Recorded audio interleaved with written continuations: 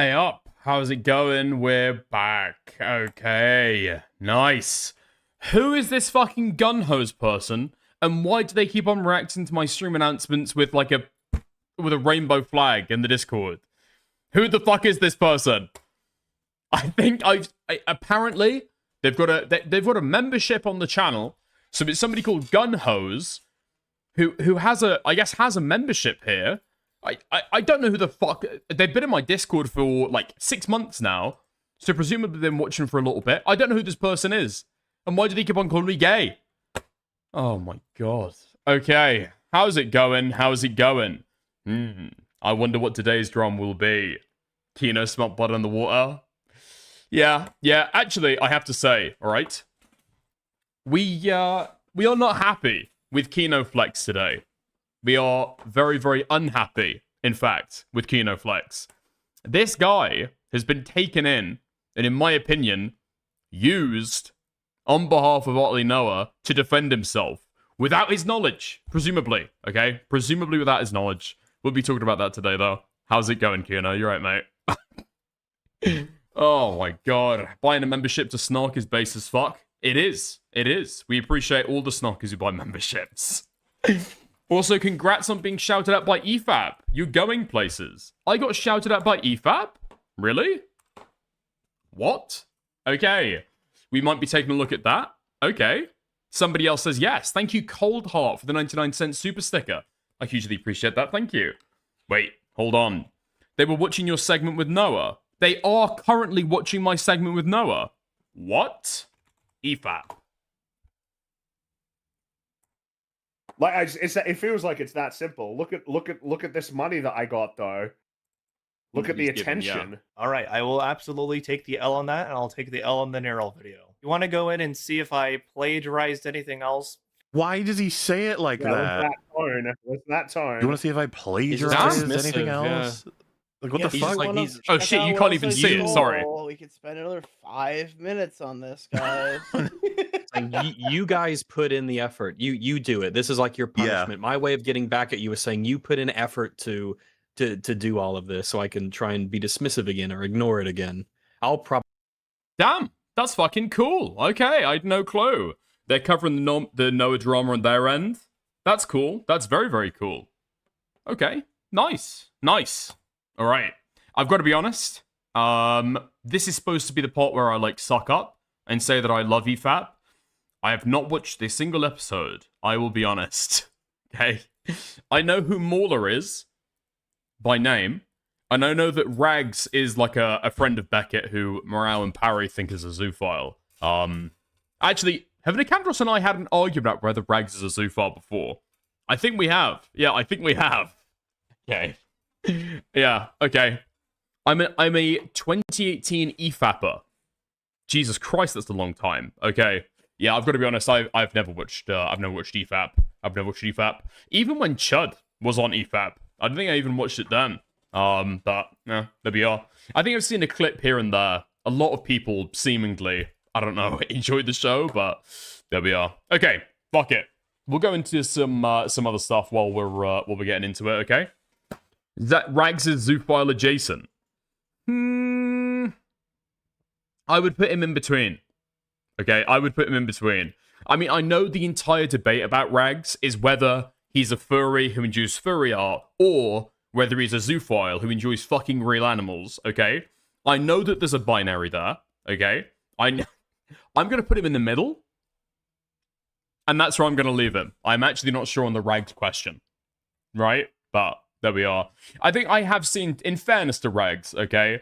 I think I have seen him say, like, oh, yeah, like, this is bad, you know? Look at this zoophile. This person's a disgusting person. And, like, call other people out who are zoophiles. Bodes in his favor, I think. But, yeah, you know, it is what it is. He's in the side-eye territory. I can't confidently go beyond that. I think that's possibly fair. Yeah. Okay. Rags has condemned other furries, but still bad to jerk off the feral. Well, he's not condemned... Well, he's condemned other furries who are zoophiles, right? So, yeah. There we are. 9 hours to go through an hour-long vid. Wait, what do you mean? Okay. Oh, you're talking about the fucking EFAP stuff. yeah, it kind of is like a Discord group call, where people aren't that interested in the content and are just having like conversations between each other over it. Jesus Christ. Did Noah really flag somebody? There's nuance to it, okay? Hence the question mark in the title, but we will get to it as well, okay? I think I did see somebody pointed out that Noah is live currently, so I don't think he's going to be able to respond to any of the drama as we go through it, but yeah, we'll see. We'll see 100%. Does Noah know that, that EFAP is talking about him? That would be interesting to see, but we can only speculate, I guess. Okay. We can go through that first then, I suppose. It's a really, really short segment. There's not a whole lot behind it. But we'll just go ahead and talk about it. All right? Nice. Let me just line up some of these links. I know that that's the kind of thing that you're supposed to do in the stream starting soon screen, but alas, what can you do? Okay? What can you do? Okay, here we go. Nice. Okay. Fab. Great. So, okay. The whole drama currently with Otterlynoah starts with a teeny tiny YouTuber called Calesto. At least I think that's his name, because I've never had to say it out loud before. Hold on. Calesto? Yes, this is the guy. Okay, nice. So this guy reached out to me a little bit ago. I don't really know him, to be fair. I think we've spoken like one time. Maybe another time as well. But he reached out to say, hey, could I use some of the clips from your stream with Noah to put in my video? Like, yep, go ahead. Nice. And then he made it, right? However, after publishing it 6 days ago, something has happened, okay? Noah, on his Twitter account, has been crying about it. He's been complaining. He's been screaming. He's had criticism.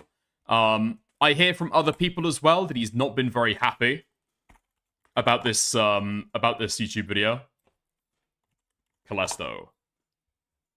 And if you take a look at his Twitter, even if you just take a look at the top posts, you can just scroll through and see all the tweets that this guy is talking about. These are not all the tweets, by the way, where he's talking about Calesto over the last few days. These are just the tweets where he's explicitly naming Calesto in the tweet itself, okay? Just for clarification. But no, this guy is not happy about this video. It was ostensibly made critiquing him. Now, this leads us up to, I think, 24 hours ago, where Calesto receives an email from YouTube, okay? Something has happened to his video. It can't be seen anymore, and there's a strike against his channel, because somebody has copyright struck the video, the thumbnail specifically, and so he's had to wear the brand of shame over his content currently. That's right, he's got a temporary thumbnail where his original thumbnail should be. Now, that's very, very weird, right? Why the fuck would he get a copyright strike just over the thumbnail? That's really, really strange. You're going to copyright strike somebody. You talk about the original content, right? In lies the mystery, all right? In my opinion, okay, the suspicion is pretty obviously laid bare. It's not very sophisticated, but we have to say at the outset, it is not technically, officially, Noah filing the strike, okay? Give me 2 seconds, I've got this here. Here we are. So this is the email that Calesto got. Hi, Calesto. Due to a copyright removal request we received, your video will be taken down from YouTube in 7 days. Anti-woke criticism is fine. Debunking Otterlynoah. Content used. PNG of Otterlynoah. Content found in custom thumbnail. Removal request issued by Deus Marionette. Now, who is this Deus Marionette person? I have it on good authority that this Deus Marionette person is Noah's artist, right? They made his character, they design it. I don't know if they work on the thumbnails as well, but I know that Noah does have a lot of art done, okay? Now, the question is, right, why the fuck would Noah's artist, okay, we'll say, one of Noah's artists takes such an interest in a video made about Noah that they would file a copy strike against it. Are there not several videos talking about Noah that have the thumbnail art in it? That seems very, very strange. That seems incredibly strange. However, okay, an extra layer to this is that people were asking about it, people were talking about it, and Noah has not made a response yet. The response that has been made about this drama, the first response that people have given to it, is KinoFlex jumping in to, instead of pressing Noah publicly, writing a clarification tweet on his behalf, saying, just for clarification, okay? Otterlynoah was not the one who copyright claimed Kalestos viewing video, but a separate person who he is looking to resolve it with privately. Why is this looking to be resolved privately? What? What? Why? And the reason, I mean, I quote tweeted this, right, to give my more full thoughts. You should delete this tweet. I don't know who asked you to write this, but Otterlynoah is retweeting and reposting it rather than answering why his artist is filing copyright strikes on his behalf and what he's doing to resolve the situation. Kalestos Viewing should not be working on a new thumbnail right now. Otterlynoah should be fixing his mistake or reeling in his artist. This guy is being raped as we speak. Temporary thumbnail. I mean, you just fucking hate to see it. A fucking black bar would have been better. Oh my god, he's been marked as Otterlynoah's fucking slave. But as I hinted to there, right? Otterlynoah has not responded to this drama yet. Instead, what he's done is just quote retweet or just straight up retweet KinoFlex. His artist has either gone rogue or at his behest, after he's been screeching about the fact that he hates this video so much, has gone and filed a copy strike against somebody else. And then instead of talking about what has actually happened here, he's just retweeted KinoFlex's clarification. Now, I do not know, okay? This is for KinoFlex to clarify. This is for KinoFlex to clarify. I don't know why Noah isn't writing anything, and then KinoFlex feels the need to out of nowhere say, hey, by the way, clarification. Why? It's not for you to clarify, bro. It's for Noah to clarify. What? It's not for Kalestos to fucking fix either. It's for Noah to fix. It's one of his people. It's one of his staff. Even if it's not done explicitly at his behest, this is somebody who works for him. It's clearly done in the interest of Noah. Whether the person was told explicitly to or not, they're working and doing it thinking they're serving Noah, right? It's Noah's job to fucking fix it. Nobody else should be trying to figure out, oh, how do I contact this fucking editor to be able to speak to them? But what is possibly even more disgusting about the situation is that when other people do call it out, namely friend of the channel, Nicholas Durio, hey, Otterlynoah, a small YouTuber named Kalestos created a video essay critical of you, and he got a copyright strike from what appears to be your artist. Do you know anything about this? And can you assist in getting it resolved? Okay. What does Otterlynoah respond to? What does Otterlynoah respond with to this request, to this tag? What do you think? Would you fucking believe me if I said that Noah just reposts KinoFlex's clarification tweets? What the fuck are we doing? Just for clarification, Otterlynoah was not the one who copyright claimed. Yes, he says that in the tweet. What appears to be your artist. Do you know anything about this? Can you assist in getting it resolved? He just fucking quote posts KinoFlex's tweets.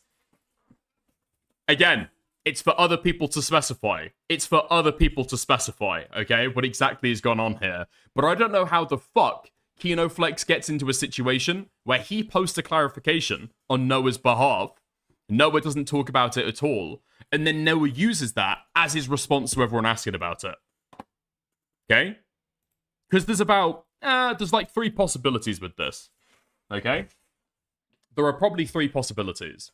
Noah has got really fucking annoyed that some small shitter commentary channel has made a video talking about him, and he's wanted to strike it, but he knows that his name can't be on the fucking the copy strike notification, right? So he goes to his artist and says, "Hey, they used my art in the fucking thumbnail. Can you get it for me? Appreciate it. Thanks." That way, it can't be traced back to me as quite so easily. And is he going to kick up a fuss? Is he going to complain? I don't know. Look at this guy. 3.8k, and he's posted 2 videos in the past year, including the one about Noah. Okay? That's the first possibility. As I alluded to earlier, the second possibility is that Noah's been complaining about it, and his artist has gone ahead and struck it for him. In both of those eventualities, it's still Noah's responsibility to deal with it, but he's the one who has to clarify. Okay? Or, third example, with absolutely no input, totally rogue, this artist has decided that he doesn't want the art that he made for Otterlynoah on other people's thumbnails. I think that's so absurd to be completely dismissed, right? That just doesn't make sense at all. But it's for Noah to explain. It's for Noah to explain. And it is not for other people to jump in and defend the guy and say, he didn't do nothing. You don't know what he did. Frankly, okay? You don't know what he did. Dickers, Noah's top defender Spencer is faking Amazon reviews and is also dumb. This is pivotal. Okay. I mean, I've basically spoken about the situation, okay? Yeah, basically spoken about the situation. But nobody else should be talking about this on Noah's behalf, right? There we go. Did you see the Scarface snark? Scarface snark? Oh, is that the Sunday stream? No, I didn't see the Scarface snark. No. How's it going? How's it going? How's it going, Morale? Dude, this fucking piece of shit, dude. This guy, first off, okay, I sent you 3 screenshots and a tweet. I went back and forth with this guy for hours. I forget what day it was, a couple days ago or something. This guy was being so fucking dumb. First off, he brought the argument to my DMs and started calling me an anti-woke content or like media reviewer. Fucking idiot. Second off, he thinks I'm Doomer Media. Kind of funny. Kind of really funny that he's Doomer Media. Third off, this guy's an author defending Noah's plagiarism, saying that Noah took accountability for his plagiarism. He didn't. He linked a video saying, hey, look at this video. It takes accountability. Doesn't take accountability. This guy's an author. Incredibly ironic that he's defending plagiarism. I wonder what's in his own work. So I look into his own work, Dickers. I look into his books.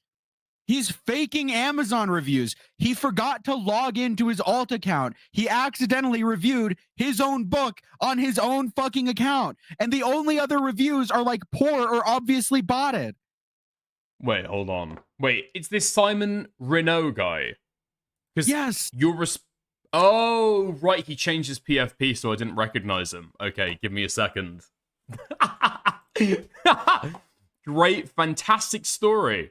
Interesting fantasy story with intriguing characters and a world filled with potential for expansive world building and lore. If you like dark fantasy stories with rich and dynamic world building, I recommend you give this series a shot. And then what's this one? Sorbo Candid says, top quality sleep aid. We're hard pressed to find a story that is more cliched, generic, and boring than this one. Imagine one of those direct-to-TV movies made by some Nepo hires trying to pad portfolio. Well, here's the novel version. Okay, and then there's a couple of other ones. There's AC and Mercedes. Now explain these to me, Morale. Why did you include these? I believe that these are like botted or fake. Okay.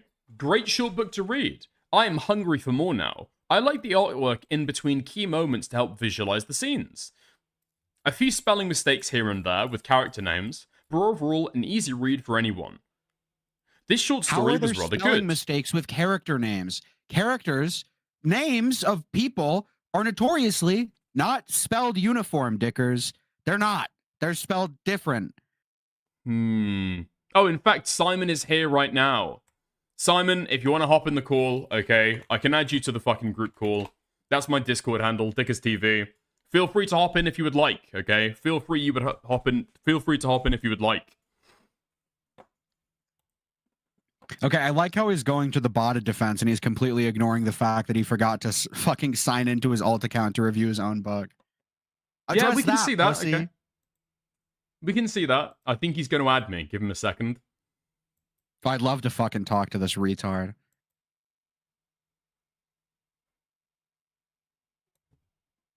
Yeah, I don't know how you write a book and then have inconsistent spelling with the fucking names. Okay, I sent him a friend request to help him along.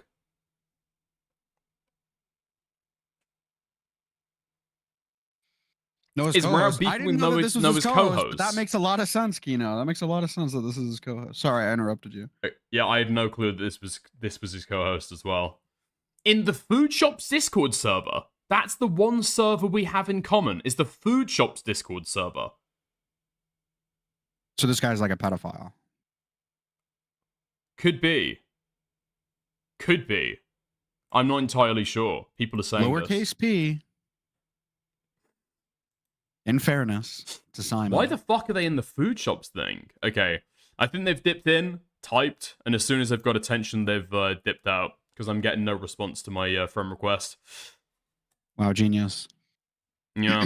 Anyways, yeah, this guy, I mean, this is more so the plagiarism shit. I don't know if this is, this might be different than what you're covering, but yeah, he was like spurging the fuck out at this Calesto Oh no, sorry, guy he's and here Kino and all again. He these said, people. damn dude, you called me a pedo. Okay, so he's doing everything to try to find a reason to not call in, it seems.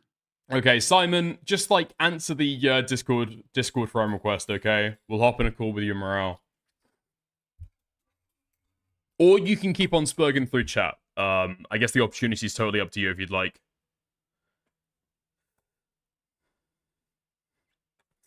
Yeah, that guy's a co-host on some of Noah's streams. We only met once, but we didn't have a good convo for an hour. Okay, Kiddo Flex. I read that totally opposite when I first started reading it out. Okay. Yeah, so I don't think English is this guy's first language, in fairness. So maybe a lot of these issues that I have with what he's been saying on Twitter, you know, maybe it's like a language barrier. I'm not sure, to be like very, very kind and good faith to him or whatever. But oh, is this guy French Canadian? Freaking.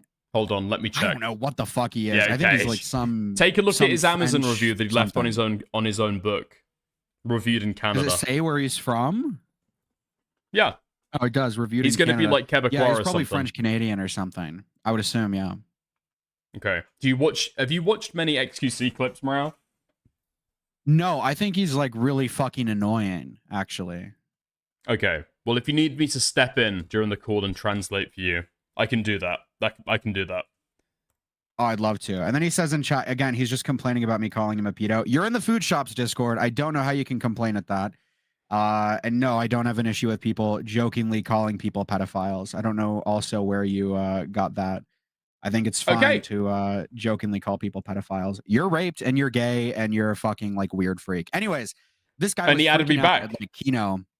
He added me At back, Kino okay? and, We can fucking Calesto or whoever made the video or whatever. Like, why are you fucking, you guys are anti-woke, you guys are whatever, this video's shit, this video's terrible. And then I had a tweet. Let me see if I can even find my tweet. Because it was like another, I think, fuck you, Noah, I think was my tweet. Yeah, here. So hold on, Morale. We can get the guy to call in. He's just added me back, okay? Give me 2 seconds. This is going to be lovely. This is going to be lovely. Okay, let me call you. I'll add him to the call.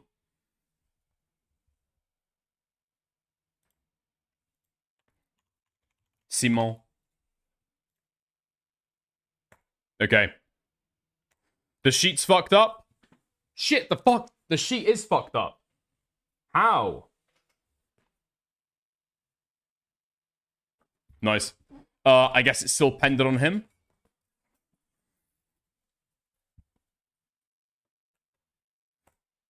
Can you hear me, Morale? Yeah, I can hear you. I'm getting stuff in order if we're going to debate this guy. So yeah. Okay, he says, getting on my laptop, give me a minute. Okay, oh, nice. Lovely. This is really cool because in DMs, he was like running. So I think he thinks that you're like bitch made. I think he thinks that you're bitch made and that he's going to dog walk. I think that's what that means, Dickers. Are you going to take that from this guy? What, the tweet that you just sent? Or No, him saying that he's he going to go said and grab to his me- laptop? No, he said to me in DMs that he doesn't, quote, I don't debate low IQ morons. So he thinks that you're either incredibly intelligent or stupider than I am. Which one do you think it is? Well, I think it would be the opposite, right? If he said he's not going to debate low IQ morons. Oh wait, there's two parts of this. Hold on. So he doesn't debate low IQ morons who never grew out of their high school drama queen phase. No, Emro, I think you're bitch made. I'm the one who asked you to debate, and then you're the one who. I'm not. Hey, buddy, because I'm not interested in debating a fucking little dumbass who fucking peaked back in high school, never grew out of his drama field. I dropped out of high school. I didn't peak there. If anything, oh yeah, well you dropped. Yeah, you dropped there. Right now, yeah, there you go. Probably kindergarten in that case. Cool, whatever. So I'm peaking right now, motherfucker. Okay, so let's hear what's the issue with the book. Tell me, how do you think my reviews are botted? I got one review there. So why have you reviewed your own book? Self-reviewed for the algorithm. It helps with the algorithm, whether you like it or not. Self-reviewed for the algorithm. So you didn't forget to log into your alt account. So how would I have an alt account, though? Do you at least know how reviews work on Amazon when it comes to verified purchases, at least? So you bought your own book to review it for the algorithm. I bought it for my own because I was going to some conventions to hand out a few copies to people. Why would okay, so you bought it through Amazon instead of going to your publisher to be able to get printed copies? Would it not be cheaper just to go straight to your publisher? What publisher? Well, he's self-published through Amazon. Yeah, it's self-published, right. Exactly. So second, I'm starting to understand the misspelled character names now. I think. Okay, and secondly, Emro, if those were my alt accounts, as you claim they are, which they aren't. Where did I claim that? Well, you're claiming that those two other verified purchases are my alt accounts. If those are my alt accounts, I did not. Yes, you did. Yes, you did. I heard. Find me the clip. You literally said it in the stream like 2 seconds ago. To be fair, if I can step in and clarify, right? I think what you said is that those were botted, not that they were his, but they were impersonating him in like fake reviews, right? So that's accurate. Yes. Here's the thing, Dick. Here's the thing, Emro. That's not how verified purchase reviews work on Amazon. Verified purchase is someone who actually bought the product within a certain time frame and left a review on it. That's why it's a verified purchase. The only reviews that your contention here is that those two reviews are verified. They're not botted because someone actually purchased it and left a review afterwards. If you want to see what botted reviews look like, there's no verified purchase logo on that. And secondly, if these were my alt accounts, why the fuck would I never claim that these were your alt accounts? I don't know where you're getting that. Whatever. If these were my alt accounts... So you're responding to something that nobody said? You're retarded? Yeah, okay, no, you're not retarded. I'm not retarded. You literally made the claim, oh, these are my alt accounts that are probably botted. I did not make that claim. Find me the clip. Whatever. Okay, buddy, you literally went and fucking said it 2 seconds ago. We can say, okay, Morale, what you said was, just to clarify for Simon, what Morale's contention here is these are botted reviews, right? These are fake reviews, maybe done by somebody else, not necessarily your alt account. Yeah. And again, alt account. These are fraudulent, these are fake. Whatever. If it was an alt account, whatever. Why would it was an alt account? Nobody claimed that. You're responding to nothing. You're retarded. You're retarded. Shut the fuck up, dude. You're literally trying to fucking make a bumbling retard. Bumbling retard, digging in your belly button, digging in your belly button, pointer finger. Hey, buddy. Fucking idiot. Stupid bitch. Buddy, do you got anything else smart to say? Hey, motherfucker, you want me to come? Hear that, bitch? I'm in America, motherfucker. You don't got one of those. I have one of those, pussy. You know what I can do with this thing? You want to know what I can fucking do with this thing? I'll show you what I can do with this thing. Okay, Morale, we disavow. We disavow. Okay? That was too far. I'm guessing that was a pen. You were clicking a pen, right? I was clicking a pen. No, I think you were stroking a fucking pencil, dude. Shut the fuck up, Emro. Seriously, I was stroking a pencil. That is. Hey, buddy, you sound tough. Like really, you really sound tough. Really mature right now. I think I sound kind of gay, lesbian, retarded. Yeah, and when I said you peaked back in high school, I really fucking. I didn't peak back in high school. I didn't go to high school. You stupid idiot. Maybe keep up with the fucking conversation. I didn't even go to high school. Maybe I actually underestimated. You peaked back in kindergarten, dude.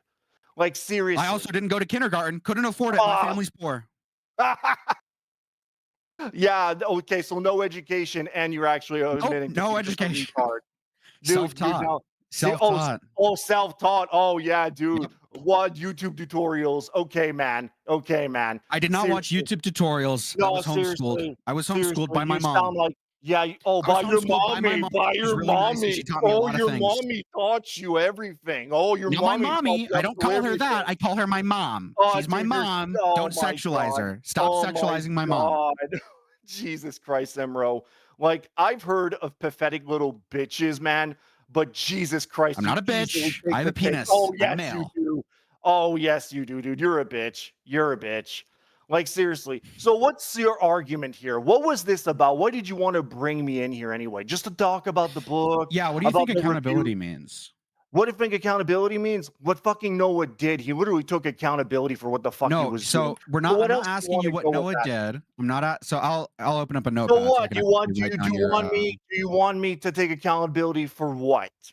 So come on. I'm not asking you to take account. What do you think the word accountability means? Okay, buddy. Like, why are you even bringing this up? What do you want at this point? Because my contention with you is how you use the term accountability, and you're framing it as if Noah took accountability. I don't think that's the case. But if you think he did take accountability, we may define the word differently. We may use it differently. So I'm asking you, what do you think that word means? When someone takes accountability to you, buddy, what do you think it means? Buddy, so what would you want the definition of that? What the hell do you want Noah to do more at this point? I think if I can jump in, okay, just real quick. I think Morale has swapped modes now, okay? And I don't think he's bullshitting. I think he's trying to start to get the ball rolling in the conversation. Yeah, okay. Ball rolling the conversation. Okay, what does he want to say? Like, what is he trying to say at this point? Because okay, so if you'll pull up this tweet, I'll reply to it in the chat. This one. So you said Noah took accountability. I disagree with this because we watched the same video. I went away with that video thinking that he didn't take accountability. You clearly disagree. You think that he did take accountability. So the contention here is with how we're using the word accountability. So we probably define it differently, right? So I'm wondering how you use the word accountability. How do you define that? To you, not like objective definitions or whatever, but to you, when someone takes accountability, what does that mean? First off, owning to the mistake that he did about the whole plagiarism thing. He did own up to the whole thing with Shimu and the other creators that he did plagiarize, and actually went back and said, hey, I will try to improve on that and not do that again in the future, which so far he has. He's actually changed his method of scripting and all these others video and all that stuff. So already, right off of the gate, that's already taken accountability. Not taking zero accountability was to deny that plagiarism would have ever happened. You want me to give you a good example of that? Look at the internet anarchist and how he was handling those claims when he was being sold. Hey, he was being said that he plagiarized. He also owned up to it. He also owned up to it, but yet he kept on fucking doing it anyways afterwards. What video did he plagiarize after he owned up to it? From what I've seen, there was a couple of others, and the allegations still came coming afterwards. I don't know the full story. I don't know the full story of the internet anarchist, and honestly, I don't really give a shit because I don't watch them. Oh, you don't? Okay, it's okay. And I don't really care. So the one, I guess, I'm getting owning your mistake, right? That's the only thing I really got from that outside of your incessant blubbering like a beached whale. Is the definition you gave is owning mistakes, right? That's how you would define it? Well, he already did own it. He already said that he fucked up. So there's some miscommunication going on. I'll talk slowly. I'll talk slowly for you. It's okay. I understand these are big words that I'm using. I understand. I am homeschooled, but it seems like my mom used a more complicated dictionary than whatever the fuck you grew up on, dipshit. Anyways, so it seems like there's some miscommunication. I asked you, how do you define the word plagiarism, right? Then your response to that was something to do with owning mistakes. Is that correct?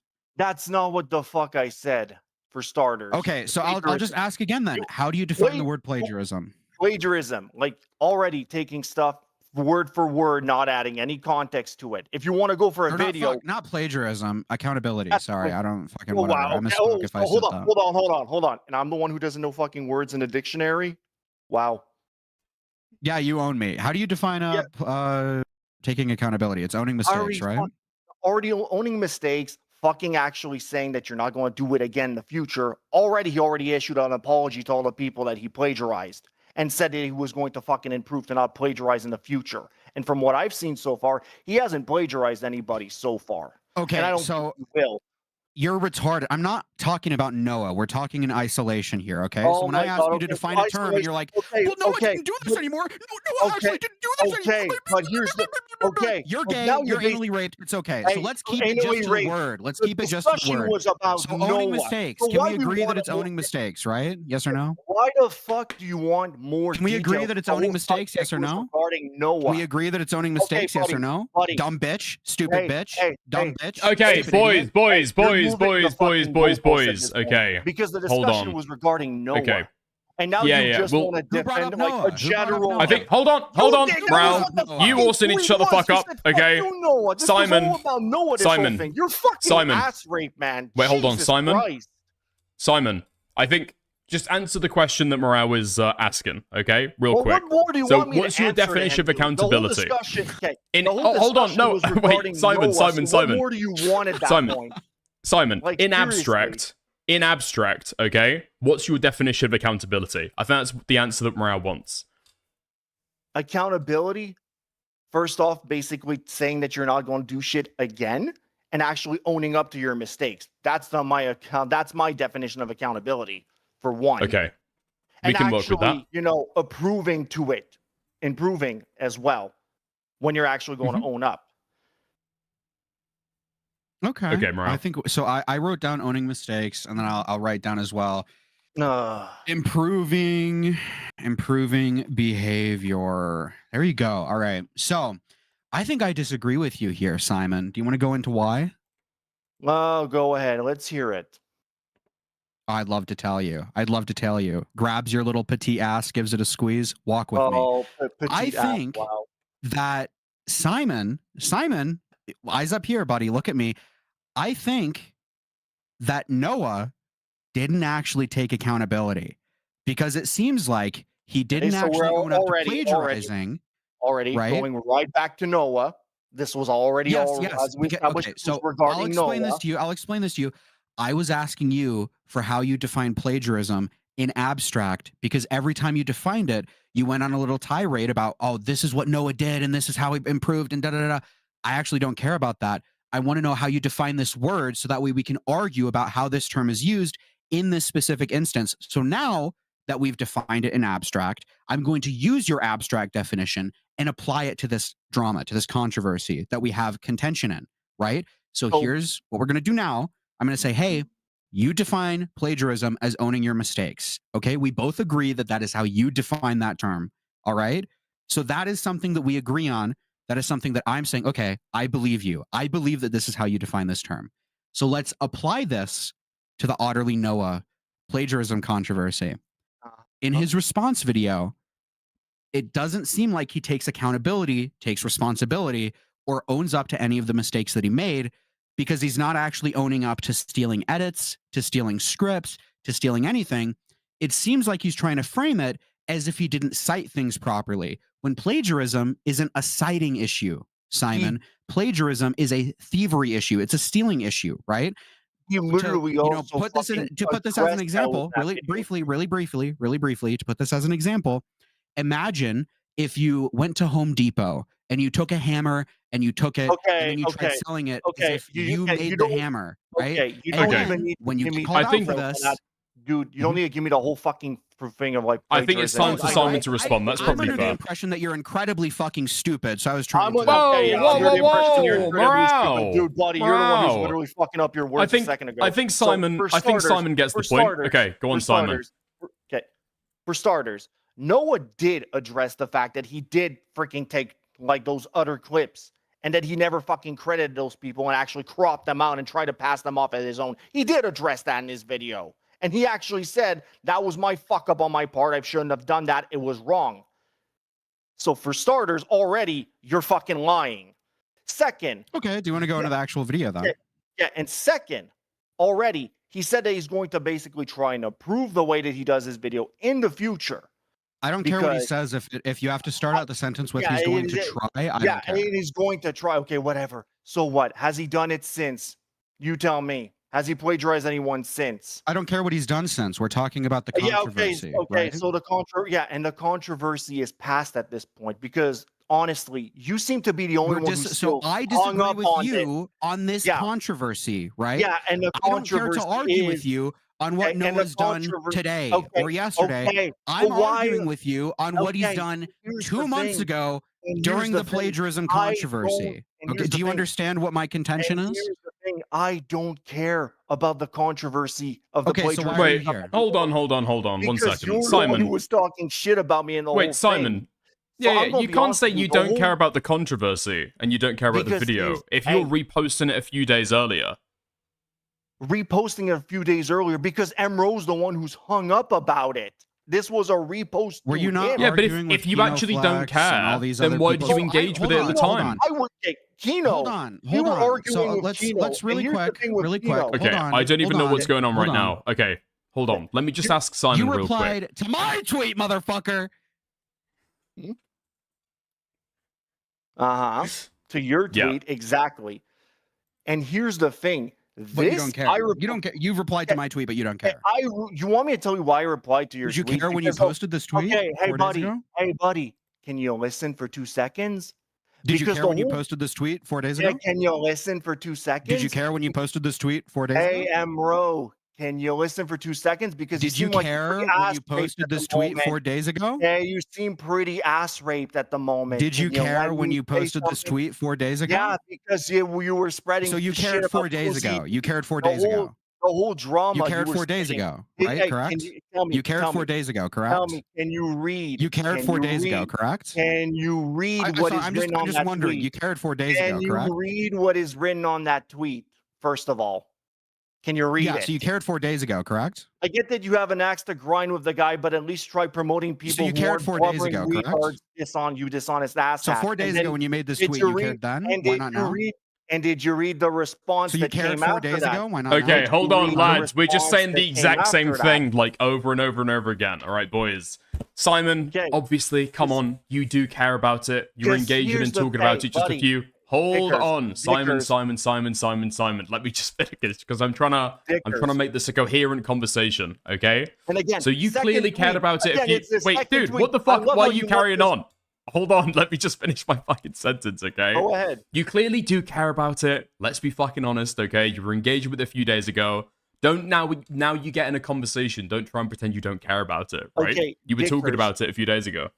Dickers, did you at least know what the context regarding that tweet was? For at the very least, come on. Did you at least know what the No. context for that was? I'm literally scrolling through the tweet right now, yeah. Yeah, the context. So it's was over the regarding Callisto whole stuff. It was regarding the Callisto stuff and the ProZD stuff, for starters, because Callisto was out here spreading lies about ProZD that were Spreading lies. Spreading okay, lies. Okay, shut up. Then, Spreading? like, Emerald. Wait, no. lies. It seems Emerald, like shut up, I actually, don't hold care. on, Shut up. Simon. Just to clarify, it doesn't seem like when you retweeted it, it was anything to do with the ProZD person. Otterlynoah Well, it brought was up well, I can ProZD. tell you right He there, was the one who that's tried what to was bring it regarding. up, and then Morale like completely ignored it. So I've got the tweets on screen right now. Let Okay. me share my screen real quick so we can just like see the Mhm. thread.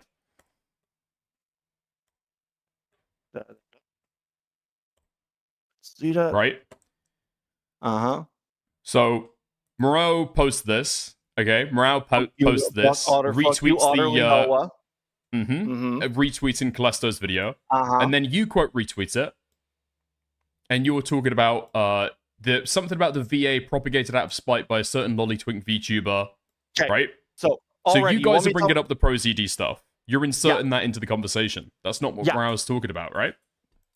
Yeah, but here's the thing. That's what the discussion was about. So his axe already to grind is, it's regarding the plagiarism I don't stuff. own an axe. Yeah, okay, dude. You have an axe to grind with the guy. Shut up. You know I don't what a have an fucking axe. metaphor. You know what a metaphor is. Shut the fuck up. Stop playing I only fucking speak dumb. in absolutes. An absolutes. Yeah, and the fact that you're an absolute retard. Okay, you raped me with that one. Continue. Let's keep going. The whole thing, this whole tweet was regarding the whole ProZD shit and the fact that Callisto fucked that whole thing up. That's what was regarding that whole thing was about. So secondly, when I told and again, we talked to Callisto and I talked to Kino. Callisto has actually came out and said that he will remove that whole segment regarding ProZD after having talked to Noah. Okay, that's got regarding nothing to this. do with this discussion, right? Yeah, that has nothing to do with this discussion. But this is what this tweet was about.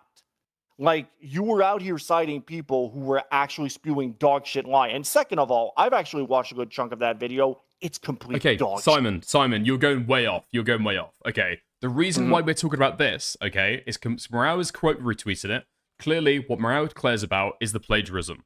You quote retweet it and talk about other stuff, and then Morale is here, bringing it back to the plagiarism, and then you re-engage and post Noah's accountability video. All I'm trying to say is you clearly do care about it. That's all that we're here to try and prove. Yeah, but again, here's the thing. To me, it sounds more like Emro is the one who has a problem with the whole thing. Like, Morale... Morale is the one making the criticism. Yeah, but again, not even the criticism. Fuck you, Otterlynoah. That's not a criticism, now is it? Well, yeah, I mean, that's what I'm saying, right? Morale is the one with the criticism, and he's, like, expressing it in, like, a hateful way. But Noah is the one being criticized. I'm sorry, but you know what the definition... And Morale is the one criticizing. Yeah, that's how this stuff works. That's not criticizing. Fuck you, No, Morale has a problem with Otterlynoah, right? Yeah, we Morale know has a problem with Noah. He seems to be the only one who still has an axe to grind with him as of late. I don't own an axe. Okay. Stop saying that. Okay, shut up, Emro, okay? Like, stop being a fucking smart ass, okay, dude? We get it. You were homeschooled. So you think I'm smart? Okay, you lost. Oh my god. No, smart ass. Like, you're literally fucking retarded, dude. Like, Jesus fucking who gives a fuck if it's one-sided, Simon? Who gives a fuck if it's one-sided? It's one-sided. Like, everybody who was involved in this drama has already moved on from it. Nick Andros has fucking squashed a beef with him. Fucking Shimu doesn't seem to give a shit about this anymore either. So why the fuck are we still talking about this at this point? Like, because Morale is talking about it, and you'll quote retweeted and responded to him. Yeah, because Am I Shimu? Am I Shimu? No, but you still seem to be the one. Am I Nick Andros? Am I Nick Andros? Yeah, but you still seem to be butthurt about this. Simon, am I Nick Andros? No, right? Dude, you still seem to be why does it butthurt matter about this. if these people have moved on? I have my opinions. I have my feelings. Your opinions I still care about the plagiarism. I don't care what these other two people think because I have my own independent thought, right? Yeah, because you seem to still be butthurt that he muted you during the entirety of that call. You seem to be pretty ass sore and can't seem to move on because you're a fucking petty ass. If anything, I'm more butthurt that Dickers didn't like completely ass rape this guy when he got the chance. Oh, dude, fucking I can be Christ. muted as You were long literally as someone else is there to like press him on the fire, right? Fucking Dickers was literally fucking railroading him the whole time. Fucking Chud literally fucking called you out on this. Oh my god, I don't want to get involved in this discussion, but I fucking noticed at the time. Hold the fuck on. At the same time as this guy is... No, shut the fuck up now. Shut the fuck up now. You just brought him up. You always bring up stuff that you don't care about. It's so interesting. This guy, when he's supposed to be taken... Shut the fuck up. Shut the fuck up. This guy, when he's bringing... Excuse me. Hello? I'm talking right now.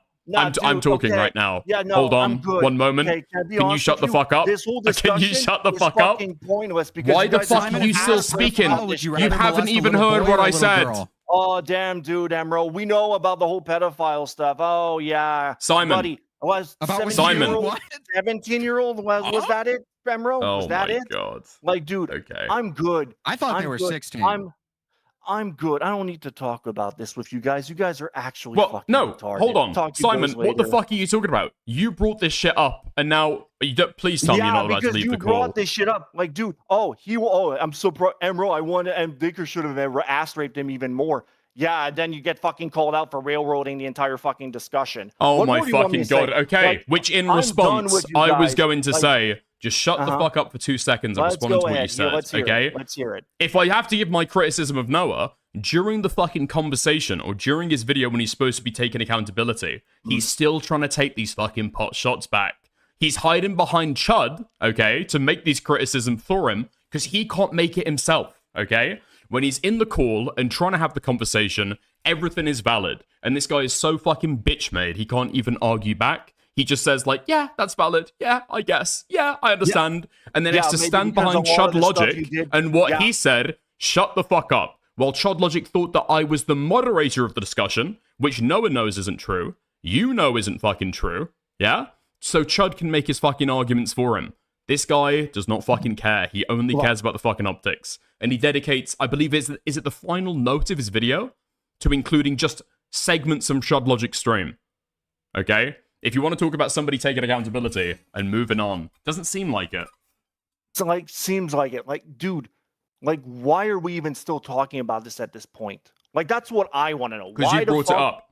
Okay, because you brought it up. Yeah, I responded to a point that you just made. Butthurt about this whole thing. Like, I'll be honest. Yeah, but in response, you brought up a point, and I responded to it. Yeah, and again, point is, I don't really care about this whole fucking discussion. MRO seems to be grasping at straws now, trying to say, "Oh, you bought reviews or whatever," because you're ass Well, it seems like that I don't want to engage with this shit. And honestly, I am kind of fucking tired of engaging with this shit. It is a fucking boring topic. Okay, do you care or do you not care? And if you don't care, why are you still here? Well, I'm scrolling through this fucking tweet chain right now. It is a good... Okay, why are you saying good question? Why am I still here? Answer the fucking question then. Why are you... Okay, he left. Okay, genius. Yeah, I was going to bring up the video and have us watch it on stream, but yeah, he doesn't... Again, how I would define the term accountability, at least, which is taking responsibility for your actions and admitting, like, hey, I did something wrong, da-da-da. He says, I made a mistake, but he downplays the mistake as a citing issue. So to clarify, my point is that it doesn't seem like he's trying to take accountability. It seems like, if anything, he's trying to avoid accountability. And this is amplified, and you can pull this up, Dickers. This is like an interactive like movie right now.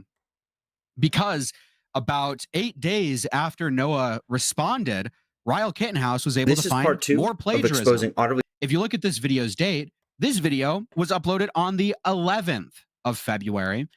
His response was uploaded on the 3rd of February. So he was not taking accountability, because a part of taking accountability is addressing the things that people haven't found, right? If you are accused of rape, in order to take accountability for that, it's kind of integral for you to say, hey, I know I was accused by this one person, but in fact, I was actually accused. I actually, sexually assaulted, whatever. All these other people. It does have crazy parallels to the internet adjacent situation, to be fair, or the internet anarchist situation. Sorry. Wait, why Simon, are you back? Hold on, Dick. Yeah, if you're gonna leave, you can leave. If you're gonna stay, you can stay. Don't do this pick and choose thing. Do you really want to bring up that video, dude? The one where even SK, he said he plagiarized SK. When even SK came out and said, no, Noah did not plagiarize me, and he's went on. So we're gonna get into defining what, like, okay. Oh wow! So wait, hold on. Wait, Simon. May I? Morale, let me take this real quick. Hold on. I think I have a really good Morale, go ahead. Simon, can I give you a hypothetical? Oh yeah, let's go ahead. Let's hear your hypothetical. Let's hear it. Okay. Let's hear it. So let's say, Simon, that your mother was brutally raped in front of you, and you saw this. You were tied down on a chair, and you were made to watch your mother get brutally raped. You saw this. And then a week later, okay, you go up to your mom and you're like, hey, remember when you got brutally raped a week ago? And then her response is, I don't know if that was necessarily rape. Would you just believe her at her word and be like, oh, okay, I guess it wasn't rape? Or would you trust what you saw being the fact that she was brutally raped and screaming bloody murder, saying, no, please stop? Emro, that sounds oddly specific. Is there something you like, some personal childhood trauma you'd like to share with everybody here? Yeah, I was molested when I was 12 by my gym teacher. Yeah, but you don't care about that. Wait, hold on. The story you told me, Morale, is that your mum got raped by one of her students at the homeschool she ran. But I honestly find one of her students. Good save there, Dickers. Why don't we keep those stories between us next time? Simon, do you understand what I'm trying to get at? I'm trying to, dude, already, the fact that you're sharing this particular video when already one of the cases in there wasn't even... Do you understand the point that I'm trying to get at? No, I don't. What's the point so let's drop the SK thing for a second, because we're going to talk in abstract again. If you remember what we did a little bit earlier, right? Okay, in abstract. You don't define what something is based on what someone thinks, right? If someone is a victim of something, you don't go to that person and ask whether they think that they're a victim of it or not. Oh my God. This is the same reason why you don't, like, if children are groomed or something, and the children says, actually, I wasn't groomed, you don't look at that and say, oh, I guess they weren't groomed then, because you don't trust the victim to say if they were victimized. You look at the facts, you look at what actually happened, and then you come to a determination. Does that make sense? Now you're just trying to basically completely change the script and use a completely different analogy for something that is completely unfucking related. You are fucking retarded, that's what a and you are hypothetical is. Yeah. disingenuous, and you are Yeah. disingenuous. Yeah, a hypothetical. Am I This is disingenuous? not a hypothetical though, because this is a different situation altogether. This ain't a hypothetical situation because the whole Okay, thing is of plagiarism based on if the person feels like they were plagiarized or if plagiarism actually occurred? Okay, but where did fucking Noah plagiarize So let's. Where I'm gonna did ask you Noah the question. plagiarize Hold on. SK? We're talking in abstract again. We're not talking about Noah. No, We're talking in I don't abstract. care about your fucking abstracts, man, because your fucking No, that is how this works. Because we're okay. I'm going to bring this back and tie it to Your Noah in a second. abstracts Do you are remember? Do you remember retarded. like 10 minutes ago? Do you remember like 10 minutes ago when we did this exact thing and it worked really well? I don't Because your want to know comprehension about skills your are out of a abstracts. fucking Okay, hold worm. on, You just wanna lads. know your All right. abstract. I If don't you wanna know guys are your shouting abstract. over each Tell me other, how Simon, fucking hold Noah on for a plagiarized second. SK. Okay. Tell me Hold how on, Noah hold on, plagiarized hold on, SK. hold on. Tell Hold me how he on. plagiarized If you them. guys are talking over each other, literally nobody can tell what either of you fucking saying, okay? So don't do this thing where you're screaming back and forth at each other. One go at a time. Don't talk over each other, right? So, Morale, how did fucking Noah plagiarize SK? Like, I don't want to hear your stupid abstracts. I I think know. Morale had a How? question that he wanted you to How? answer, right? I don't want to answer his abstracts. I want to know. Yeah, I mean, how. you just want to watch the Ryle I video. wanna We can know- skip to about 3 yeah, we minutes, can- 15 seconds. Yeah, we can hear it. Let's hear it. Let's hear it. I actually Okay. want to see The that. question that okay, because I don't want to delve in if I'm like trying to tell you guys to like shut the fuck up and try and moderate a little bit, but I'd ask, what did Noah initially say about the SK allegations about plagiarizing from him? Did he not take accountability for that? Well, why would he? SK literally came hold out on. and said he didn't plagiarize. Simon. I'm saying when he got confronted initially, did he come out and say that he did actually plagiarize SK in his accountability video? Because what I seem to remember the timeline being, this is my memory, he did take accountability initially. He said that he plagiarized from him. And then later on, SK disagreed. Hold on. And then later on, he came out and after SK disagreed in a conversation with KinoFlex and said, no, he didn't plagiarize from me. And then he took it back. When did he say this? That he plagiarized SK? That was one of the examples that were brought to him. Right? How did he say that he plagiarized them though? When was this said? Do you have proof of this? Well, that was one of the examples in the conversation, Simon.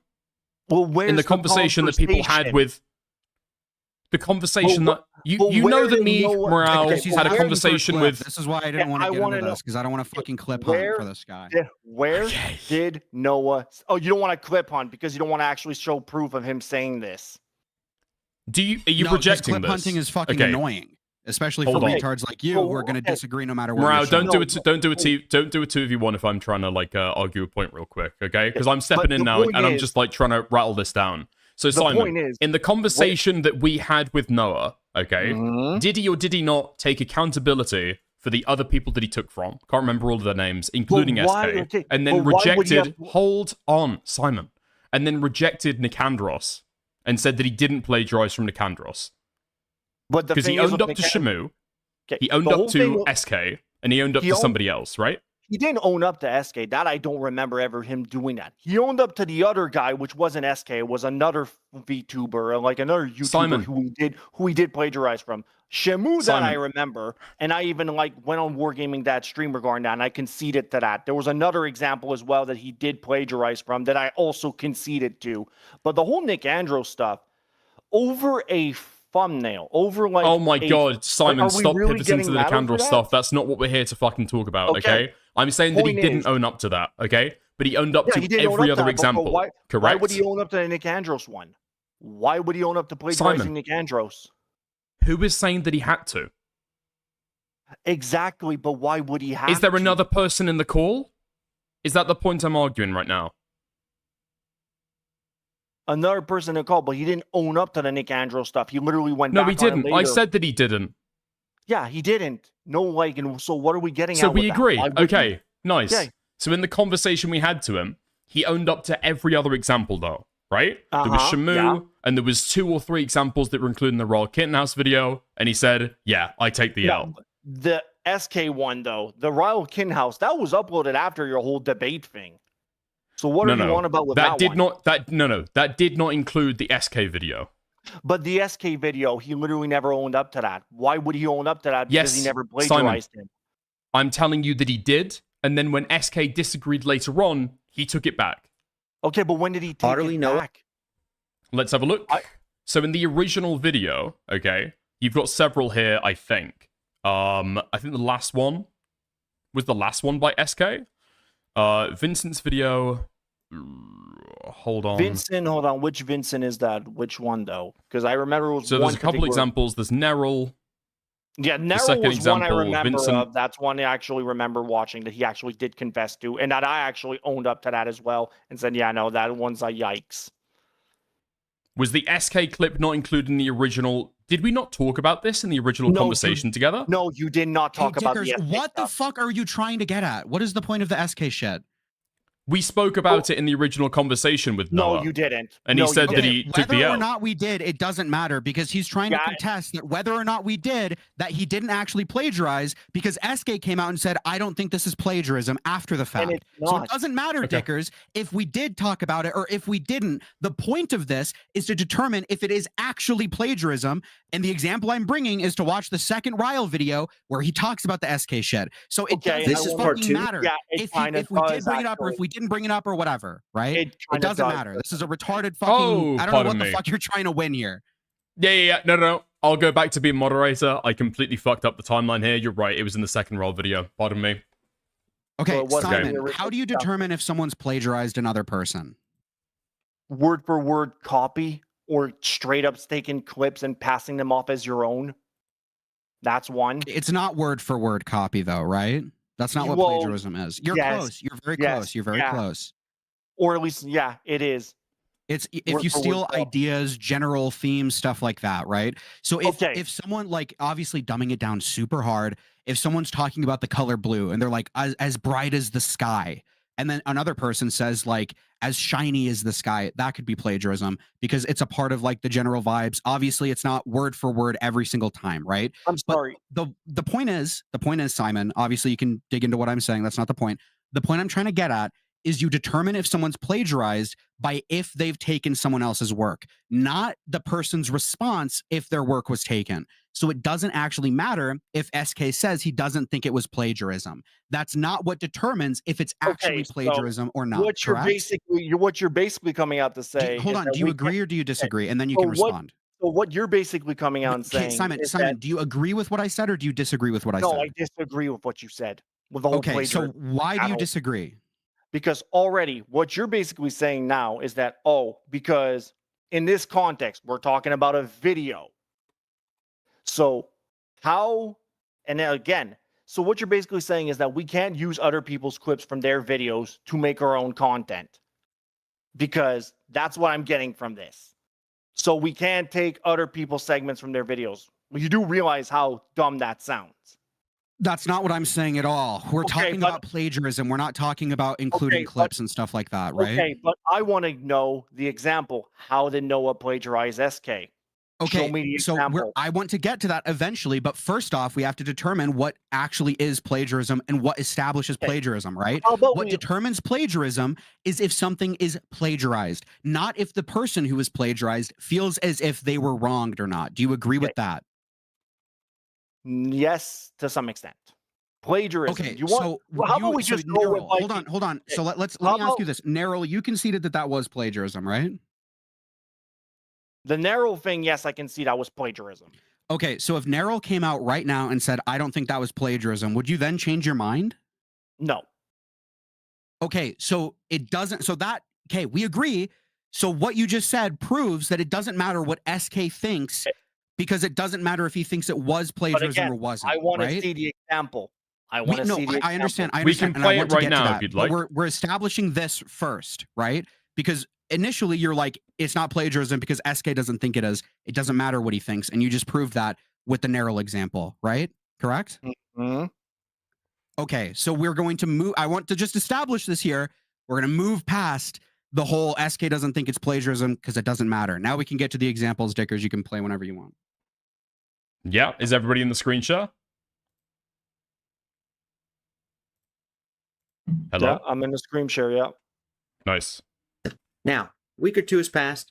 I haven't thought much of it until about today. I decided to go through Otterlynoah's videos again. Wouldn't you know it?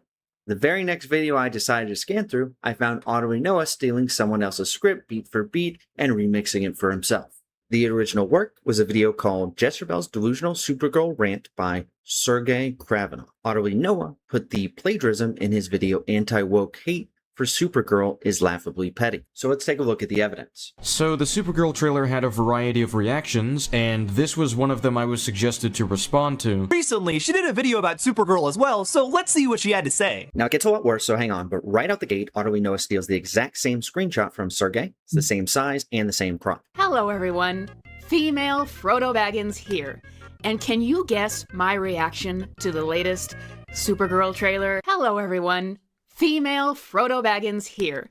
And can you guess my reaction to the latest Supergirl trailer? Okay, but this is a trailer, not a movie. And funny enough, now Jezebel is doing the exact same thing, talking about the trailer for Supergirl before the movie's even out. I don't know why so many people on YouTube seem to think that they're time travelers all of a sudden. I guess Jezebel must have magically found a DeLorean or something though and traveled to 2026. This is a James Gunn movie. It is James Gunn through and through, in the same way that all movies that come from Marvel are essentially just Kevin Feige projects. James Gunn is just hiring yes men to make his project. This is a James Gunn movie. It is James Gunn through and through, in the same way that all movies that come from Marvel are essentially just Kevin Feige projects. James Gunn is just hiring yes men to make his projects. Iron Man is a completely different movie from Winter Soldier. The Avengers is a completely different movie from Guardians of the Galaxy. Iron Man 3 feels like a very different movie than Thor. Spider-Man Homecoming feels like a very different movie than Black Panther. The Avengers is a very different movie than Guardians of the Galaxy. So they put out this poster and this little GIF the other day advertising the teaser trailer, and the poster says, "Truth, justice, whatever."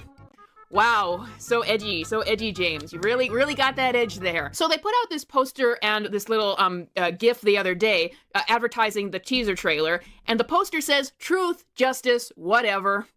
Wow, so edgy, James. You really got that edge there. It's almost as if they're using a variation to contrast Superman's character. Jezebel also doesn't seem to understand this slogan is supposed to show the contrast in the ideals of Supergirl and Superman. Are character flaws bad to establish now? This slogan is supposed to show some of her character flaws, like her being a bit more reckless than Superman himself. Because if she didn't have any character flaws, I'm betting people would go on about how she's a Mary Sue. Because if the trailer showed that she didn't have any character flaws, then this crowd would just go the other direction and call her a Mary Sue. And I'm getting ahead of myself a little bit. In the trailer, she says, he believes in the good of people, and she believes in the truth, which is all people are just terrible, stuff like that. And I'm getting ahead of myself a little bit. In the trailer, she says, he believes in the good of people, and she believes in the truth, which is all people are just terrible, stuff like that. That's not the same statement, and I have no clue how you arrived at that conclusion. No, that's not really what was said there whatsoever. Jezebel seems to have completely jumped to conclusions here and failed to realize that's not really what that quote is saying at all. James Gunn's Superman felt like he did not want to make the movie. He didn't want to do Superman. How much do we need to go through this? Okay, so I'm going to be honest with you. That's not plagiarism. I am fucking sorry. Like, literally, you want to talk about plagiarism. Like, first of all, not word for word. Second of all, the clips and like plagiarism isn't word for word. It isn't word for word, but again, this isn't plagiarism. Like, okay, yeah, their talking points are awfully similar. Yeah, we have contention already. You think plagiarism's word for word? It's not word for word, right? And again, passing off your own ideas as your own. Like, ever thought that maybe they just had similar talking points? Because already SK and Noah are basically in the same circle. Okay, I understand that. I understand what you're trying to say.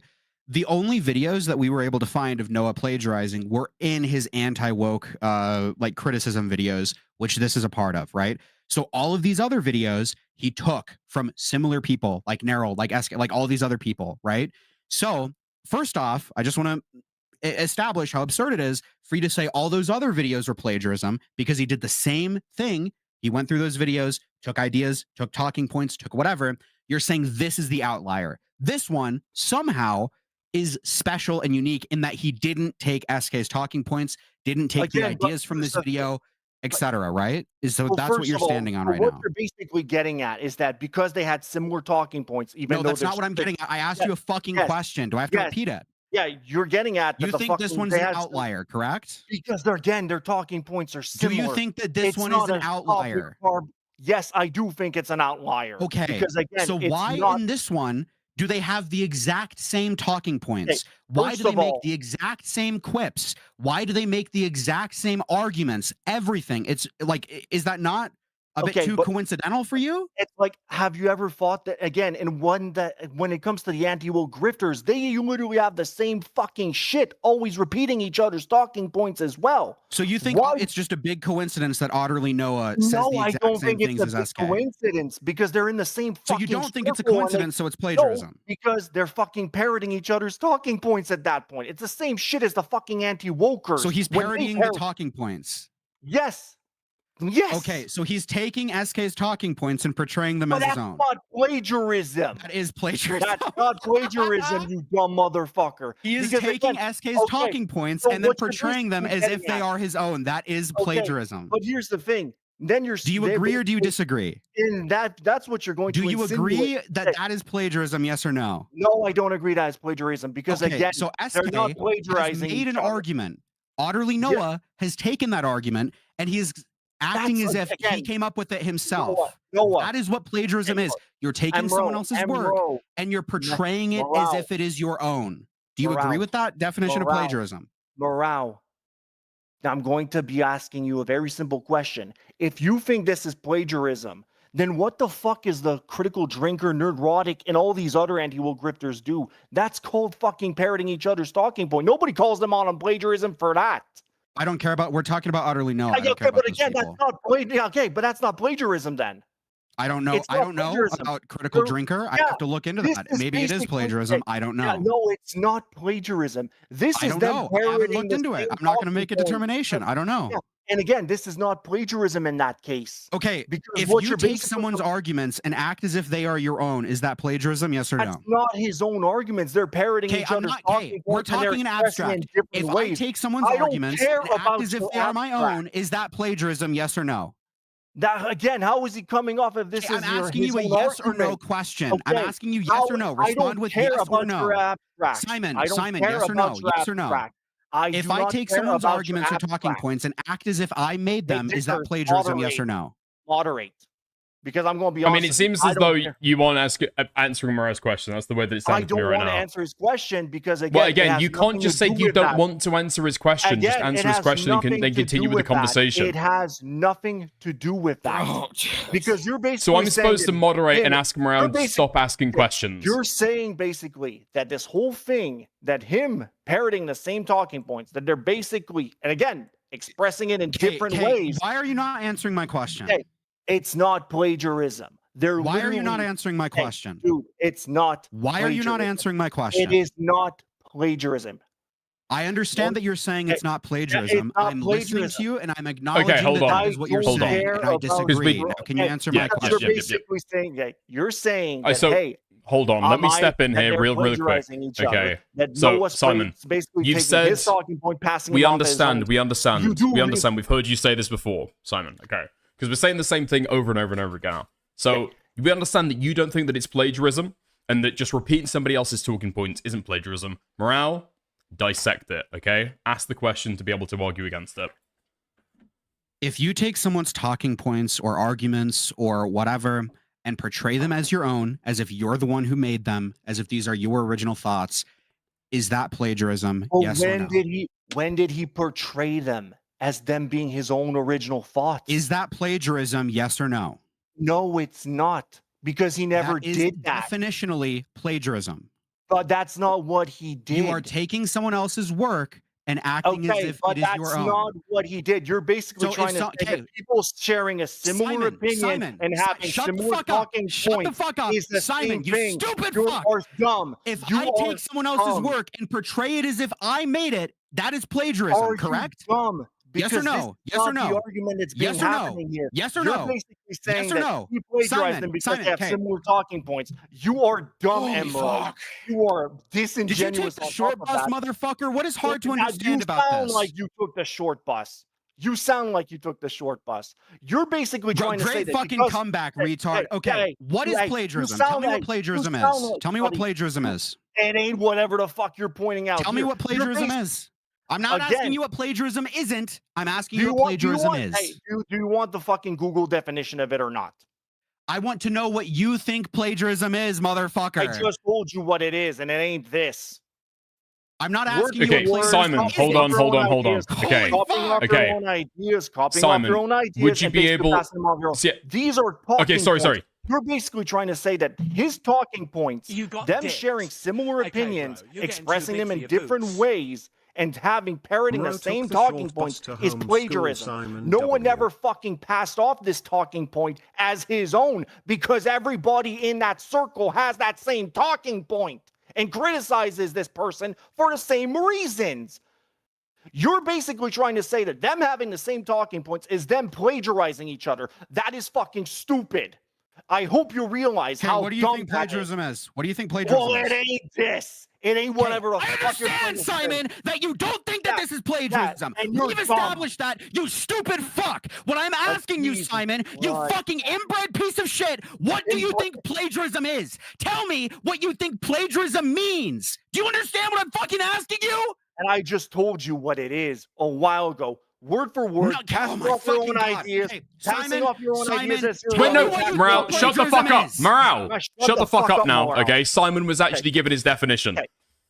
Passing it off as your own ideas, something as someone else's work as your own ideas. Fucking passing it, like taking credit for something that you never created, for starters.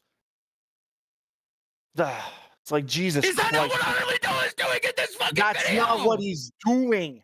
That's not what he's doing because everybody in that circle has the same goddamn opinion, criticizes this person for the same thing. Having similar talking points and expressing them the same way isn't plagiarism. Okay. I guess the question that might prompt the discussion on, because we've been on this point for a little bit, is that do you not think that it's weird that Otterlynoah is using the exact same clips as SK and then responding to them with the exact same angle? I understand. Hold on, let me just finish the question. Because I understand that these guys come at it from maybe a similar perspective, but using the exact same response is very suspect, especially when Noah's got a history of plagiarism from other creators by watching their videos and then twisting them very slightly, right? It seems to match the pattern. It seems to match the pattern, but again, when you look at actually the clip and when you listen to it, he doesn't actually says it like the same exact way as he did. He says it in different ways as well and uses that's different exactly jabs. how. That's hold like on, saying, hold on. But if that's the exact same way. Look, I understand what you're saying, but I'm saying, is that not the exact same way that he did it before? He wouldn't say the exact same thing. He would put a different twist on it, or say it in like slightly different words. Because he thought. Because you understand, Simon. His defense to this stuff was that he didn't think that it was plagiarism because he thought that if you said it slightly differently, it wouldn't be plagiarism, even if you copied the same point from the video. And again, that's like saying everybody in the anti-woke scenes has the same talking points because they do the same thing as well. So here's the issue, though, because if you're going to accuse Otterlynoah of plagiarizing SK... Okay, I understood this point. I understood this point earlier. That's one. No, I understood it when you said it earlier. Can you let me finish?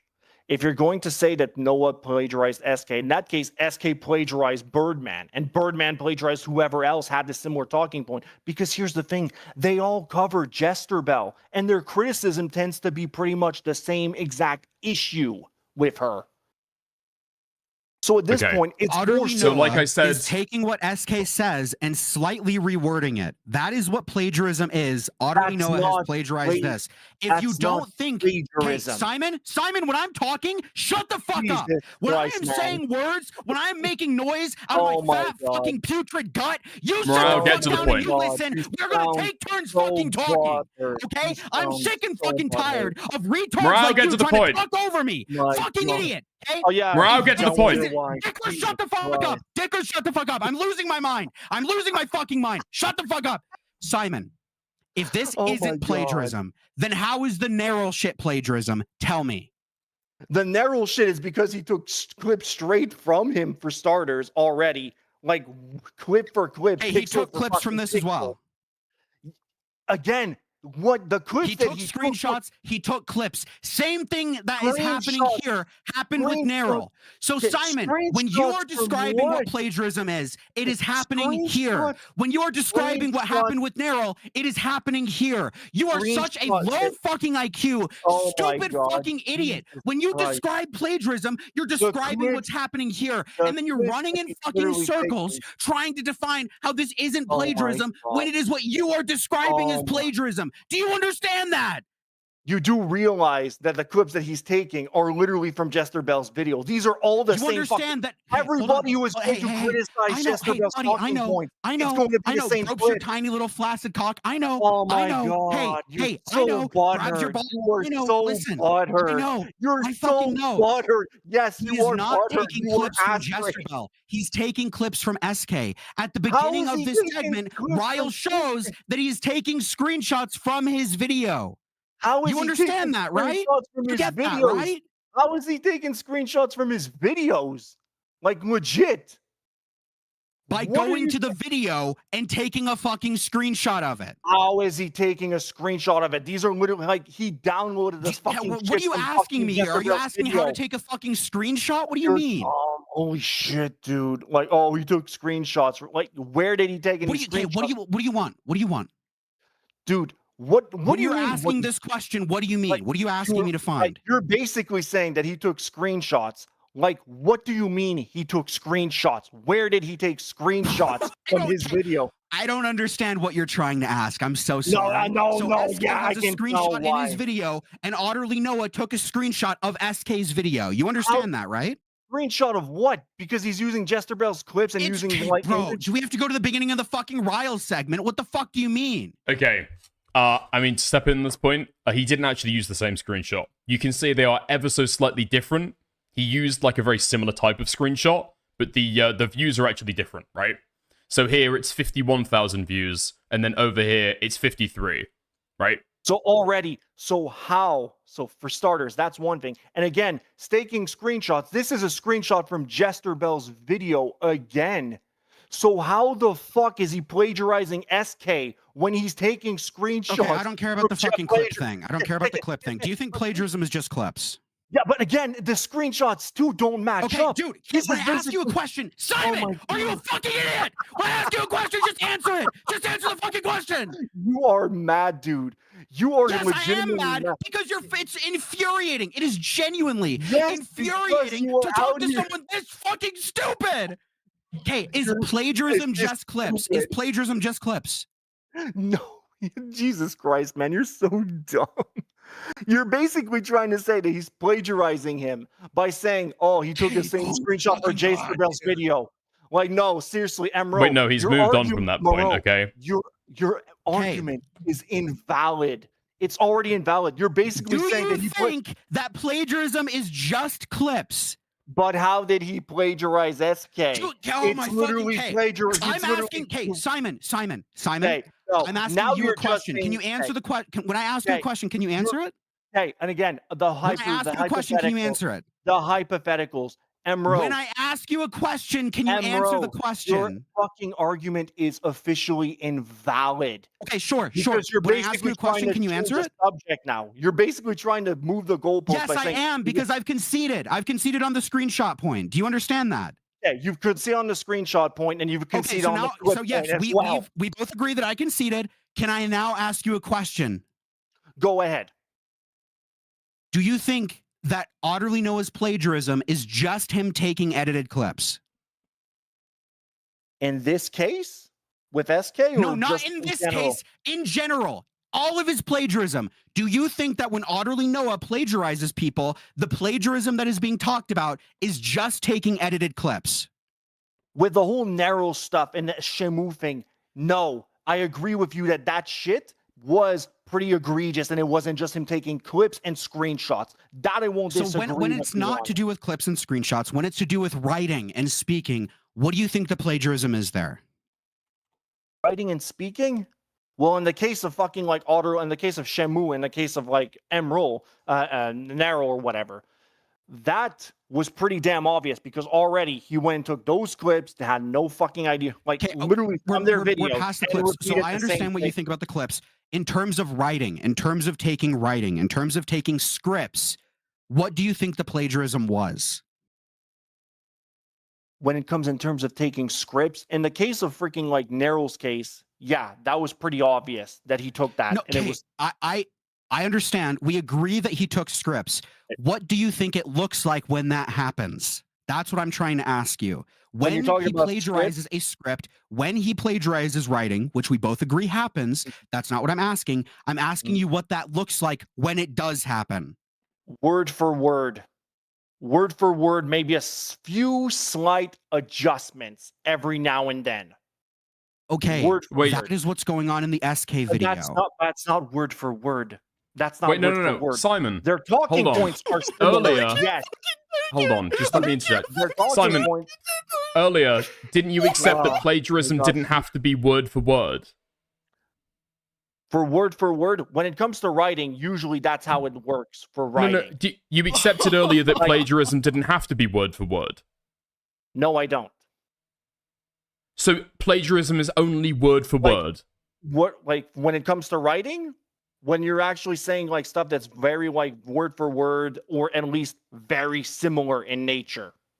Okay, we can agree on that, right? So it doesn't need to be word for word. We've gone back on that. It can just be very similar in nature, right? Very similar in nature, but again, the fucking like words, you tend to be pretty off, like similar. You want me to give you a good example of plagiarism? Not sure no. We don't need a good example of plagiarism, okay? Because I feel like, hold on, Simon. I don't need to. Okay, we don't need an extra example of plagiarism right now. I'm giving it to you because honestly, I already know like Emro here is going to try and use it as another fucking like gotcha or whatever. Because the whole thing, you want me? What the fuck are you talking about? Okay, shut up, Emro. Emro, shut the fuck up. Like the whole, like the Illuminati thing. I'm gonna fucking dox and kill you, dude. I'm actually gonna fucking do it. Okay, Mrao. Jesus Christ, dude. Chill the fuck out. It's the second time you've done it on the call, okay? I'm telling you, Mrao, 3 strikes and you fuck it out, okay? 3 strikes and you're out. We disavow that language very, very strongly. Like, Jesus Christ. So you just want to actually like admit that you're a doxer now? Like, really? Oh, shut the fuck up, Simon, okay? I'm moderated against it real quick. Mrao, shut the fuck up. Okay, let's get this back on track. So, Simon, okay, I appreciate your example. What I would say, okay, is that when Otterlynoah is plagiarizing somebody, on the times that he did take accountability for it and he admitted to it, right, he will take the clips from the video, same clip, and then he will echo basically a very similar talking point, right, every single time. He'll criticize it from the same angle, he might not use the same words, but the criticisms are very, very similar, right? Yeah? Yeah. Okay. Do we need to play this video again? We'll play it I at watched it. 2 times speed. No, it's okay. So I'm just asking you, okay? No, I know. But you understand that he uses the exact same clips as the person he's copying and then gives a very, very similar talking point. As if you agree a lot of the talking points that he gives in here are just like SK's criticisms, but it's like he put it through fucking ChatGPT to make it sound not similar. Well, okay, the whole with ChatGPT, like, no. That's already, I'm going to tell you that's stupid because already. What? Like, I'm going to be honest with you. Why? Okay, because he didn't put, like, already, that's a dumb argument. This is like saying, like, No, Simon. I know, Simon, hold on. Wait, let me just correct myself real quick, okay? You've misheard me. So I'm not saying that he did put it through ChatGPT. What I'm saying is, basically, it's equivalent, okay? It's as if he put it through ChatGPT and told ChatGPT to change it very slightly. Here's the thing, though. Okay, but here's the thing, though. I know who Jester Bell is, for starters, and I can tell you, everybody who criticizes her tends to have the same issues with her and tends to parrot the same criticisms because it's pretty much that egregious. So I'm going to be honest with you. This is why I don't There's nothing see this this egregious with this video.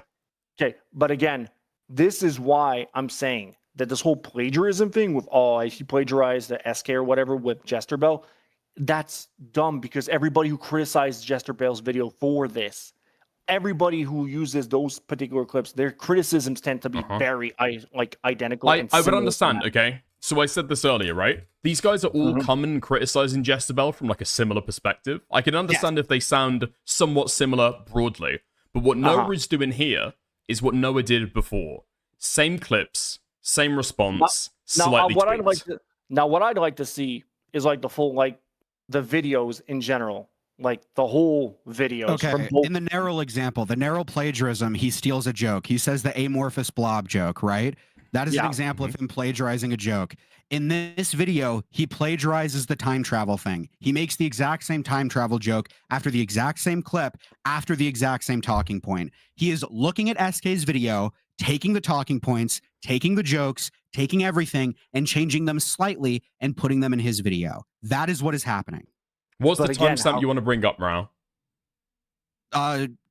Transcript for like DeLorean or time travel or something. Okay. Yeah, I know which one he's talking about. I know which one he's talking about. That one I can somewhat see where he's going at with that. That one I can somewhat see where he's going. Okay, so when you say that you can see where I'm coming from, do you think that he's plagiarizing that singular joke in isolation, or do you agree that he's plagiarizing the entire video and taking aspects from all of the arguments? Because it's very silly to say that he's plagiarizing just the joke in isolation, right? I mean, I wouldn't say that he's plagiarizing the whole video. Like the joke part, I just think he's plagiarizing the one joke and not taking from any of the talking points. Because again, those talking points tend to be identical throughout. I understand that they tend to be identical, but if he's plagiarizing the joke in this video, but again, just that part is one thing I can tell you. Yeah, it does look kind of sus, but it doesn't show. We agree that it looks sus. We agree that it looks sus. We're gonna move past that now. So why do you think that he's stealing just the joke and not other aspects of the video? Because again, same group, same shit. I don't think that he's actually plagiarizing SK. I really don't. Because again, I understand that you don't think that this is plagiarism. I am asking you a question. Can you engage with what I'm saying, please? But again, like what you're basically trying to say is that he's plagiarizing the whole thing because of what? I am saying that he is plagiarizing the whole thing. That is what I think. That is what I believe. You don't think that. I understand that. We're having an argument about these things. We're having an argument, a discussion about the plagiarism because we disagree. We've established this. We're going to now move past this. We're not going to come back here because we're nailing the coffin. We disagree on this. You think it's not plagiarism. I think it is. Now, what we do agree on is you think that it is reasonable to assume that he's taken the time travel joke, correct? Yeah. So why do you think that... Okay, shh. I'm going to then make an argument, and then you can respond to it. We're going to take turns. Don't talk over me. I won't talk over you, okay? Why do you think that it is reasonable to say that he took the time travel joke, which is one aspect of this video, but it is then unreasonable to think that he took other aspects of this video when the talking points are extremely similar? He is taking the talking points, he is slightly rewording them, just like he reworded the time travel joke. He is taking aspects of the video, slightly altering it, and then portraying them as if he made them. Just like he took the joke and changed it slightly and then portrayed it as if he made them. Now, I understand that these talking points are very common. I'm not saying that every other person plagiarized. I'm saying that there is evidence that you agree that he plagiarized at least once in this video. So it is then reasonable to assume all the other talking points are then plagiarized because he is taking them, slightly rewording them, and then using them as his own. Correct? Again, right? Yeah. Okay. Let's keep going. But here's the thing, because when you actually look at the whole thing, because SK and Noah, again, they're in the same. Let's not look at the whole thing. Do you agree with what I said? With the joke part, yes. I don't think he's plagiarizing. Let's go past the joke part. Do you think it's reasonable to assume the rest of the video is then plagiarized? If he's taken the joke, there's evidence of one instance of plagiarism. Surely there's evidence of other instances of plagiarism, correct? In this particular case, no, because I personally think that Noah and SK are basically sharing notes to a certain extent. Because again, these two know each other. They've been on streams of each other. Their sharing notes is plagiarism. But that's not plagiarism. They're sharing notes and they're basically you think that? Oh my god, okay, dude! If they're sharing notes, you just admitted that it's plagiarism. Okay, if they're sharing that is what notes, you just did. You understand that? If they're sharing notes before their videos are uploaded to basically talk about the same person with the similar talking points, how is that plagiarism? Simon, how is that plagiarism? What evidence? If anything, that sounds I would agree. Like a coordinated takedown than anything else. Okay, Simon. So I agree. It does look, looking at these two videos, as if these guys have shared notes.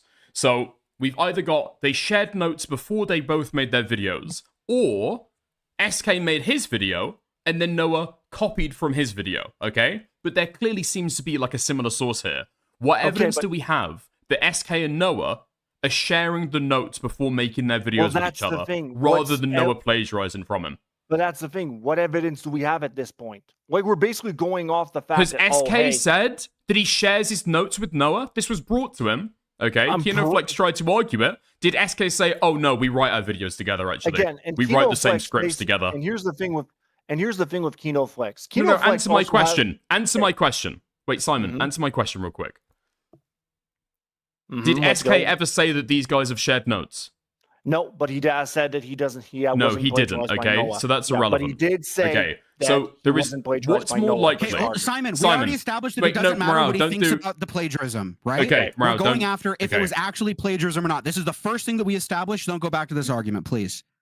Okay.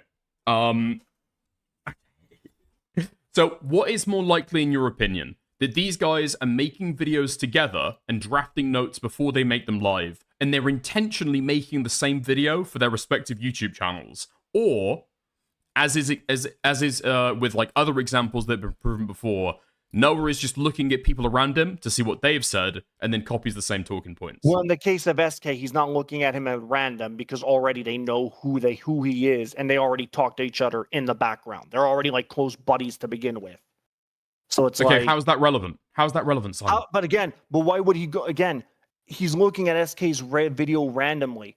Why would he look at his video randomly and plagiarize him if they're already talking to each other? Because he's looked at other people's videos before, and you would agree he's plagiarized from those as well. Why would he do that? It's an easier way to be able to make content, right? But in the case, but again, why do you think they're not simply just making videos hold as on. a coordinated So effort to we've now basically got go down after to this it, person? and your core disagreement here is you don't see an incentive for him to plagiarize when he could just approach SK and ask for the script. Well, again, why ask for the script? They can just talk to each other already. They already know who this individual is. They already talk to them they already talk about him regularly. Do you know this to be the case? Yes, because this is in the first video. So you know that Otterlynoah has gone to SK and said, "Hey, can I see the assets for your video or whatever?" The whole thing is that Otterlynoah talks about Jester Bell. He has talked about her several times, actually. Do you know it is the case that these people have worked together on the videos together? Well, not work together, but they do. Okay, so this doesn't matter. This doesn't matter then. This doesn't matter. It doesn't matter. It doesn't. We're talking about the videos. We're not talking about if they've talked behind the scenes. Okay, but so what? They still talk to each other behind the scenes, and they already go after. That's wonderful, and I'm glad that he's making connections, and I'm glad that he's making friends. It has nothing to do with what we're discussing here. Okay, but how is he plagiarizing him then? How is he plagiarizing? I will explain to you. I'd love to explain to you. He is taking the arguments, taking the talking points, taking the base ideas of the video, rewording them slightly, and portraying them as if they are his own. This is the same thing that he did to Neryl. This is the same thing that he did to Shamu. This is the same thing that he did to all of the other people that he's plagiarized. This is the exact same thing, the exact same motivation, and the exact same, fucking production or whatever. He's just gone to a video with the same topic as what he is about to cover. He went through it, he took the script, and he reworded it slightly. It is the exact same thing as these other works. It's the exact same. There's no difference. But here's the thing. Now you're basically saying that he's plagiarizing him. Again, everybody who fucking criticizes Jester in that circle is talking the same fucking talking points. I do not care about anybody else other than Otterlynoah plagiarizing. Simon, listen to me. How is he Simon, listen to me. I'm gonna tell you straight up. Hey, listen. I do not give a fuck about anybody else in this controversy other than Otterlynoah plagiarizing. So basically, I don't care if Bird. Hold on. Hey. I'm just letting you know. Hey. I understand you want to say something. Let me finish my thing, and then you can finish yours. Okay. What you're trying to do is a whataboutism. What about this person plagiarizing? What about this?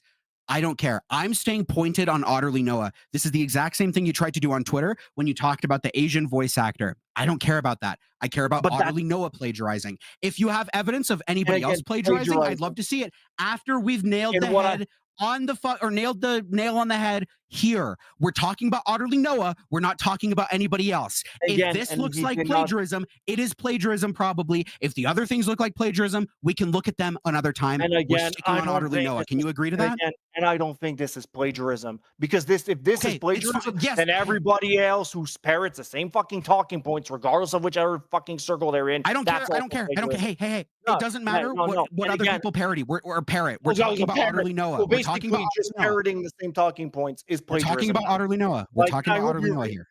Okay, and you're basically saying that parroting the same fucking talking points is plagiarism. Like That's not what I'm saying. I'm saying he's Yes, taken the it talking is. points and shifted them slightly, shifted the wording slightly, that's and what portrayed them as every if they are their fucking- own, as if he the same exact thing in the other videos, literally- the same thing as the narrow video. That's It's the literally- same. That's literally what every fucking goddamn person Okay, in those hold on. circles Hey, Simon, let's make a deal. Let's Come just talk on. about Noah. Let's not talk about any other creator because we're here to No, criticize Noah. okay, We're not here to no, argue about okay, anybody okay. else. You want to criticize Noah, but here's the thing. I've already told you, I don't think this is plagiarism. I don't think he plagiarized Essay. What would you have to see to think that this is plagiarism? What's your standard? Well, I already told you what my standard is, and this ain't plagiarism. Like, I don't Okay, think what's he your standard? What's my standard? My standard is like the stuff that he did with Shamu, the stuff that he did with Nero. That is That is the exact same thing he's doing here. Okay, but in this particular case, no, because they're in the same fucking circle. Okay, already. so we're at an impasse. And they're Debate's parroting over. the We're at an impasse. You're never going to Yeah. change your mind. I think We so. could probably just Hey- end it here, right? Yeah. That's what I would think too at this point. All right. Bye. Okay. Wait, Morale, were you gonna leave? I was gonna ask Simon I about want some him to other leave stuff. first so I can tell him to kill himself, not to his face. I want to do it Wait, behind his back. okay, No, okay. you can tell. I'm to not my gonna face, do that. dude. Unlike you, That I'm not might a be little third fucking strike for you, bitch. Morale. Okay, that might be third strike for you, unfortunately. All right. It was a So, hypothetical. I didn't say it. I didn't actually say it. I was talking in abstract. Not hypothetical, sure. Yet I still. You're a heard it. pedophile. You rape kids. You rape kids. Oh yeah, sure. Oh wow. I have DMs of you sexting a We 14-year-old. disavow. I'm making an Oh expose yeah. video on you. Wow. We disavow. Wow. You Wow. rape kids. You rape children. You rape Wow. toddlers. We and disavow. Why are you a fan of Salty, food shops? Why are you in salty, food shop server? Salty. Why are you in food Genuinely shop server? fucking Salty. Why are you You're in food shop server? salty. Why are you in You're food shop server? Salty. You're salty. Moderator, can you get him to answer why he's a food shops fan? You're salty. Simon, why are you in food shop server? Maybe because I went on a video with her once. I think Wait, you Was like a worked together? once, I believe. It was once I didn't even know about some of the stuff that happened with her. And you know what? The whole food shot stuff, I really don't give a fuck about that either. Because again, not What? my fucking Simon, again, mate. again. It not- seems like again and Hey. again and again when your friends get into controversies, you just decide Well, that you for don't food care. shops, here's the thing: food shops ain't my friend. If anything, she's closer to a mutual than anything else. So why the hell are you trying to bring up the whole thing with food shops anyways? So I don't even care about some of the shit that food shop says or does. It's like not my fucking circus, not my monkey. What even if what she does is with kids, you don't care. How the fuck is she doing with kids? Like, dude. Food shops is a pedophile. You're aware of that, right, Simon? Okay, and how is she a pedophile? She's said Oh, in multiple Simon, instances please. that she's attracted to children. She's made videos defending pedophilia. Wasn't it like a psychological thing, basically, that she cited at some point?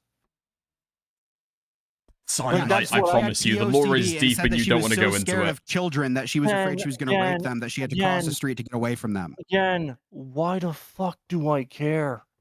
Why You the don't care fuck about do I that? care? No, I You'd be don't friends care with about the people who trauma. say stuff like that. How am I again? Why am I friends with her? Would you have sex with That's food what we're shops? asking you. Oh my god, Jesus Christ! Now you guys are basically salty because they're trying to like move the goalposts because Would you have I did sex with me?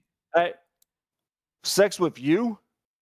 I don't think your Yeah. own mother will have sex with you if you were the last man alive at this point. I would also assume my own mother would not want to have sex with me. I think we might agree on Dude, that one. dude, like seriously, you sound like the type of person who is super fucking butthurt. You're still sore about this whole fucking. So you don't want to drama. have sex with me?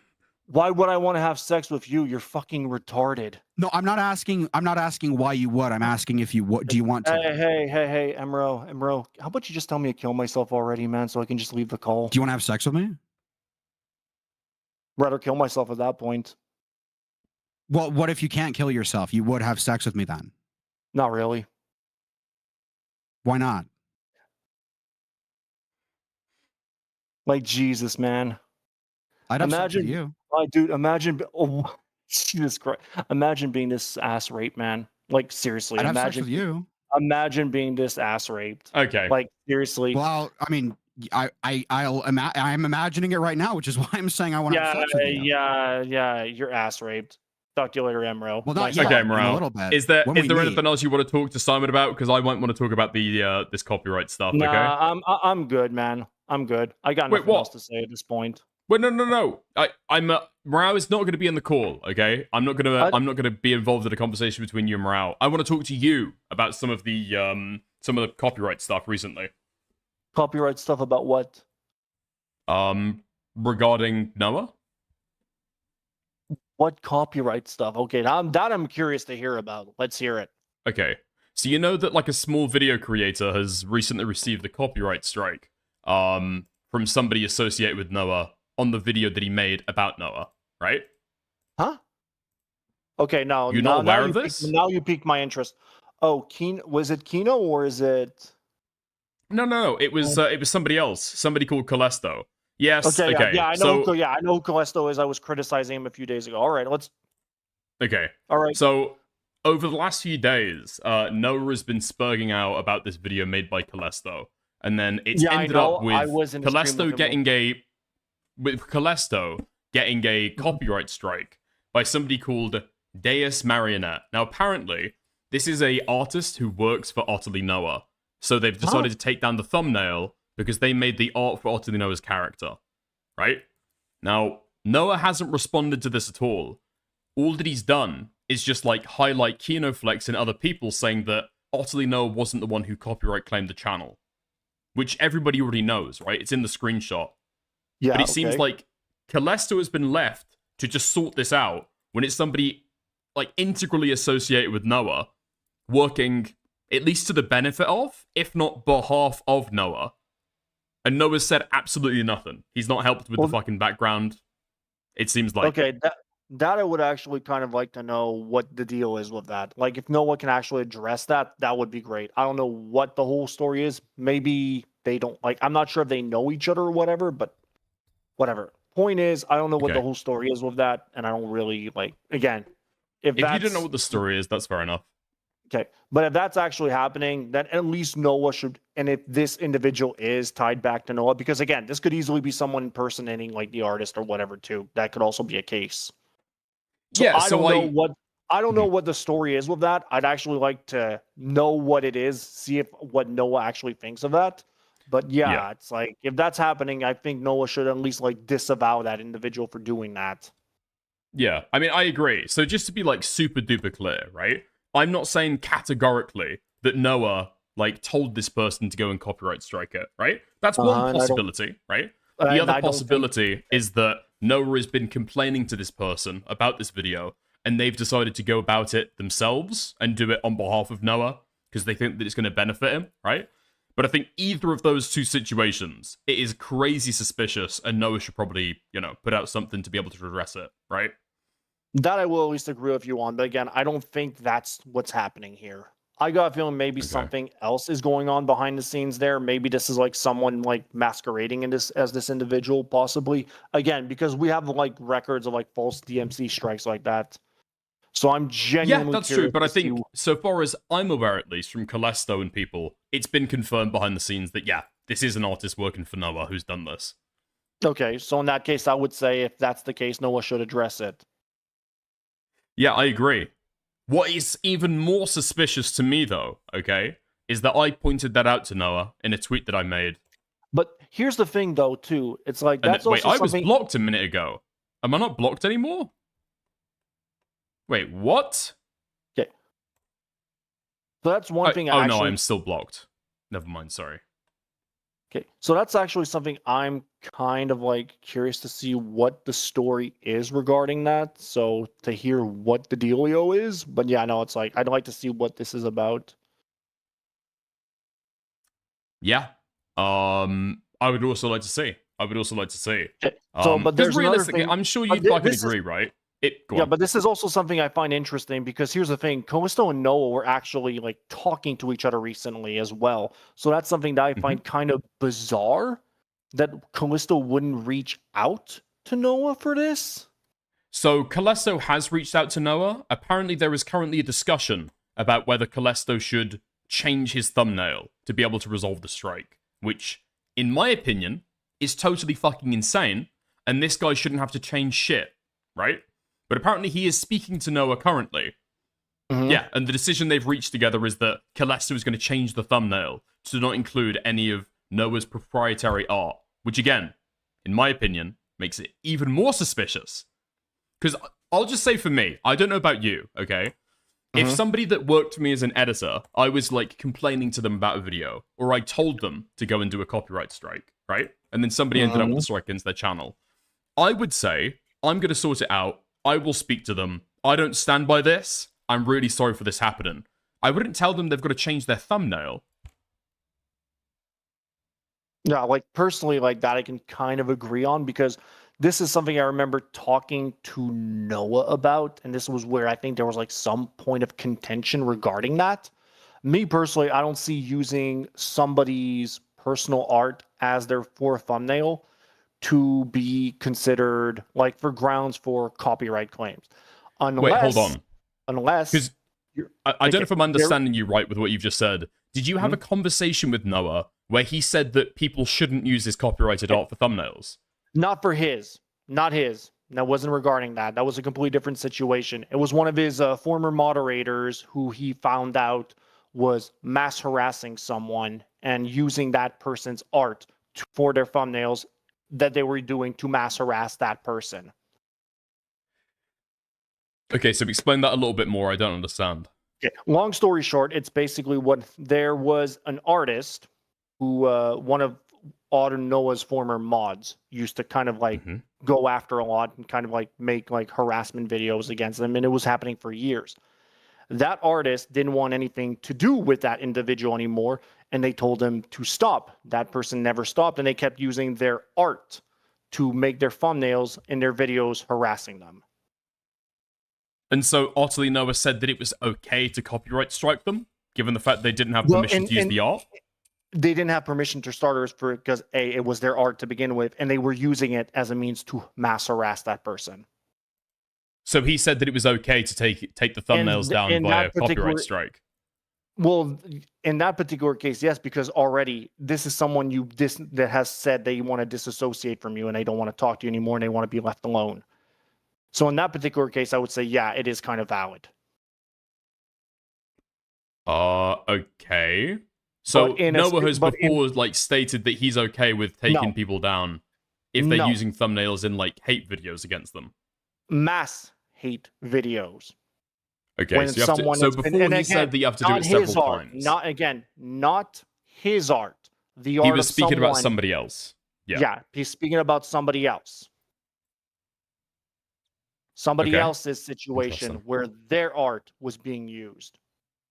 And they were getting mass harassed. When that person told that other individual to stop mass harassing them, to stop using their art for that. Okay. Interesting.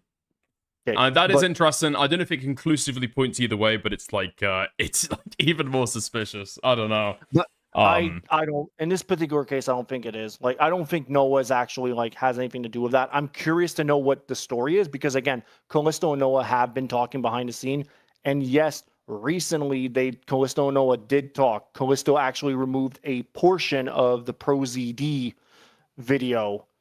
Yeah, like there was some factual error or disagreement there. I understand that. Yeah, factual. It was that he actually, and that was talked behind the scenes with Kino and Callisto. So already that whole part. So I'm honestly kind of surprised that something like this would happen. Like and I hope that Noah and Kino are talking about this behind the scenes. I do think that this is kind of weird though. I don't think Noah has anything to do with it though, or actually supports somebody getting their video taken down for that. I'm not going to say that he is the person telling somebody to do it, okay? Because we just don't have the evidence. It's really fucking sus, like I said earlier, right? That Callisto is being told that he's got to change his thumbnail. A lot of that is really weird. And that Noah isn't coming out and saying, yo, sorry about that. This is a mistake. I'm going to speak to the person and get this resolved. That's really fucking weird as well. I am pretty sure that they're talking about it. I think personally the best thing here would be to not jump the gun and wait and see what more comes out of this. That's my take on it. Okay. Okay, Fair enough. that's my. Well, I think he's just released a statement, so we'll see, I guess. All right. Yeah, I appreciate you chatting. I appreciate you letting Morale scream at you for a little bit as well. Okay. So here's the thing. Like, I'm gonna be honest with you, man. Like, me personally, I don't have any issues with you. I have zero problems with you. Morale, on the other hand, seems to be quite a character. You, on the other, I have no issues with you personally. I know Noah might have some issues with you, but personally, I'm all right with you. You seem to be at least someone that is able to be talked to, at least. Okay. I appreciate it, mate. Have a good night, okay? Have a good one. Take care. Chat you later. Okay. Nice. There we go. W Glaze. W Glaze. To be fair, I'm pretty sure you could put Morale... I think you could put Morale in a conversation with any two people, and the person that Morale eventually screams at is gonna like the other person 10 times more. Just by fucking juxtaposition, if anything. Yeah, quite a civilized ending. Quite a civilized ending. The weird thing with Noah, okay, is that the last time that I spoke to Noah, he was totally fine with me. We were totally chill. We were on, like, I don't know, civil or, like, even amicable terms. Not now, though. Not now. Now I've got blocked after asking about some of the recent copyright drama. Very, very weird. I mean, I read it out earlier, right? I'm not saying, again, clarification, because I know that some people have come in, seen the title, which is admittedly provocative, although I will stand by the question mark, okay? But no, I don't think definitively that he did any of this stuff. But it's heavily fucking suspicious. Anyway, I'll take a look. I'll take a look, because this guy has just posted a YouTube community post. Okay, so let's have a look. Let's have a look. Wait, that's it? Really? Okay, hold on. I'm well aware of the EFAP stream covering Callisto's response to me, but I want to make clear that their response doesn't change what I've said about ending the beef with both Callisto and Kinoflex. He was sent a copyright claim from someone I know, but I was not responsible for it. I'm working to get it resolved to show that I'm not going back on my word, but I'm looking forward to the next stream to finally put all this drama behind us. Right, so why is Callisto still working on an alternative thumbnail? Is my question.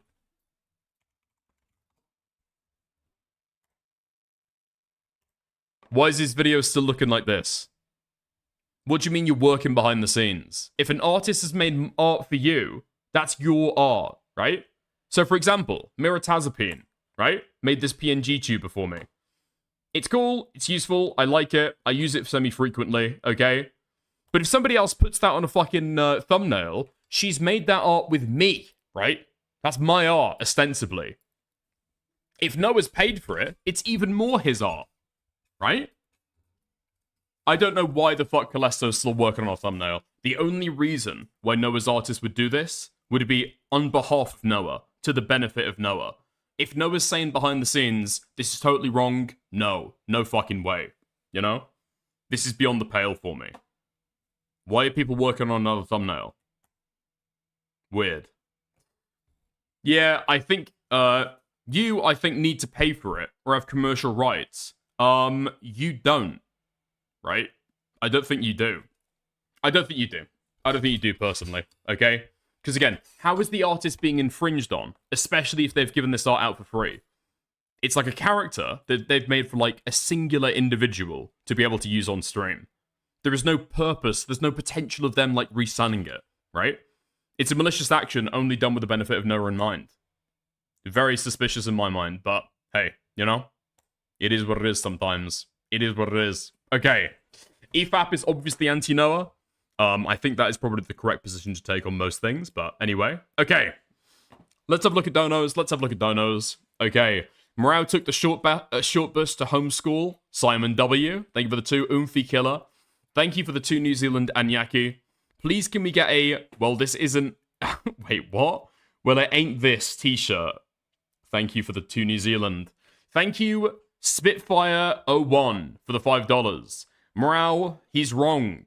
And somehow you're losing. What the hell is going on? Thank you for the 5, and thank you to Speed Racer for the 2. Simon, make your trash book available on regular Kindle. Thank you, thank you, thank you. Nice. What's the short bus? What's the short buzz? I don't know what the short bus is. It's an American term that we didn't use in the UK, but hey ho, I'm not sure. I'm guessing it's the bus that was used for special education children, right?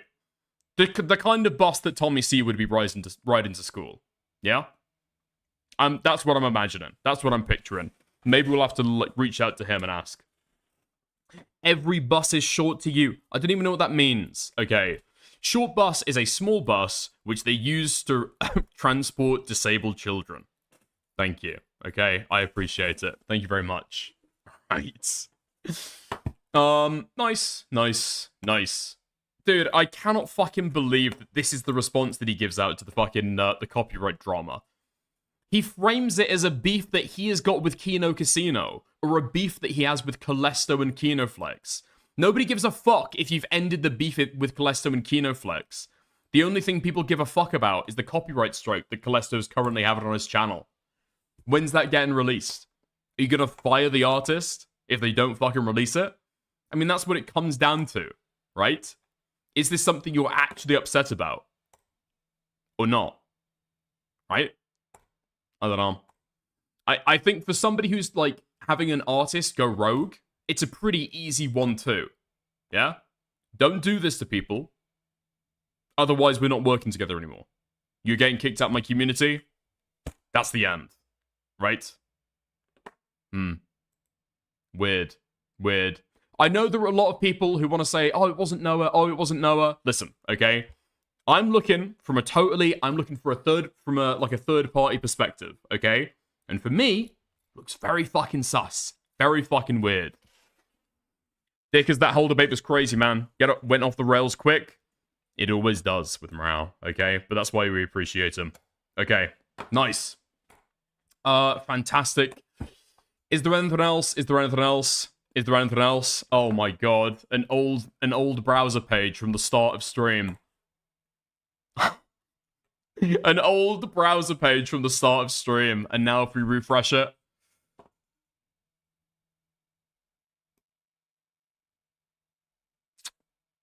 sad. Man, all I wanted him to do was fucking respond to it and actually address the criticism, and this is what I get? Crazy. I do think that Callisto has been strong on to stuff. I can't lie, okay? Whether it's for, like, the public embarrassment of Otterlynoah or what, okay? I think people are talking about it behind the scenes because they don't want to talk about the drama, but hey-ho. Yeah. Okay.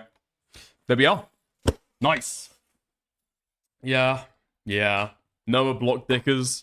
It is what it is sometimes. Maybe Simon can have a natter in his ear, but until then, we'll see. Okay. Reminder, Noah hates the commentary community. Yeah, I wonder why. Fuck me. Dickers, I can't believe Mariah rattled a bag of potato chips and tried to pretend it was a gun. Yeah, I don't know why Mariah did that either, to be honest. That was, like, very, very weird to me. That was incredibly weird to me. Yeah. Okay, nice. Let's move on to other stuff. Okay. What do we got? Oh, fuck! Yes! This is what I wanted to go into next. Let me check the title. What did I have next? Fuck it. Okay, there's not an awful lot going on today, so this is our second big ticket item. Alright. I think I spoke a little bit ago about the Faithful Sheriff opening a Rust server, right? Yeah. I think at the time I predicted that it was going to be flooded with people who were going to, like, try and molest him on the daily in his own server. And from what I've seen, from several clips, from several creators, is him getting molested daily in his own Rust server. Okay? Let's go and have a look at just one of the examples of one of these videos. Alright, let's have a gander. Nardo, let's go start our own thing. Fuck. The Burnt Peanut is currently hosting a huge invite-only Rust server for creators to enjoy the game without being stream sniped, and I was about to ask to join until I saw this tweet. Oh, 2 servers hosted by peanut streamers. Which one do I join? Do I join the Burnt Peanut, the literal biggest streamer in the world with all of my friends playing on the server? Or do I join the Faithful Sheriff, a copycat who everyone hates?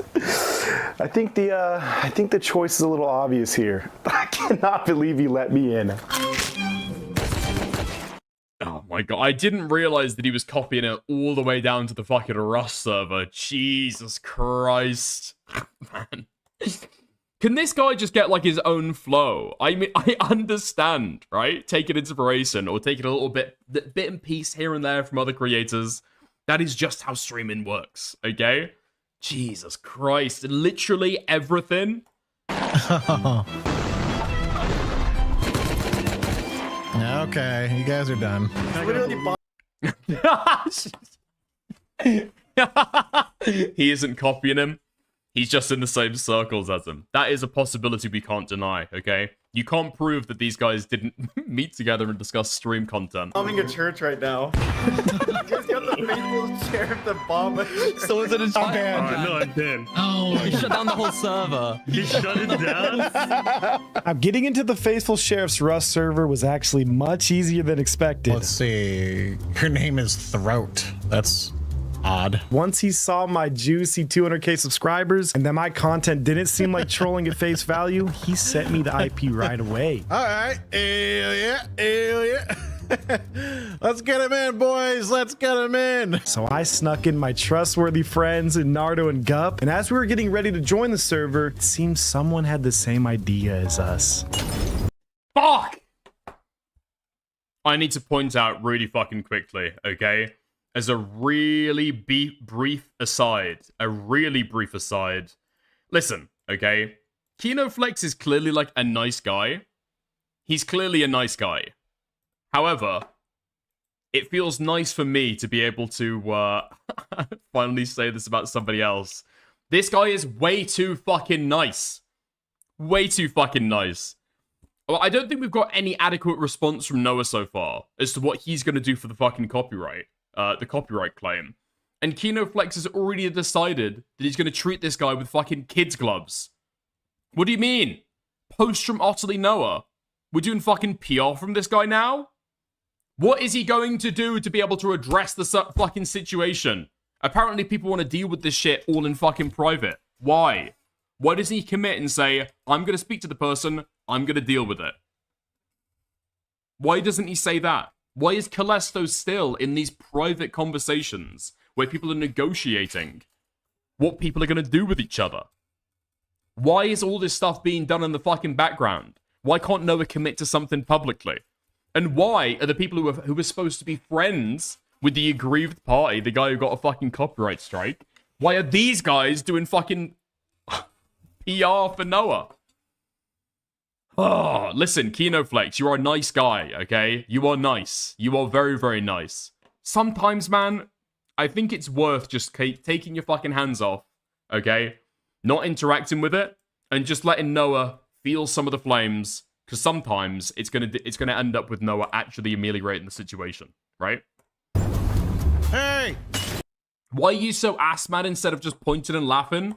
Because I'm seeing right now a situation where Noah might have actually copyright struck somebody, and we're never going to be able to find out, or we're never going to see, like, a good resolution to the drama. Because Callisto, presumably, is in private conversations with Noah to be able to get this resolved behind the scenes. Noah should be able to come out and say, this is wrong, I'm dealing with it. And that's it.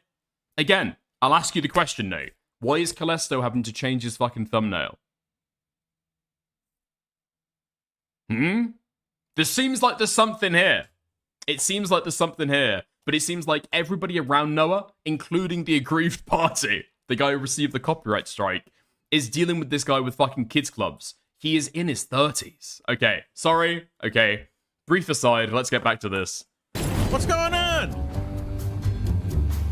Why are you throwing stuff at me? So we got trolls already. All right, I know who this is.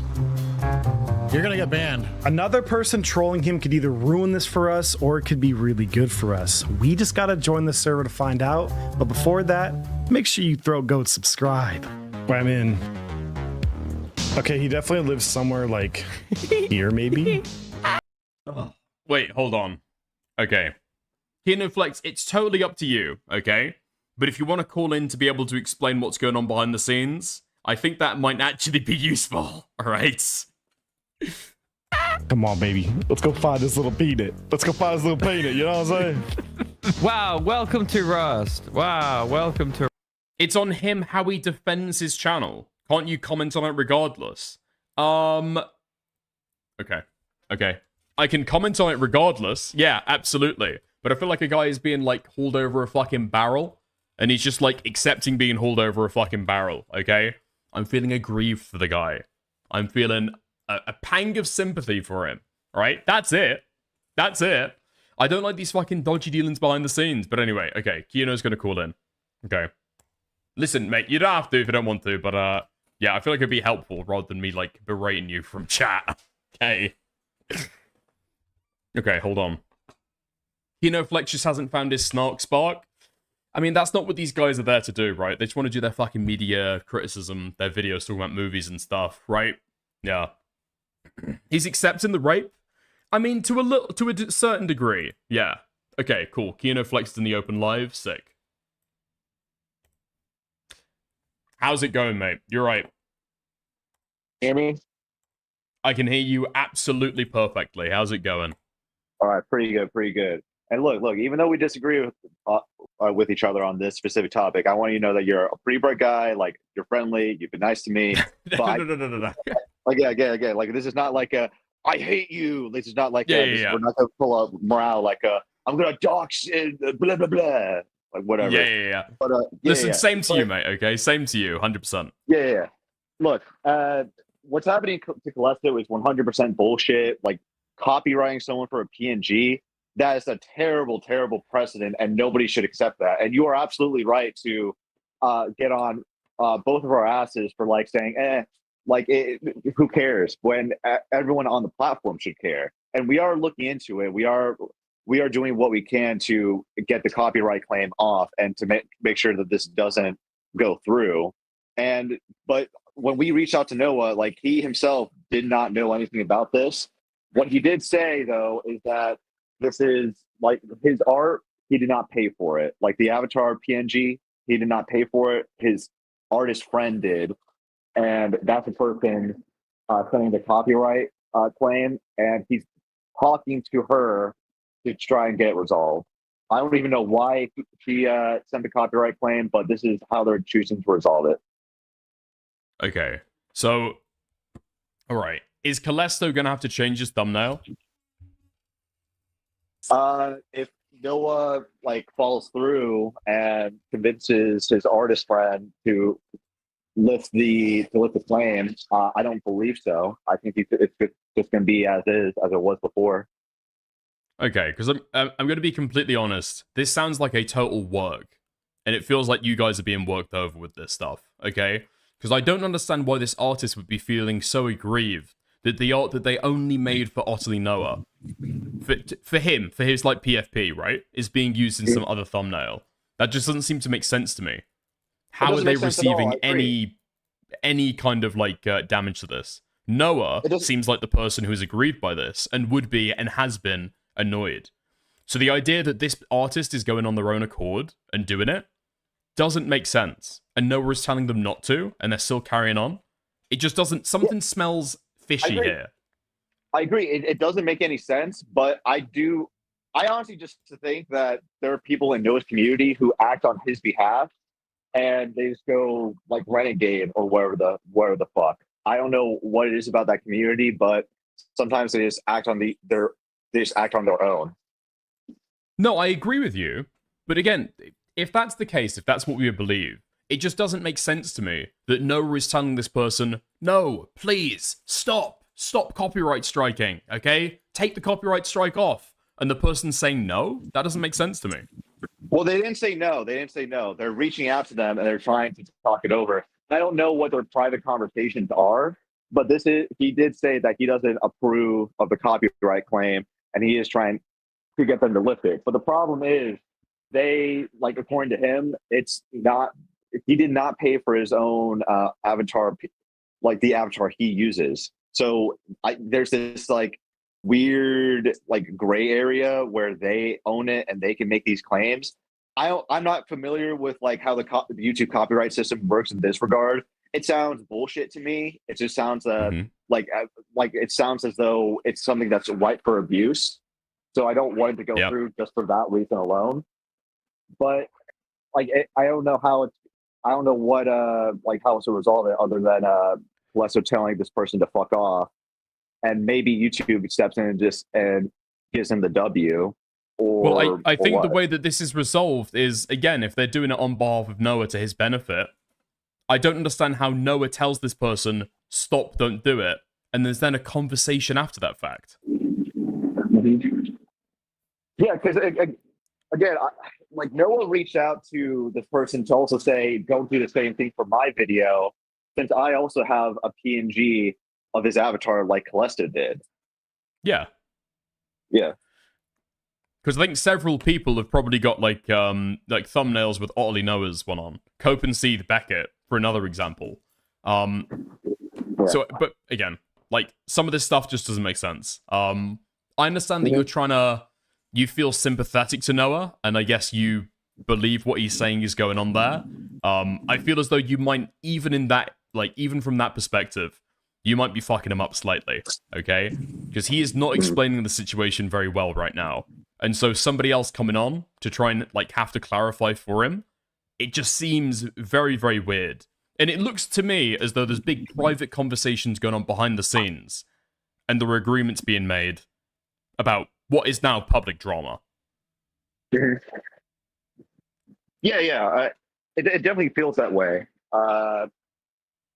But like from what I've talked with Noah is that he just doesn't like he like his perspective is that he doesn't give a fuck, honestly, about what's going on. Because in regards to the plagiarism stuff, he's already addressed it. He's not looking to rehash it again. Specifically for the copyright claim stuff, he only cares about it to the extent to establish that he is still genuine and like not having any more drama with Callisto or myself. So that's the reason why he's commenting on it. Okay. And why I'm In the private conversations, has Noah said that he will help if Callisto agrees to make no more videos? Or he said anything similar to that?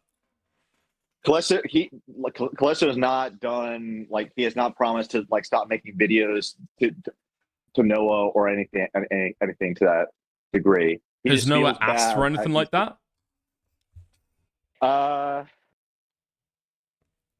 No, well, he hasn't threatened any consequences for anything. Like he originally we offered to, like, there was this idea floated around that we just delete the videos or tweets made towards each other, but we just dropped that idea because it's just like whatever. But I don't know why a copyright strike done by Noah's editor or artist is now like spiraling out into deals being made to quash previous beefs. But that artist didn't know about those previous conversations, so it wouldn't even make any sense because they weren't in those private like DMs. They weren't around. Okay, so I might be misunderstanding what you're saying to me. Okay, so real quick. Right. So there has been a conversation before all of this drama to quash the beef and delete all the tweets about each other, right? Yeah, but that just didn't end up happening. Those were just direct DM. Right. But it's before the copyright claimers came about, right? Yeah. Okay. Has Noah raised the idea of other people deleting any of their tweets or videos about him for his assistance in removing this claim? No. He hasn't said that. He has not said, if you want this resolved, delete your just delete this thumbnail or whatever. Like he immediately said, I did not do this. I'm going to resolve this with the artist. Okay, that's all he said. But it sounds like he doesn't want anything in return. Your response kind of sounds like you're leaving something behind in terms of what Noah has said. Or maybe I'm reading too much into it. I think you're just reading too much into it. Again, like I said, this was proposed initially when oh wait, hold on. Like I'm catching the bus. Just hold on real quick. Sure.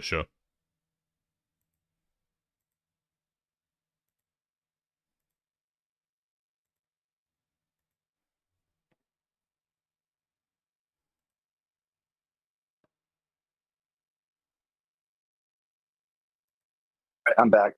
Yeah, again, like How long is the bus? Like 10, 20 minutes. Is it loud on my end? No, never mind. Sorry. That's fine. Okay. It's not a short bus. If that's what you're asking. That's what I was wondering. Yeah, that's what I was wondering. Okay, fair enough. Okay, because when I asked you specifically, has he asked for this or that, and you say no, he hasn't asked for this or that. I'm assuming what you're about to say is he has asked for this, however. But no, if you're not going to say that, that's totally fine. Again, yeah, there's just this whole situation just seems very, very weird to me, and yeah, I'm not sure quite what to believe about it. But you know, hey. If you're on talking terms with Noah, it is what it is. I just wish that he would post some kind of clarification. Maybe DMs between him and the artist would be very, very helpful. Where he says, could you release this copyright claim, please? He could post those on Twitter right now, and then there's like no drama at all, right? Yeah, but the problem is like I don't know what it is about this artist, but he's somehow the one talking her out of like the copyright claim. I don't know what brought it on. Like that's something I have to find out from him. But he's not on board with it. That's just like, that's the main thing I want to like address. Like, we do not have a problem with Noah because he's not the one like sending out the copyright claim. Yeah. Like that's just a totally separate issue. Yeah. But like I say, I feel like him posting DMs between him and this artist could be pretty useful to be able to see what's going on there. But yeah, I think that'd probably be the best way to be able to respond to it, right? Mm-hmm. Yeah, I would say so. Yeah, like if he can just provide some clarification, that'd be good. Yeah, I probably agree. Hold on, Wendigo is looking to call in. I think they might have extra information on this. Give me 2 seconds. Hey, Wendigo. How's it going, Wendigo? Hello. How's it going, guys? Can you hear me? Yeah, I can hear you. Yeah, okay, yeah, cool, perfectly. Cool. Yeah, I mean, as far as I understand it, I'm on speaking terms with Noah too. I did a stream with him and Gaming Truth. They both called in, like, I don't know, months ago. It was a while ago where they kind of settled that beef, and that beef was, as I understand it, 3 like written diss tracks about a member of their community. Mm-hmm. Oh right, so that beef is about something like a long time ago, right? Fair enough. Yeah, that was the beef that I believe Simon was mentioning, where they were getting constant harassment, or someone was getting constant harassment, unless I'm mistaken. But that's the only beef that I know of, is the Gaming Truths doing the diss tracks. Yeah. But yeah, I mean, I would, in that interview too, I asked him like if he has to like wrangle his community a lot of the time, and I can't remember. I'll have to watch it again, but I can't remember what he said. He's like, it kind of feels like that, or it's kind of, so there are definitely like fringes of his community that either people make alts or people like, you know, I've seen a lot of alts post the same screenshot that I don't know how they, you know, got on Blue Sky. And so it just seems kind of like a big mess. But yeah, I mean, if memory serves, and again, this is like, this is reaching back a few months. I think I seem to remember Noah, or somebody in Noah's community, talking about going and like reporting videos that like Nicandros had made about him, or I think Shamud made about him, or somebody. Okay. Now that's half remembered. Okay, that's half remembered. But yeah, Noah's community is like extremely fucking defensive of him. I feel like he needs to get like a fucking grasp on that, to be honest. Especially now, yeah, because like, it just makes him look copyright bad. striking people. Yeah, definitely. It just makes him look bad. Yeah, honestly, like. Yeah, I think I agree. But that's as far as I know, weighing in about the beef. That's what I was talking about. I kind of joined a little late. I didn't see the beginning of the debate, but yeah. Also, Wendigo, tomorrow's stream with Noah is going to be really fucking awkward, even though we're supposed to be discussing 80s sci-fi movies. Yeah. kind of realized that would be the case no matter what, if I came on and called or not. So wait, Kino, I thought that you and Noah like beefing as of 2 days ago, and now you're doing streams with the guy. We were. Then he invited me to a stream. Yeah. Okay, interesting. Interesting. Does this guy have schizophrenia?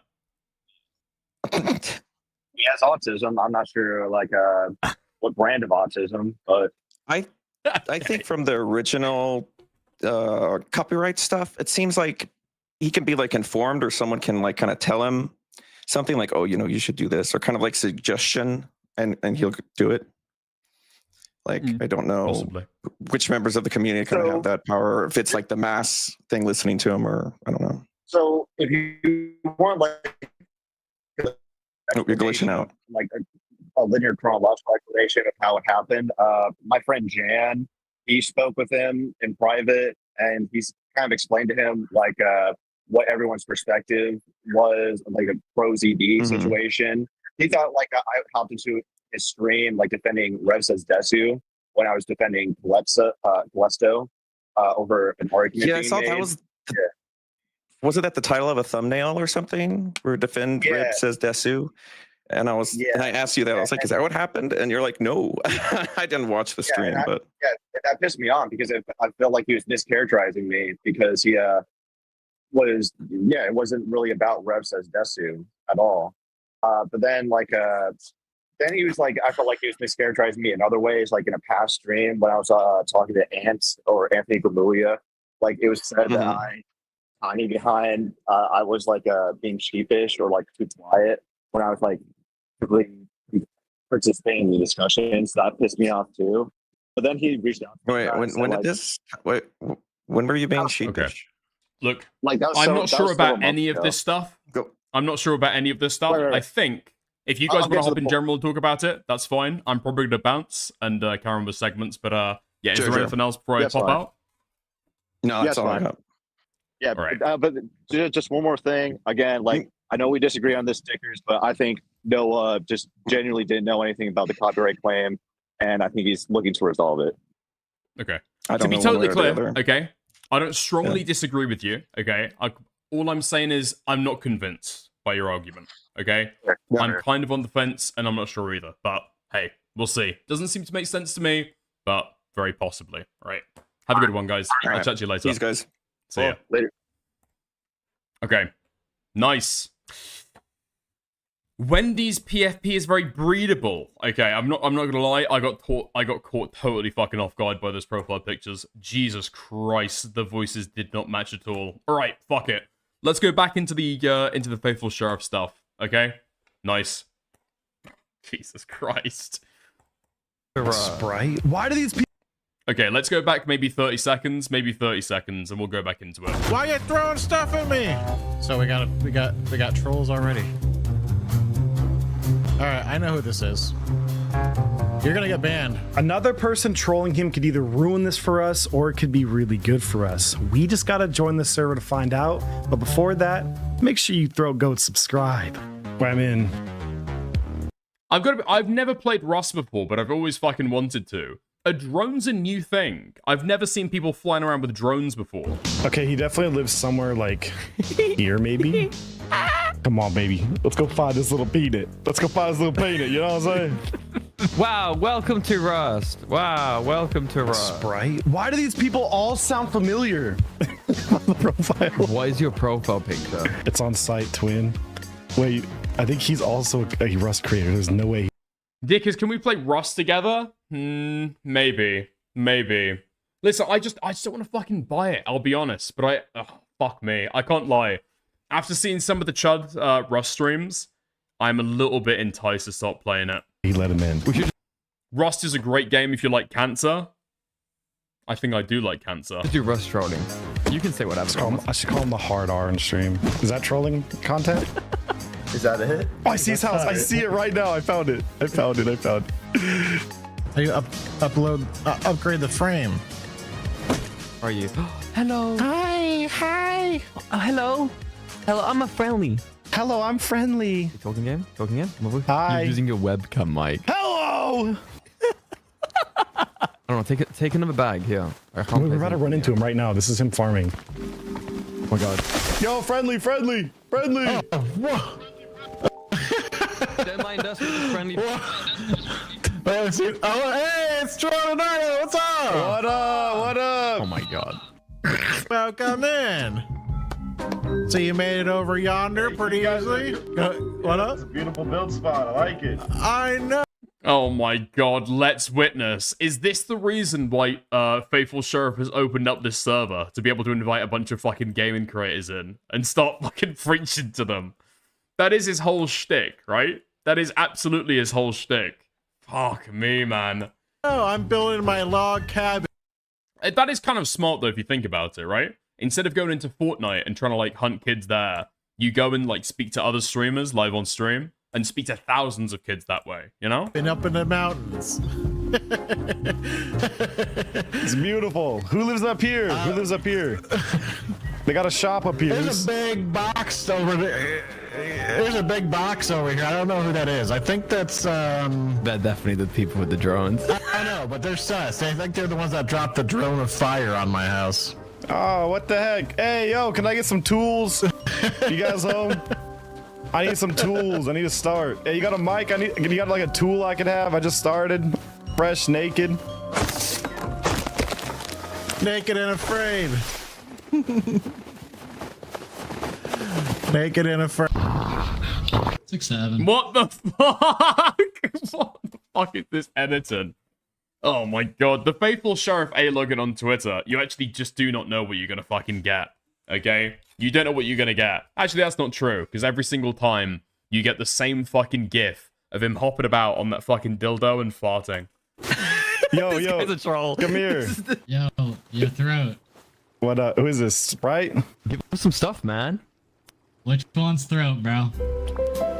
This one. Don't kill me, don't kill me, don't kill me, don't kill me. It's on site, bro. No, come here, It's come on here. site, bro. Come here.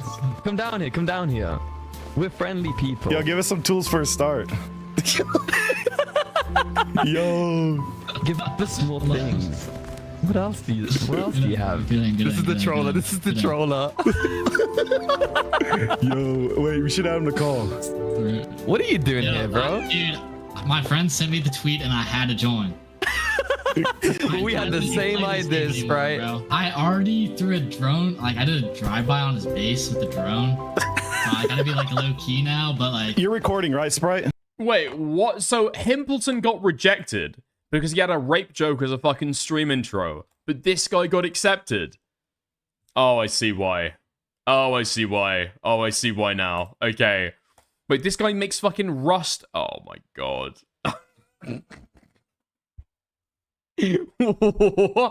Door camping Rust players until they rage quit.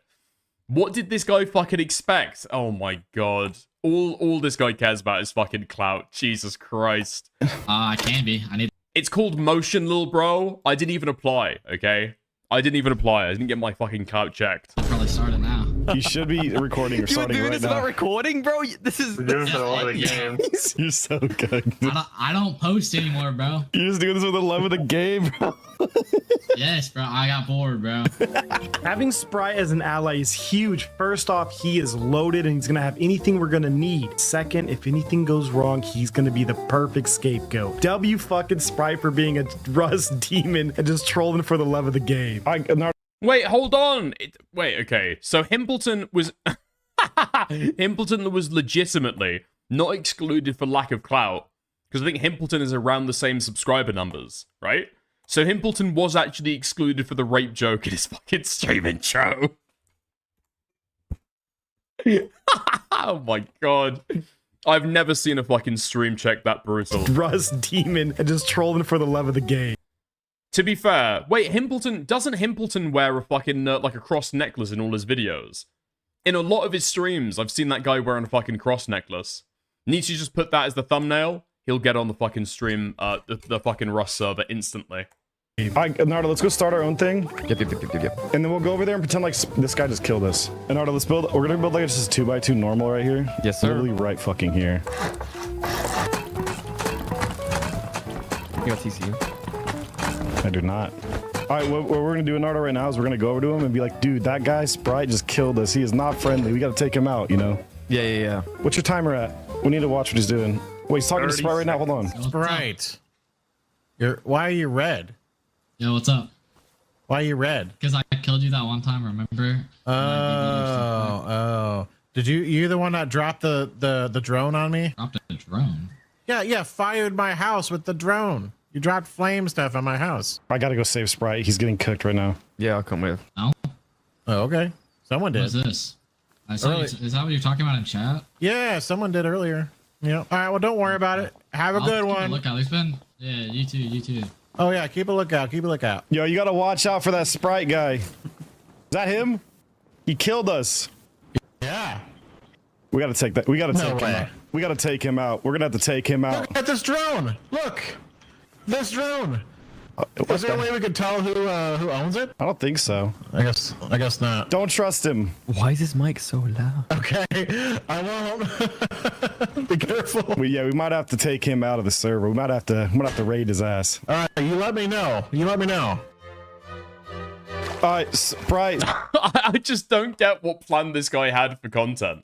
Like, he's currently one of the most fucking A-logged gaming YouTubers right now, right?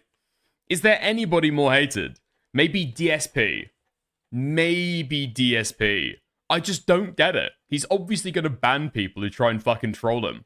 And all his experience online every day that he wakes up is being trolled. Sprite. Here's our plan right now. Everyone listen, okay? What we're gonna do is we're gonna take him to go do like the card challenges or something to show him how to progress. You're gonna go get inside his base and give us all access to TC and then give everything back to him. I don't think people hate him. They just love fucking with him. Okay, so I think there's two types. There's two types of Faithful Sheriff trolls, okay? There are the new guys who just love to fuck with him, okay? Because he's got lolcow status, that's right. And there were the old people from the Dr. Witnesser days. The people from the Dr. Witnesser days absolutely fucking hate this guy, right? He has got some of the most dedicated A-loggers, like, right now. Wait, low-key, he's leaving base right now. You might be able to raid his door and do everything right now. I know, I gotta run back. I don't know that he's close by. He's gonna, I don't know. I guess he's not. If you do it fucking fast as hell, like just have TC everything ready. I don't think. I have everything ready. I just don't have it on me. He's in bandit right now. Like if you sprint. I'm at base. I'm grabbing everything. Make sure you're recording all this. Oh my god, dude. I'm recording. He doesn't know what X-Play is, bro. He does not know what X-Play is. God, you should go talk to him right now in bandit to keep him entertained for a minute. I'm gonna ban you, bro. He's grading. Okay, it doesn't look like there's Come.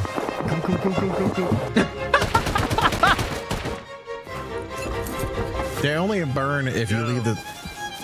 Oh, what's up? Oh, what's up, bro? What, did you guys go raid that thing? You want to start a raid what? Auto, Nina, anyone else? No, it's just us three. Nina bug? Obviously, yeah, Nina bug. Oh, I thought you were with Eduardo and Throat doing that thing they're raiding. Oh yeah, I'm just kind of hanging around them. I don't know of any plans they have, but here, look, I have some things for you if you want. Look. I just used 4. I got down with the VOD.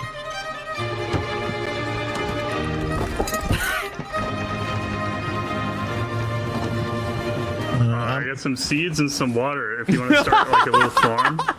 I'm full right now, though. I'm full. I have nothing. Like I can't carry it. Okay. I'm gonna. Okay, that's all right. Oh, dude, this guy is looking at seeds on the fucking ground while his entire base is getting destroyed. Raiding? What do you mean raiding? I'm not raiding. Did you go do that thing already? No, we need sulfur if we want to take him out. We need some sulfur. How much sulfur you got? Oh, okay. Not a lot. Yeah, the worst part about this game is you got to farm a lot of sulfur to raid anybody. It's a lot of work, but it's worth it in the end. It's really fun. It's not a big deal. Like this is like my first. Why the fuck is his mic so blown out? Oh my god, this content is so fucking good. Full day actually playing, so. Okay. Yeah, normally the best thing in this game. I'm of two minds right now, okay? I'm of two minds. Either this guy has decided to do this to be able to, like, skinwalk the burnt peanut, because he's seen that he's doing something similar. Or, as I've thought about for a little bit, if the Faithful Sheriff is now, like, promoted, right? He's fucking prestiged. and now he's deciding to try and capitalize the hate, and he knows that he's going to get fucked with, you know?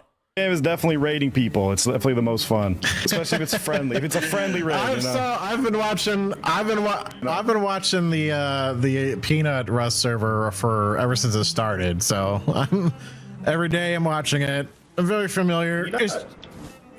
Yeah, the burnt peanut. Wait, burnt peanut? The burnt peanut.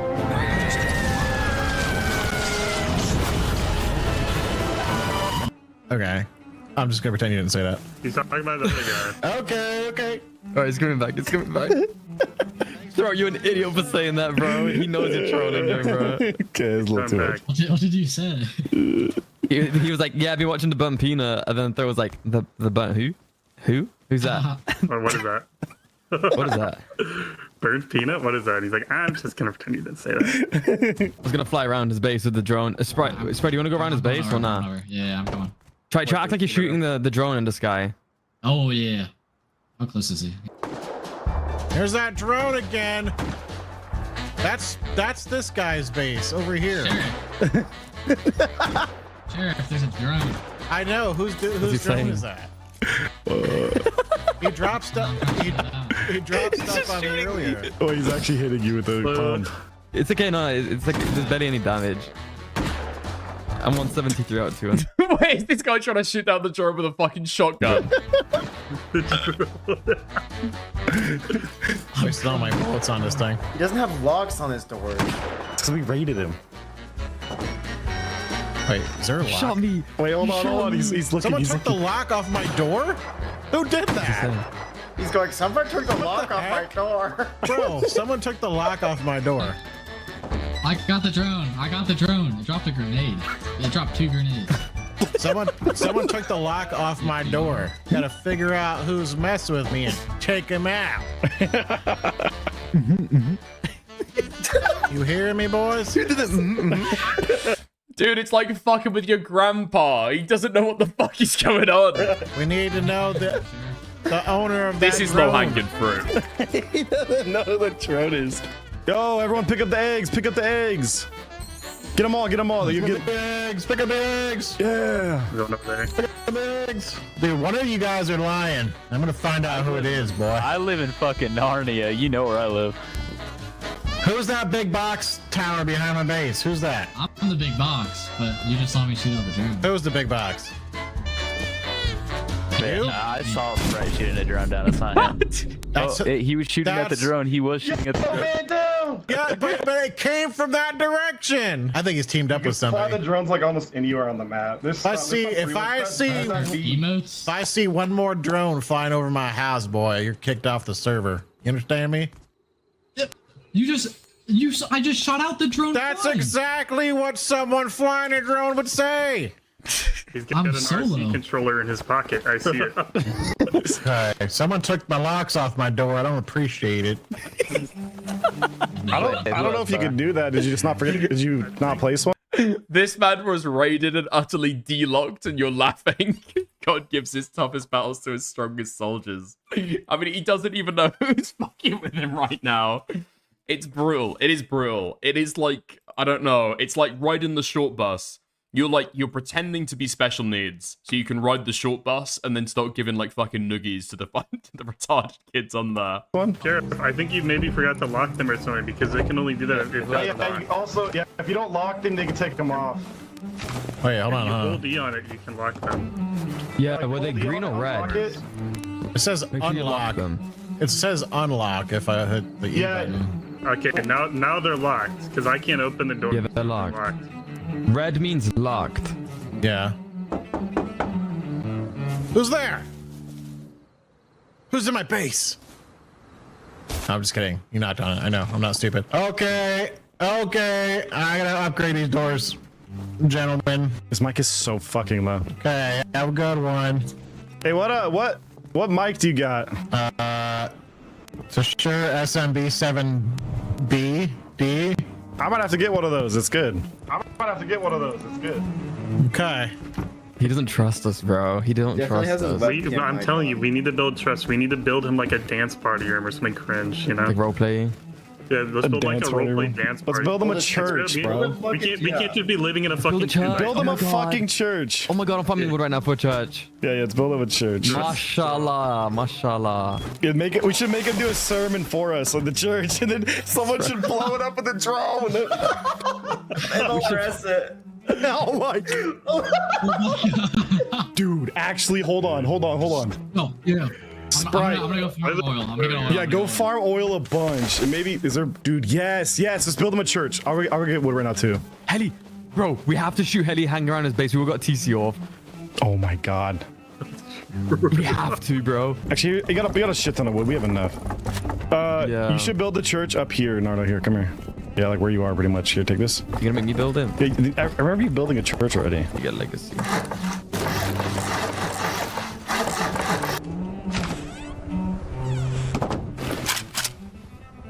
Everything okay over there? So why are they building bases like right next to mine? So, Heli, let's go to water treatment. Can you hit it from here when it crosses over the river? So we have to do it. It's actually close. This is the one. This is the one, bro. Should we just talk? Tell them this. A player's flying the heli. I hit it. Go to space. Why is it not fucking aggroing? Okay, now it is. What's aggroing on me? When are you both to space? I don't want to kill it. I'm by the base. What's happening? Help me!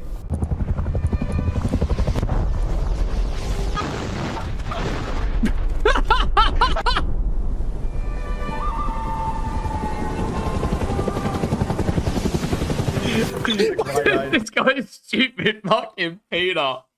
This guy's stupid fucking Peter. Hold on, dude, and I fucking emote too much.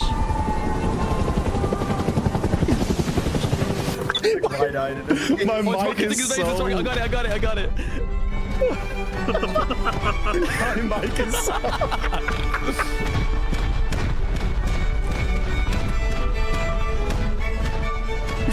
What is he doing? He's just sitting there being raped. Oh my god, help me! Oh my god, help me! My mic is so good. I'm screaming. It's just... What the heck is going on? Oh my... You have water? Is Ellie still targeted again? What are you doing? Helly just came. I think someone was flying that thing. Wait, hold on. Can you not see his little peanut? Hold on. I don't know what happened to it. He's looting you, Gup. He's looting me? He took everything from me. Bro. He just looted you? That's crazy. What the heck? Hallie looted me. What? Who? What? How did Hallie loot me? What the heck? Who? What is he even Hallie looted my asking? body right here. What the heck? Where did you die? This is you?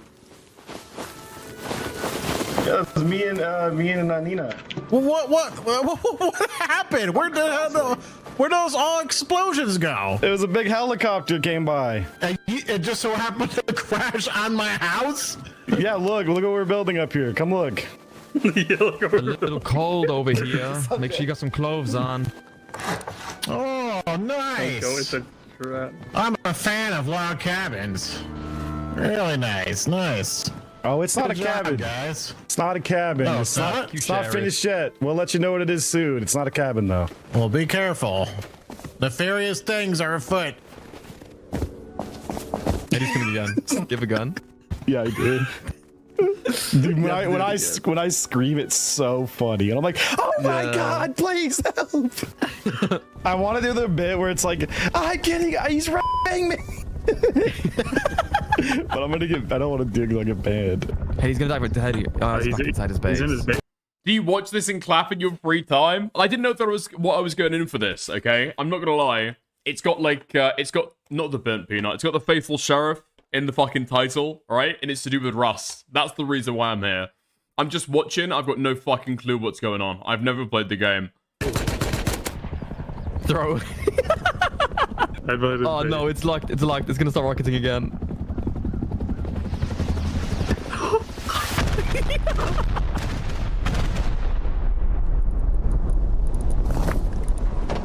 Go to the other side. Go to the other side. Scream it, say it! It raided his door. It raided his door. Oh my god. Help me!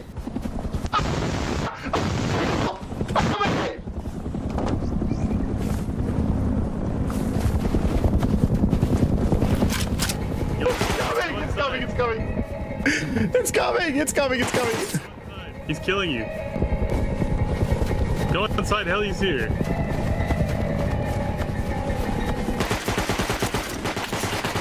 Why is he's killing me? Sure, if it's not him, it's the heli. No. Blew up my No, charge. look. It's not. Yo, it's Heli. Why would the heli be shooting rockets? Why would the heli be shooting rockets on my base? Shoots rockets. They shoot rockets. Because I have my armor on. So you were standing. So you're standing. You're standing at my base and shooting rockets. So it shoots rockets at my base. Oh, he had armor on. No, you gotta take the armor off when the heli's around. Yeah, someone's standing by my base and on purpose, so the thing shoots rockets at my base. You guys are all kicked off. Shoot rockets. He's figured it out. No, you don't understand. I think it targeted onto you and you into your base. Why would it target onto me? It'll shoot rockets again. You shouldn't have a gun in your. No. Heli targets anyone. I don't understand. I was in my. You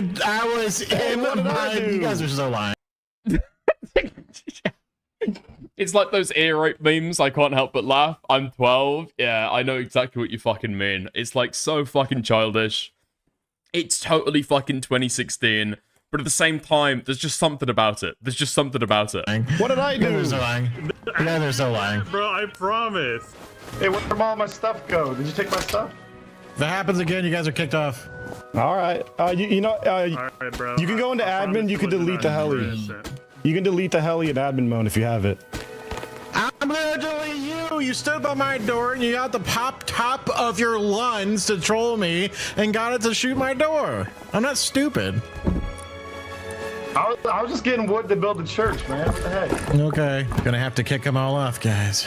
Wait, he's talking about kicking us off. Already? What? Oh, we didn't get to the good part. It's always gotta be something. Hello? Sheriff, do you have any wood? There's barely any trees here. No, can I farm those? Jimmy, fuck you. You know what? Jimmy, for the last 4 minutes, do you want to come on and co-host? Can you clean your drool? Do you just watch this and clap in your free time? Can you become a peanut and still make funny faces? Do you want to come on and co-host? I'll share my screen. I'll show you what I'm looking at, okay? And you can try and come up with some insightful commentary. Do you want to do that? Do you want to do that? Let's raise up smaller content creators, okay? We'll see what Jimmy has to say about some of this stuff. Let's just see if he can give any fucking commentary over it. Yeah? Sure? Okay, hop in the server, Jimmy. Hop in the server. Hop in the open live. I'll share my screen and we'll watch it together, okay? Okay. Come on, hurry up now. Seething so hard you're letting him co-host now? I am letting him co-host. For the last 4 minutes of this video, I'm letting him co-host. Okay. How's it going? How's it going, Jimmy? Welcome to the stream, mate. You right? I'm doing good. How's it going, Dickers? Good. So, okay. I think that main Any critique why thoughts you so watched this in far? the first place. The video kind of sucks ass. I'll be real. You didn't find it funny at all? Not really. I'm kind of zoned out on the faithful sheriff stuff.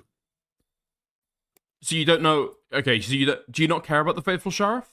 I used to when he was like Dr. Witnesser, defending Dr. Disrespect on the I think he said defending the inappropriate messages. He specifically said that was funny. I interacted with that, and then when he first became the peanut, he just got a little dry now. It's the same shit over and over. You think he's do you not just enjoy like regular gameplay, like trolling content? Is that beneath you? I think that is beneath me, yeah. Okay. Aren't you the guy who watches like old men talk about internet drama for like 4 hours at a time? Don't you like go through total cold that nobody else takes interest in? Isn't that your whole thing? Yeah, you could argue that. Okay. Do you want to co-host the last 4 minutes of this? Yeah, I could. Okay, nice. Just tell me to stop when you think of something interesting or like insightful to say, okay? Nice. Okay. You in the screen share? Yeah, I'm in the screen share. Sick.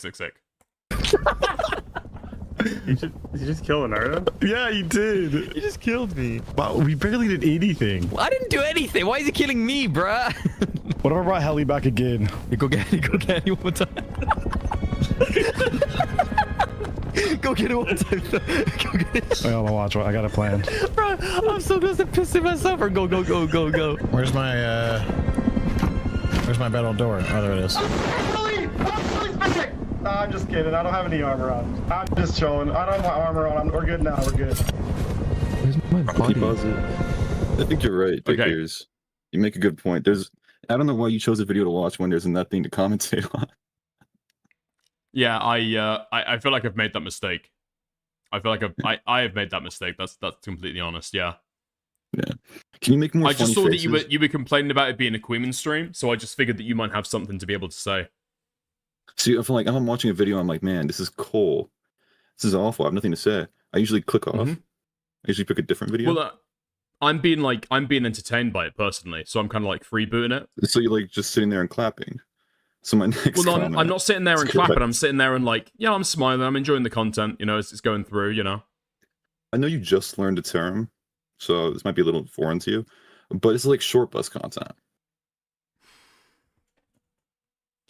Morales says he's a big fan. What do you mean? You're not happy with it? Morales a big fan of this video? Morales a big fan of this creator, apparently. No, this is his favorite guy. 13-year-olds. For 13-year-old or people who are like easily impressed, I guess, yeah? So like I could see why you'd be a fan of it. I am easily impressed, yeah. I'm easily impressed. I just think that it's kind of funny. I think the peanut trolling is funny. Really, the helicopter bit, you didn't think that was funny? It was alright. But it's like a 20-minute video. They got one funny bit in there. Yeah. A lot of cool. He's got like a fake southern accent. He's like complaining about them being like agents of Satan and stuff. I think it's a little funny. You could argue it's a little funny. Okay. I'm gonna have to figure out how to unwhitelist people. I thought about looking that up before I started the server, but I was like, nah. I was like, nah, they'll be good. It'll be fun to watch. I'm gonna go throw some grenades. I'm gonna throw some grenades.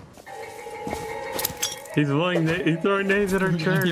He's throwing grenades at the church? What? Yeah. He's throwing at the church. What? He's not faithful. He's killed me. He's literally bombing a church right now. You guys got the faithful sheriff to bomb a church. Someone's in the chat. Why are you doing chat? Seeing the faithful sheriff bomb the church that we built with our bare hands was the last goddamn straw. Who's coming out? So, you want me to talk to him? He's coming out. You just kill him? No, he's shooting at some. Oh wait, Thor did kill him. Throw stealing him. Why did he have to build stairs here?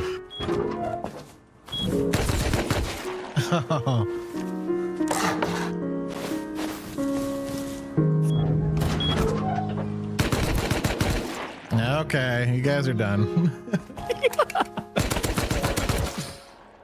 Well, no. Random missile strikes. Dude. Throw, get out. I'm banned. No, I did. Oh, he shut down the whole server.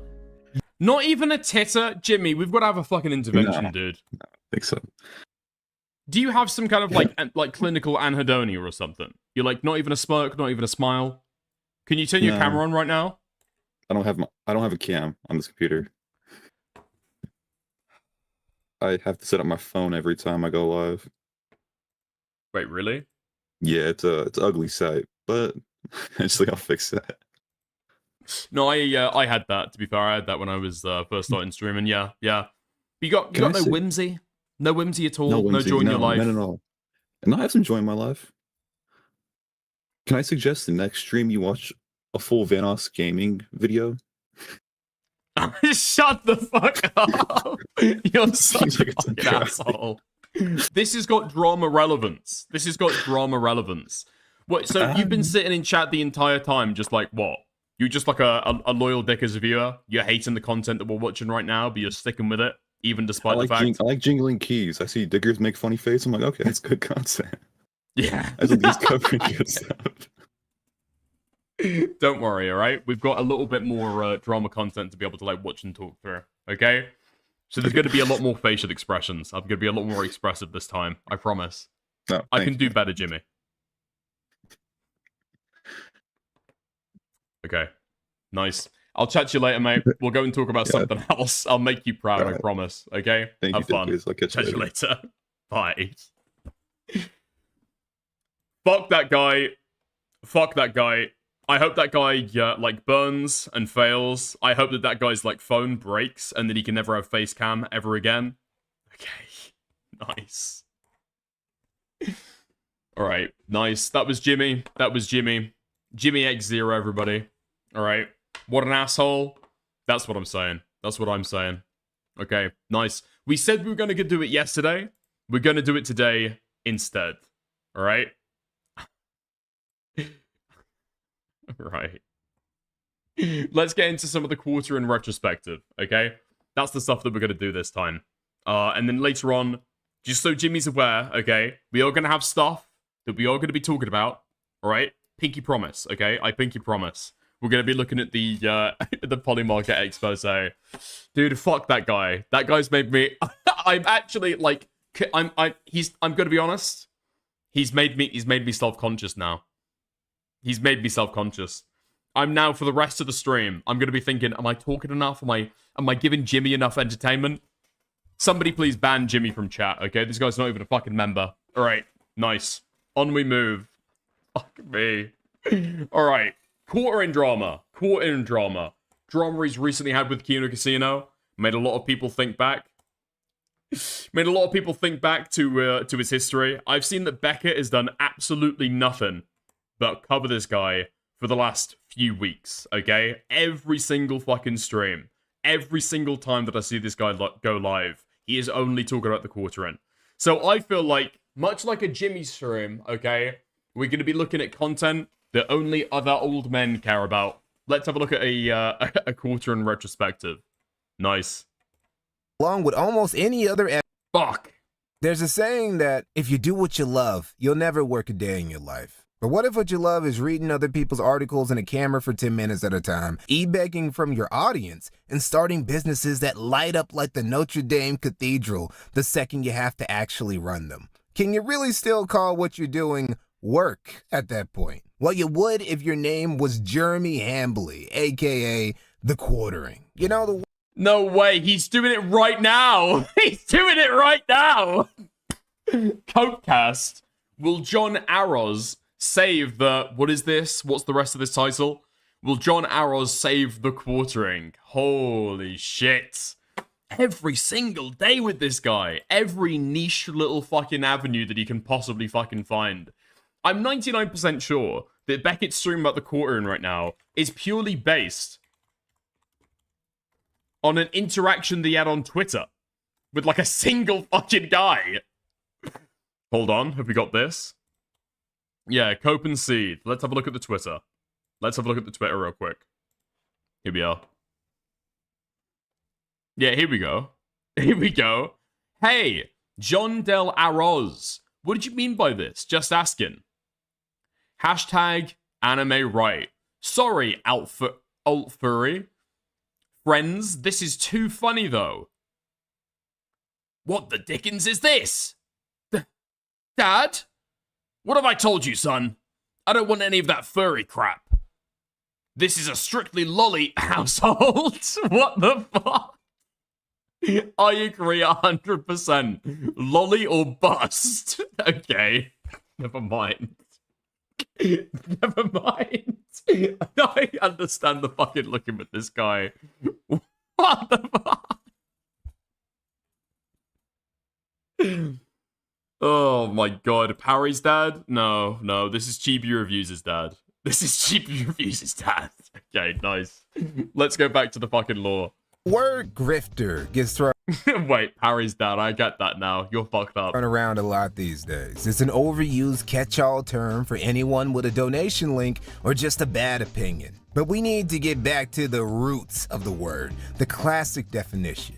a con artist, a shyster, someone who uses deceit to swindle. And if the quartering isn't a grifter, none of these other internet hustlers are either. Thing is, the quartering's not even really a hustler. He's a prolific slot manufacturer who's gotten out of almost every financial jam, essentially by relying on his fans to bail him out the moment he got confronted with a problem, vomiting out 5 to 6 videos a day couldn't solve. If there's one thing I've learned about Jeremy Hambly while making this video, it's that when the times get tough, the quartering gets to begging.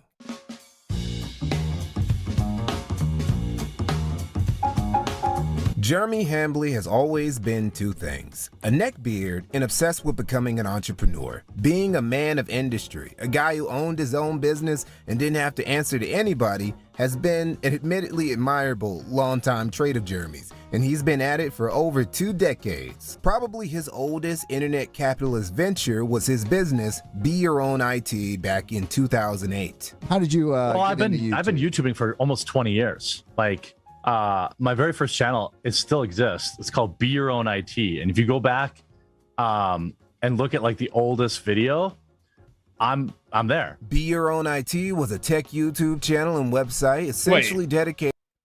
Hold on a moment. Is this where the quartering's fucking clip comes from? Where he's talking about advising people on how to avoid detection by the cops? If they've got CP on their computer. Fuck, somebody's got to be able to fucking... Yeah? Is this it? Is this it? Fuck me, man. Where is it? Wait, what's the title of this video? All I've got right now is a stream where Brittany Venti is talking about it. Hold on. The infamous Florida CP Breeze clip. says, Jared. That's what I'm thinking about. Wait, Hengist has got the original. Oh, huge fucking W. Okay. It's more of a public service announcement than anything else. Helpful hints from Jeremy Hambly, aka The Quartering. How to hide your child pornography by Jeremy Hambly is a pedophile. Okay, nice. At the office this week, we had a situation where one of the techs came across some pictures on a customer's computer that were of the child pornography variety. I don't really know if there's any tech way to put that, but the customer was reported and subsequently arrested, I believe, is last that I heard. And is even more serious. However, I've never known a tech in my life oh my god that ever took anything other than like videos or music. Oh my god. Man, all the hate that's been directed the Quartering's way has been directed by people like Lance from the Serfs, right? A lot of leftoids have hated this guy for a long time. That's the only people that I've seen like A-log in this guy. I know that he's got a huge Kiwi Farms thread, like a really, really fucking active one, especially from back in the like the sector days. But yeah, I've got no clue about this guy's background. Off computers, but like the extent of the criticism that came from like the Serfs and other people like that is like, damn, this guy's like a heckin' chud. Am I right, guys? This guy's like a heckin' chud. The point of this video is just to remind people that, you know, as techs, we read your emails, so to speak. I'm not saying it's right. I'm just saying it happens. So if you have things that you don't want computer techs to see, you know, you should delete them or rename them that you don't want text to look at. You know, maybe change the folder name when you take it in if you can, or, you know, I'm not condoning it. I don't think it's necessarily right. I believe it's an invasion of privacy, but that's really why, you know, I don't really do it anymore. But I certainly did back in the day, and, you know, there's not a tech in the business out there right now that doesn't do it. Happens. Like, I understand the advice that he's getting, right? I understand the advice that he's given. I genuinely fucking do. Just, if you're gonna give it, why bring it up in the context of child porn? I don't get that. That's always been the question that I've had about this clip, right? Yeah, I understand what he's trying to go for. Why are you talking about fucking CP, dude? Why is that the example that you want to fucking go for? Anyway. but lies a very, very interesting aspect of Jeremy's personality, possibly. All right, let's get back to it. To scamming boomers who couldn't use Google or know how to browse tech forums into paying Jeremy to give them the most basic tech advice in the world. There were already YouTube channels back in the early aughts that offered essentially the same value of info that Jeremy was trying to dupe people into paying for. Unsurprisingly, the business struggled, and it led Jeremy to making a video in 2008 that would completely foreshadow his future career of entrepreneurship. I ain't got the video though. It's gone. Jeremy managed to get rid of it along with almost any other evidence that Be Your Own IT was a thing that he was once affiliated with. This was a smart move on Jeremy's part because a lot of those videos did not age well for him, including the video I'm talking about, which Jeremy literally titled "A Sad, Pathetic Cry for Help from Me." Now, fortunately, while we don't have the video, the transcript did manage to survive. And to summarize, the video was basically a precursor to every "I need your help, my channel is under attack" video that Jeremy has ever made. Double speaking about how the channel and blog are doing great while also admitting he only makes 25 cents off the site every 2 days. Talking about how the business barely making any money is fine because it's all about helping people with his 10 years of computer repair experience anyway. Yeah, Filmart is absolutely fucking amazing for this kind of stuff. It's like such a fucking powerful tool for commentary channels. It's actually insane. Like, it's got its downsides, right? So upsides allows people like the Kandros to do what he does, totally rape freaks like Mutahar and Nuxtaku. Downside, some people have pointed to Filmart and the increasing like rise in people using Filmart as the reason why people just don't do these fucking podcasts anymore, right? You don't have these like big creator shows where they'll come on and speak with commentary guys to talk about internet drama. Yeah? Oh, fuck me. It's bad. It's bad. It's bad. It's got its upsides and downsides. I'm not sure what world I'd rather live in, though. He says this while also pleading for people to share the video, share the blog, make videos about his videos and his blogs, and maybe doing a response for a response, share for a share thing that YouTubers back in the early days liked to do. Basically, his business was doing bad, and Jeremy begged for his YouTube audience to come to his rescue. Yeah, bro's been doing that for going on 18 years. He might actually be one of the only guys on the internet who's been crying to their audience for support longer than Darkside Phil. Jeremy Hambley, when it comes to being a strong, independent businessman, is soft as baby shit and quick to resort to a bailout from his community whenever he can. Also, the whole thing about just wanting to help people with his computer repair skills and not caring that Be Your Own IT barely made any money was a lie. Because as soon as he was able to, Jeremy sold that bitch to somebody else and never engaged in any further computer repair content again. What I did was I started selling these little how to repair your own computer kits, and then some VC guy bought that channel from me, and I think I got $160,000. Not only because it didn't make him that much money, and competition in the online IT advice scene was really starting to heat up around 2011 when he sold it, but because, just like with Review Tech USA, Jeremy's tech know-it-all was actually quite limited. Despite having over a decade's worth of computer repair experience, Jeremy can't even repair his own laptops. He has to send them to an actual expert instead. Now, even though his tech era was over, Jeremy wouldn't stop making YouTube content after Be Your Own IT. Is this what the Quarian tries to do then? Because he's got like how many channels? Does anybody have like a fixed amount of like a number of how many channels this guy tries to run? I think I think people have said 8, right? He's got 8 different accounts between his different channels. I actually couldn't list them all. Around 20. There's no way. There is no way. Jeremy Hambley. Channels. He's got a Wikipedia page. Okay, Wikitubia is probably going to be better for it, right? Yeah, because they're going to talk about his, like, his aliases. Okay, give me a second. Wikitubia, or YouTube.fandom. That might be just as good. Okay, hold on. Let me fuck off the ad. Okay. Great. The Quartering, he's got several other accounts, though, right? Most viewed video, first video. No, fuck. Wait, really? They don't even try and list all his fucking, like, secondary channels. Oh, fucking hell, Dan. Alright, never mind. Wait, controversies? Let's go for the chapters. Controversies. Jack Murphy. Neo-Nazi allegations. White Label Coffee Company. Okay. I feel there's a couple missing off here, no? A couple big black controversies in this guy's history? No? Okay. All throughout the early... Like, where's him shitting his pants? Where's Jeremy Hambley shitting his pants, telling other people how to hide their CP on their laptops, and pissing in the fucking basement? And the cucking bull stuff.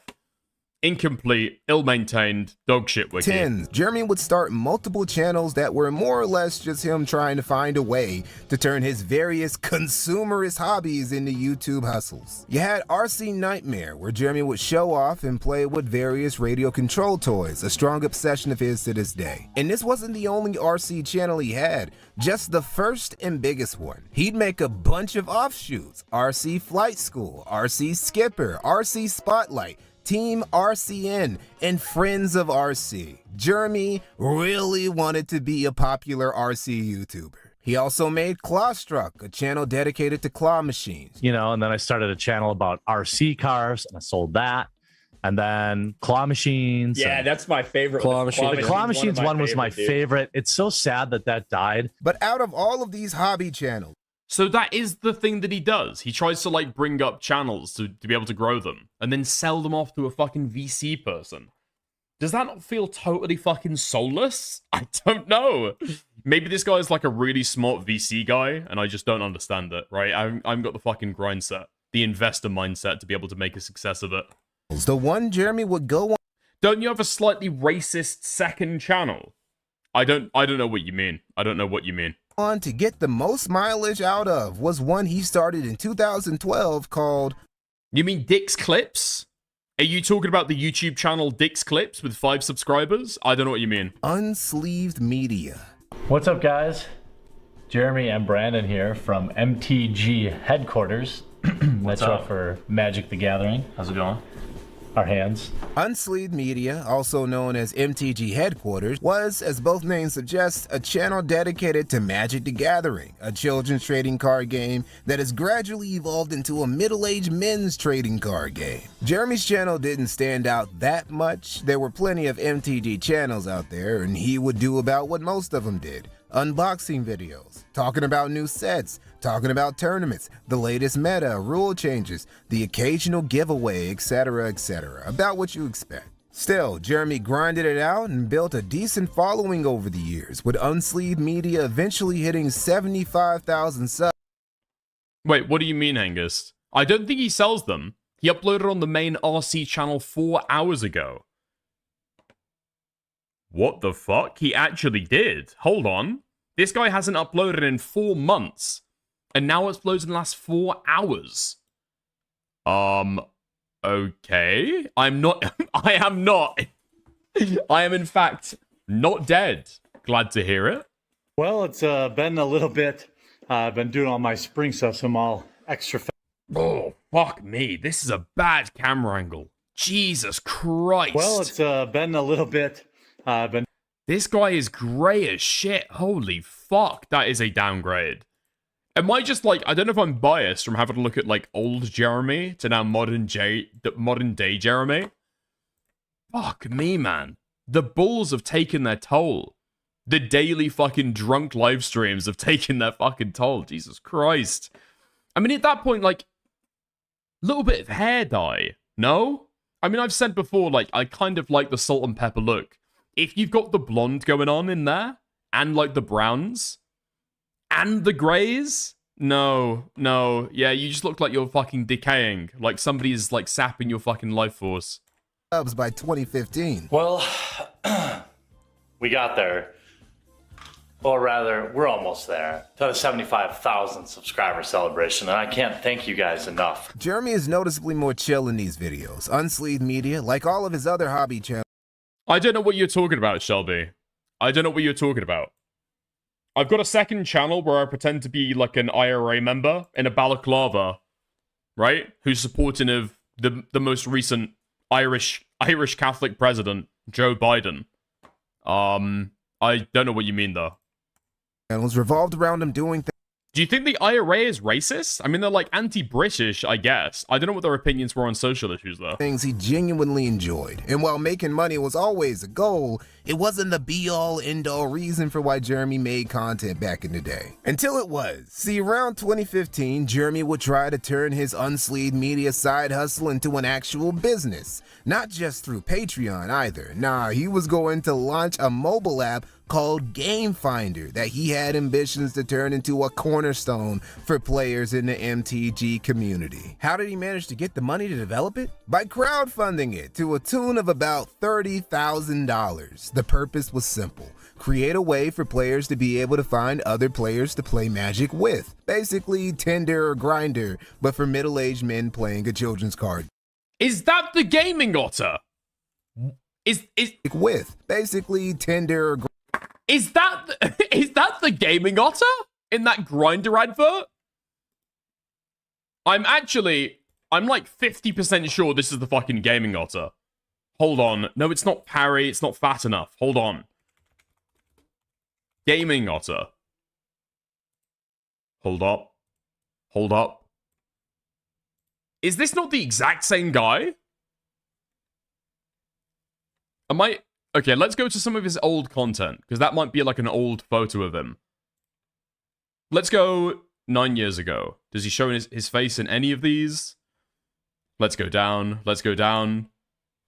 Hello everyone, Nick here. I wanted to... Oh, careful what you're fucking saying. Jesus Christ. No? No? I'm only half playing. I'm legit. I'm like only half joking.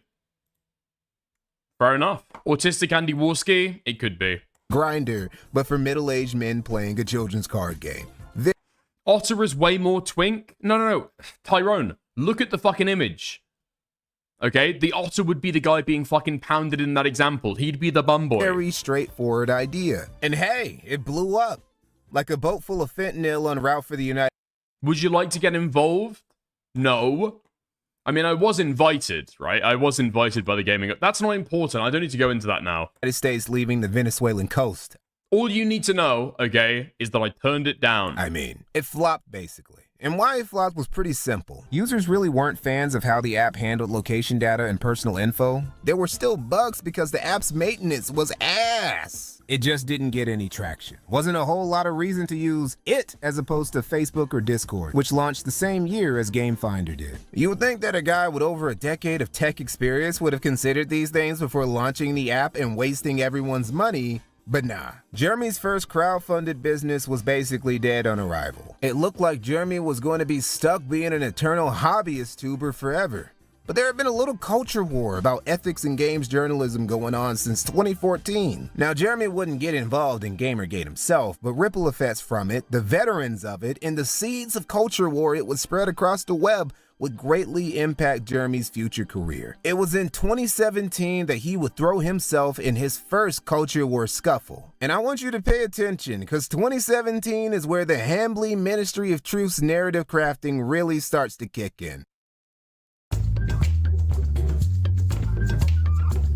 It all started in June of 2017 when Jeremy got blacklisted by Wizards of the Coast. It's no secret to those of you who have followed me for a long time that I am blacklisted. Both officially, I mean, basically as officially as they can do it. I can still play in sanctioned events currently. I'm probably one offensive joke away from getting my DCI taken. There was a brief period of time where I was somebody that they would send free product to. And I'd gotten to the point where they would even let me do spoilers occasionally. I had done a few spoilers for them. They decided they were done with this fool and wouldn't send him any more promotional material. This was a very big deal to Jeremy because, again, he'd been trying and failing to turn his internet shit into a career for years, and unsleeved media had been the closest he'd ever come. Now, you know... Wait, I think that I've heard about this from the courtroom before, and he's described it, like, in past tense as being blackballed. Or blacklisted from Magic the Gathering. He could still play in events. There was no issue at all. They just wouldn't send him free shit. This is the complaint that fucking... Oh my god. People were so fucking hungry for drama back in the day. Huh. That we just, like, let this ride? This is what launched his fucking career? Out wondering. Oh, he eventually was? Alright then, alright. And why Jeremy was abruptly blacklisted by Wizards of the Coast. The story that Jeremy tells is that earlier that June, when the transgender bathroom debate shit was a big topic of discussion in the news for some reason, Jeremy, in reference to it, just made a little joke about how planeswalkers wouldn't need bathrooms because they could just piss into the ether. It all started with a series of tweets, I think. This is how I remember it. This is like a year ago. LSV retweeted Gabby, and they were basically whining about bad comments. So I chime in by saying, hey, comments are just that. Internet comments are even less important. Let's not be so thin-skinned. Later, the next day... Oh, what an interesting thing. What an interesting thing to say in retrospect. Can somebody please clip this and send this to the Quartering in modern day? I think you might find it very, very instructive. I believe this was like right around when the Charlotte bathroom thing was going on about trans people not having trans bathrooms or something like that. In their opinion, in a lot of people's opinions, I make a transphobic joke by saying another content creator responds and says, I identify as a planeswalker and demand my own bathroom. A clear joke. So I replied, send your urine into the aether. According to Jeremy, this innocuous joke was taken very serial by Wizards of the Coast, who had been bitten by the progressive bug, so they immediately put him on their shit list from this moment forward. That's the story Jeremy tells. It's not true. The actual reason Jeremy got blacklisted by Wizards of the Coast was because he had been constantly starting shit with other members of the community all year long. See, there are two wolves. Wait, what is this? Shit with other members. Where is he? Oh, wait, what? Cancerous. You were blocked from following original Ostrus? Original Ostrus.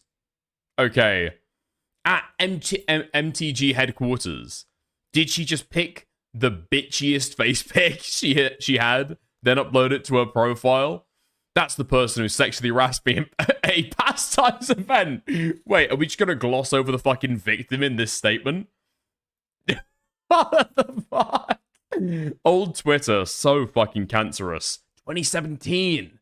Jesus Christ. Members of the community all year long. The MTG community is not ready for truth. Cucks and white knights drive the entirety of the narrative. Yet another thing, clip, ship, sent to Jeremy Hambley, modern day. See, there are two wolves inside of Jeremy Hambley. One is a greedy, attention-seeking, jaundice-filled fat nigga. The other wolf is also all of those things, but he also has a drinking problem too. And because he has a drinking problem, he's worse at hiding all those nasty traits the first wolf inside of Jeremy keeps just barely under the surface. Wait, hold on. Did this guy get plugs? Has this guy got like a transplant or plugs or something? How has he got so much more hair in his fucking in his older age? This guy's got so much hair he sets it as his fucking profile picture, right? When did this change happen? Quartering. Hair transplant. I've got to look into this now. A lot of you are probably familiar with Jeremy's Twitter addiction. Boy's got one of the nastiest... A transplant takes like a year to heal, so it's not a transplant. Okay. Cases of Twitter... There's no way that you can get that much hair just with like minoxidil or finasteride, right? Fingers I've ever seen. Shit's terminal. And he also has a bad habit of saying things he wouldn't say otherwise, especially when he starts pulling up. Combine this with the fact that Jeremy has been paying attention to a lot of the goings-on in the anti-SJW realms of YouTube and social media at this point, and that he was starting to look for his own SJW dragons to slay, and you end up with a series of tweets where he's constantly squatting on other members of the community, like Anthony from the Mana Source and Kate Donnelly from Hipsters of the Coast, bragging when they... Wait, hold on. Let's have a look then. What's he saying? Like Anthony... Anthony from the Mana Source is a cancer on the Magic the Gathering community. He also has zero original ideas and steals others' content. From the Mana Source and Kate Donnelly from Hipsters... Ha ha ha ha ha. Hipsters of the Coast. is my new lol cow. 2 separate words. Seriously, reading through the articles is literally killing my sides. Okay, let's have a look. Tired. Kate has a great idea to bring more players to Legacy. Stop treating women like the enemy. Well, it didn't take me 4 minutes to read, but it's not, okay. Of the coast, bragging when they eventually block him for constantly tagging them just to insult them, all while reusing Kekistan and other 4chan memes he just copied from the other anti-SJW posters he was following. He also made... God. Oh my God. This post is actually fucking toxic. A war is coming. I am by far the underdog. But what they don't know is Kek is on my side. I'm getting cancer from reading this. I'm getting cancer from this being on my fucking screen.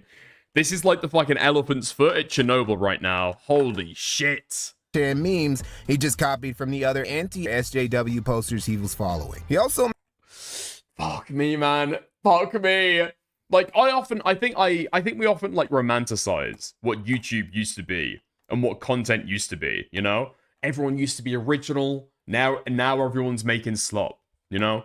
You used to have the great YouTubers back in the day, and now you've just got copycats. I'm gonna be fucking honest. It feels like things have only fucking improved. Because that level of coal, would that, like, gather a fucking, an audience today? Would people actually fucking, like, start clapping and cheering if you were, I don't know, doing something like that now? Praising Kek? Made tweets like these, posting pictures of his guns while mentioning the Milwaukee protest at the same time. Now, some of you would... Return with a V. I'm not sure what the fuck that is. Return with a V. Okay. What the fuck is this? I've got a Reddit comment. I've got a Reddit thread about it. Okay. What does the word return mean? I've seen it in a few posts, and I'm probably too old to understand it. Thanks in advance. It is an alt-right dog whistle. They, like many supremacist organizations, uphold Roman Empire iconography. The Latin alphabet of the Roman Empire did not differentiate between V and U. Both were written as V. Huh? What? Interesting. Have I not seen that before? I've never seen that before. No. Say, well, Mikey, it's not a crime. So long as he wasn't threatening anyone with his firearms or threatening to bring them to an event, it really wasn't the rest of the community's business. I agree, but it's really not a good look to make those types of tweets when you're already building a big reputation for being an abrasive alcoholic asshole. So no, Jeremy wasn't just a good boy who wasn't doing nothing but making a couple jokes at a few SJWs' expense. He had gradually started to become a pariah because he couldn't behave himself. The Game Finder failure, where he basically set 30K from other Magic players on fire, didn't help his rep either. But the most notorious example of Jeremy just being a cunt was a video he made called Playset of Beta White Knights Prevent Rape of MTG Cosplayer at C Sprinkle Run. In this video, Jeremy ran about how Magic the Gathering cosplayer Christine Sprinkle didn't like a certain horned up comment she received. Okay, so it was drawn to my attention, or brought to my attention, that there was like literal rape happening in the Magic the Gathering community. Serial virtue signaler and crying for Patreon dollars cosplayer See a Sprinkle Run posted yesterday. Allow messages to my Facebook page again. Question my life choices immediately. Hey, I mean, if a guy tells me that he came and looked at my pictures and it gave him an erection, like, I'm like, sweet, you know? I appreciate giving you boners. Jeremy was... What? What if somebody said that about your fucking wife, Jeremy? What if somebody said that about your fucking wife? What if I hopped into the Quarren's DMs and was talking about how his fucking wife on their retarded fucking claw machine channel were giving me a huge fucking hard-on? 7-inch hard-on. 8-inch hard-on. What? Is it any surprise that this guy would go on to serially fucking sexually harass his fucking co-hosts live on stream? Was furious. Actually, fuck it. No, I'm fucking thinking about it now. No, Jeremy would actually like that, wouldn't he? He'd be pretty fucking happy about it. Okay, ignore that. Scratch that. Never mind. About this. Why? Well, for one, Jeremy had a weird vendetta against female Magic cosplayers in general, but Christine especially triggered him because of how much love she got from the community compared to him. Let's see what the Magic the Gathering community... 107 likes, which is a lot for Magic YouTuber or Magic personality. They literally called her the godmother of Magic cosplay. She even got a video on the official Magic the Gathering channel dedicated to her. This wasn't some random thought trying to grift off nerds from a community she wasn't part of. She had been attending tournaments and engaging with the community for years. But Jeremy could see the thought that everybody else was blind to. What really pissed him off were the dudes white knighting for her in the comments. Tim Wright, jeez, it's not like there are any plenty choices online for cosplay perving. Why can't they leave the pros alone? Obviously, Sprankle is a pro cosplayer. You know she's a professional cosplayer by the fact that she has to solicit Patreon dollars and then cry in her Patreon video to get loser beta cucks to give her money. Now, even back then, it was really rich for Jeremy to... I'm unaware about the Quartering's fucking background, I guess. Has this guy just been drunk on every single live stream that he's ever done? This guy's slurring his words like fucking crazy. Poke at somebody else for soliciting Patreon bucks and crying to their audience for money because he had literally done the same thing a year earlier. 4 years ago, on February 2nd, 2012, I uploaded my first MTG video on YouTube. Now, 4 years later, more than 4 years later, and 820 more videos, I'm still here, producing content with the same dream of being able to do this as at least a part-time job. For the past year, I've been running myself ragged, trying to run a business as well as YouTube full-time. And while it's been worth every long night, it's unlikely I can continue this pace much longer. I'm just so tired all the time. Now, I wish I'd done a lot of things differently. I wish I was friendlier with other Magic YouTube channels. I wish YouTube ad revenue wasn't less now than it was a year ago. Now, you may have heard of me talk about my Patreon for several months now. The truth is, the support I'm receiving on my Patreon is literally the only reason I can spend the amount of time I do now on these YouTube videos. I feel like we've achieved adequate corporate sponsorship.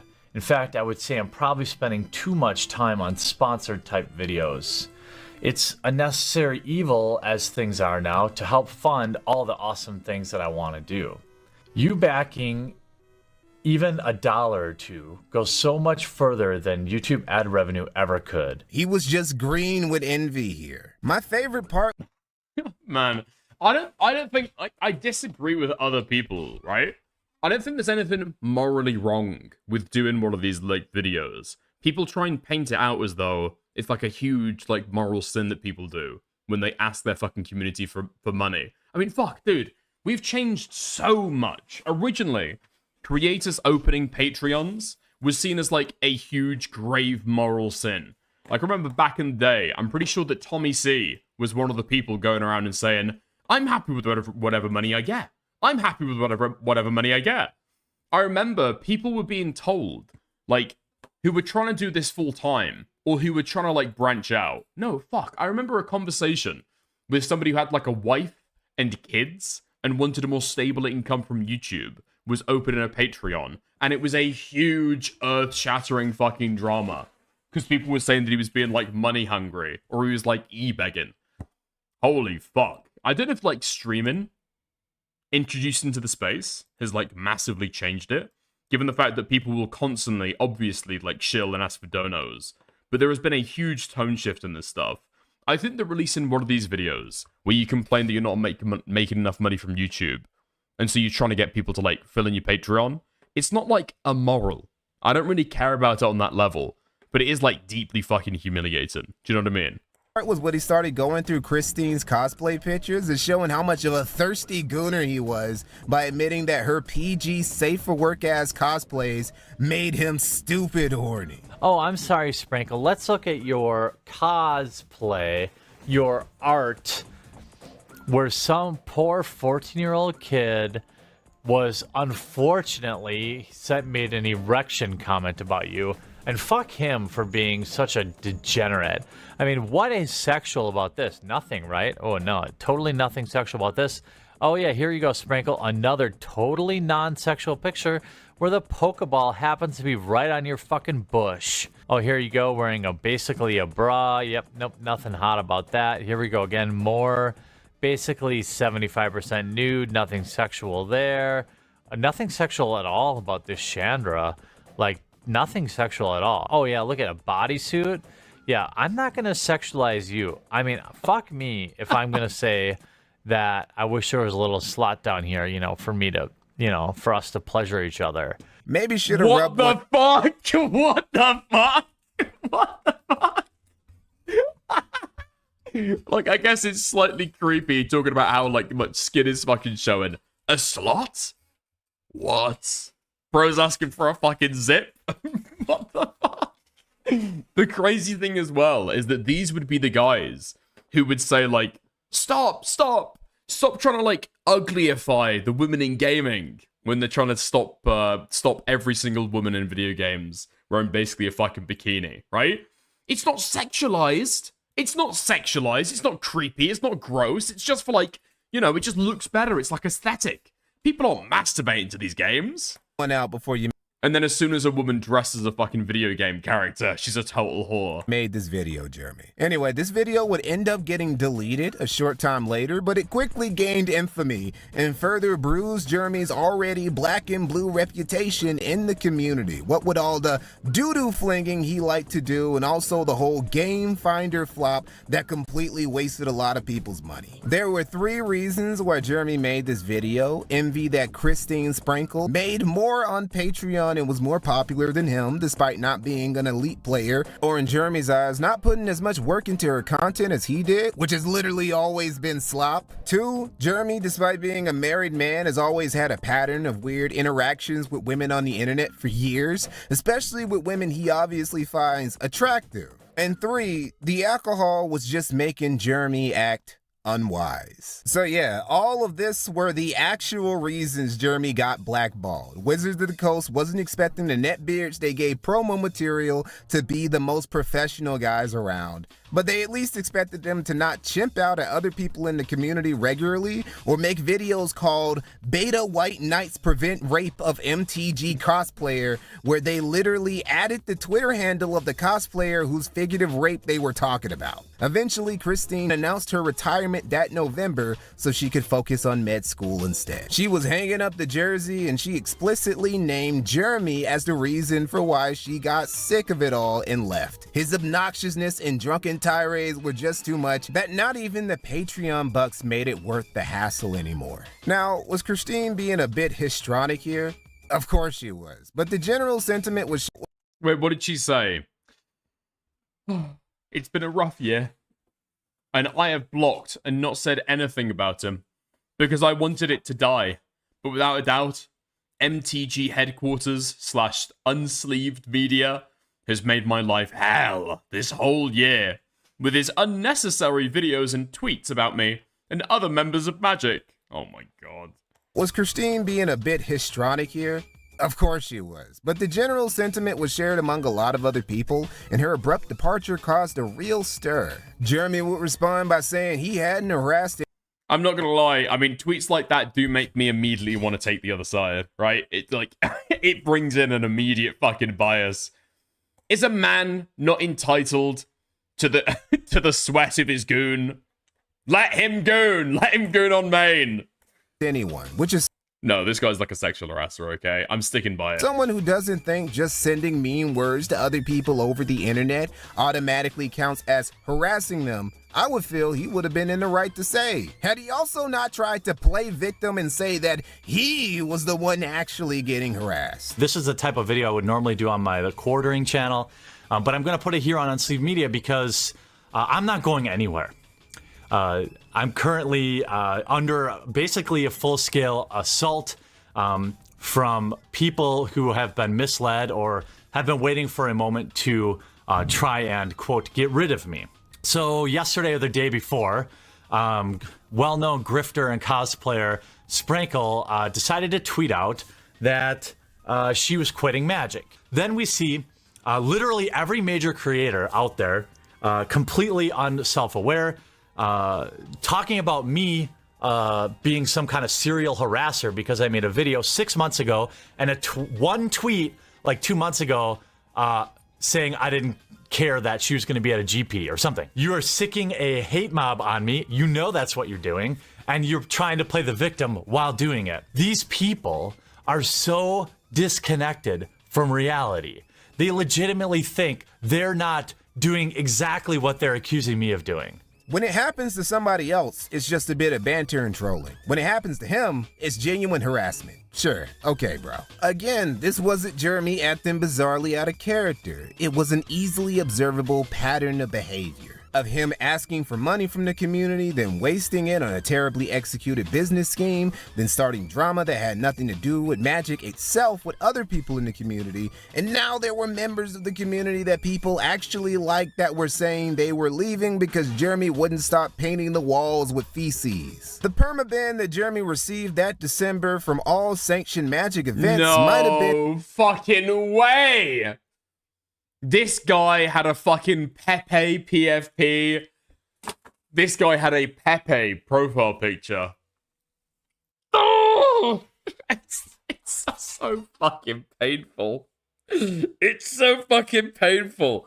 I will occasionally use fucking Pepe emojis or like Pepe emotes. Every now and again. I will, okay? I will.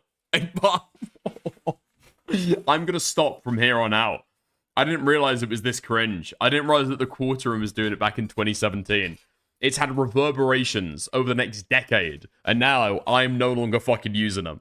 Harsh, but it was after a year of him basically antagonizing and pissing off numerous influential people in the community and also just making a general ass out of himself. The ban didn't prevent him from going to non-official events or visiting card shops or anything like that, but it did essentially mean that any chance of Jeremy's Magic the Gathering channel ever becoming anything more than a hobby after 5 years of making hundreds of videos was basically dead in the water. It was the end of unsleeved media. But it wasn't the end for Jeremy himself though. Nah, this was just the beginning, because earlier that year, during the summer, Jeremy had rebranded his other Magic the Gathering YouTube channel to just The Quartering.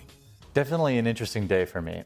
So as you know, I'm kind of going through a transition on my main channel, which is specifically about Magic the Gathering.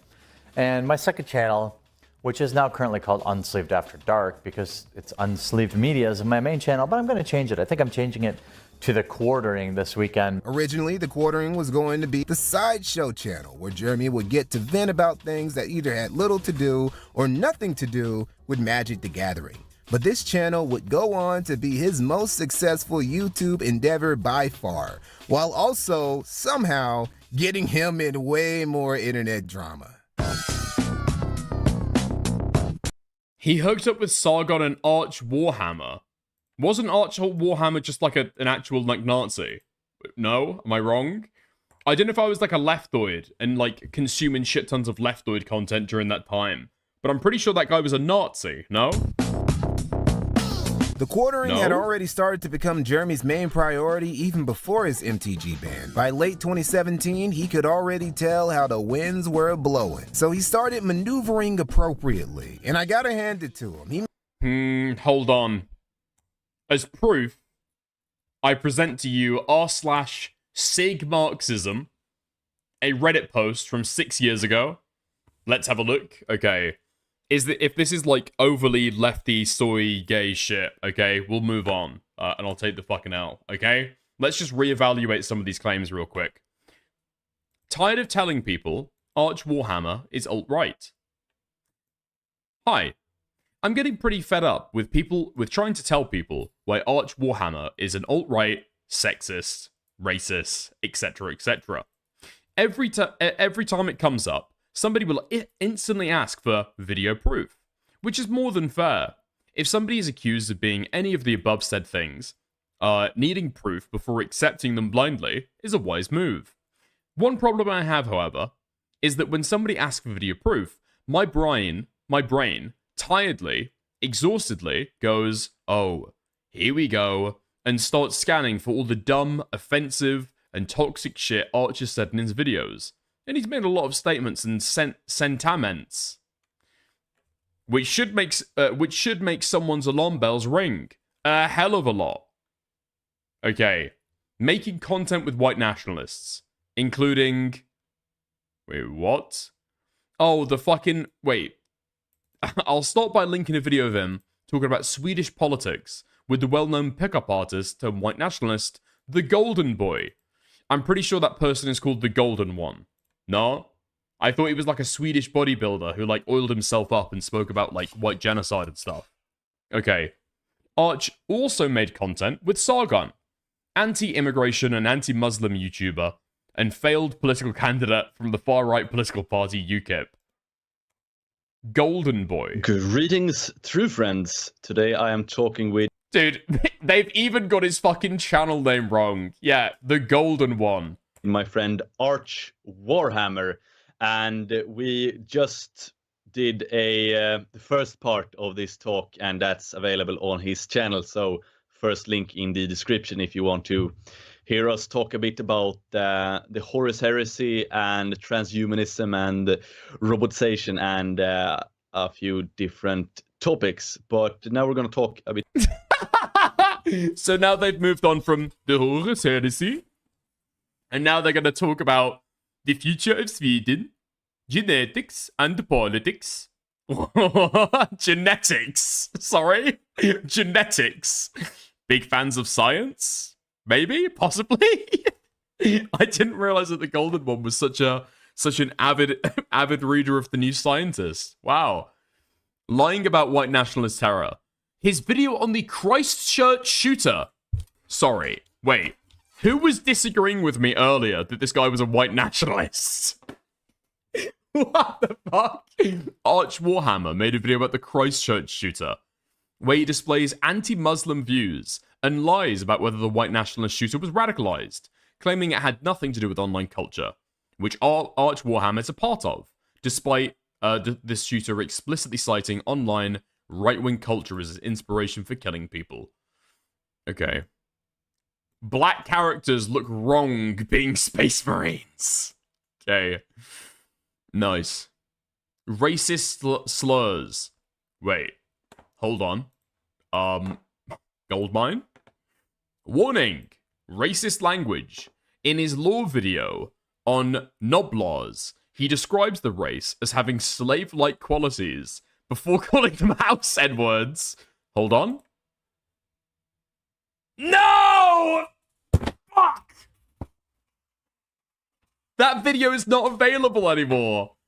It doesn't say it's privated. I'm guessing it was taken down due to community guidelines. Fuck!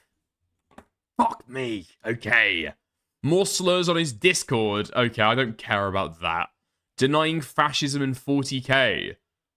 Isn't that the entire idea? Okay, never mind. Nice, nice.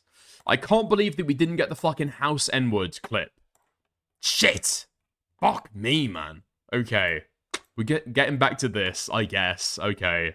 He made some smart moves, broadening the topics he talked about from just magic to general geek culture, the news, and politics, encouraging...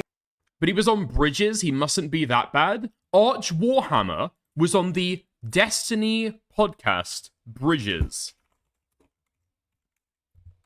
How did I not find out about this? How did I not know about this? Arch Warhammer. Bridges. That's not true. Okay, you lied to me. You just lied to me, I think.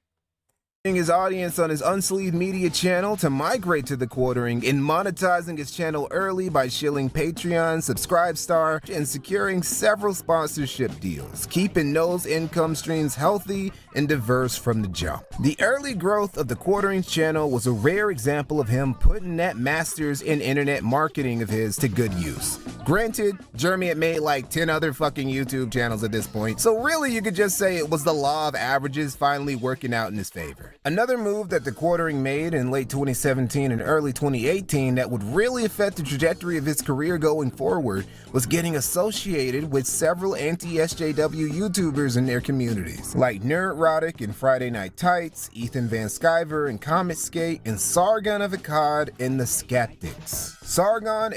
Oh my god. I do remember watching Skeptics content.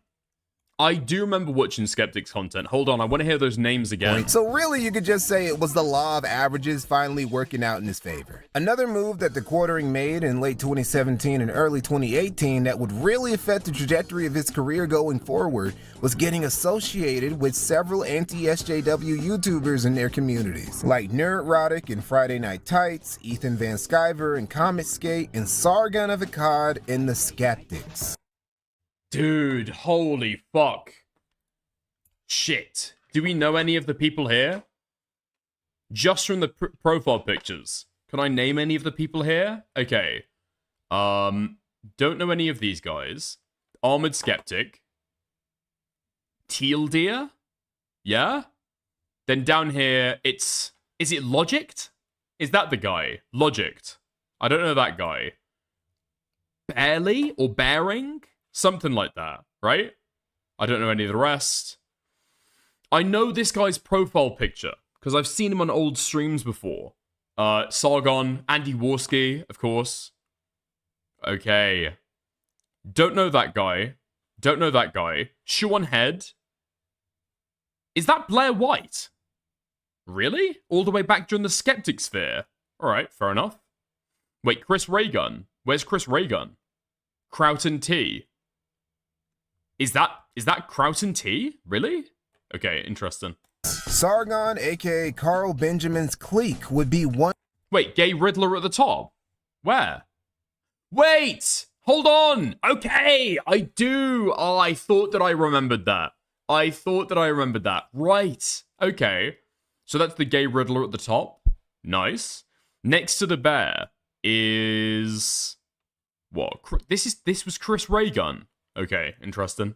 In the Skeptics. Sargon, aka Carl Benjamin's clique, would be one quartering would become especially tight with. And I mean, he will become really tight with Sargon. Coach Red Pill asked me, keep sucking on Sargon's dick, boy. V says that Sargon's cum tastes awfully good. So does it. And sure enough... Yo, rest in peace. Rest in peace, Coach Red Pill. We will never forget what happened in Ukraine. I found a little website. Just remember, every time you give out a fucking Slava Ukraini, just let out a little prayer for Coach Red Pill, okay? Where I could purchase Sargon of Akkad semen. Probably my invoice here. Let's see. Oh, look at that. That's nice. Little letterhead.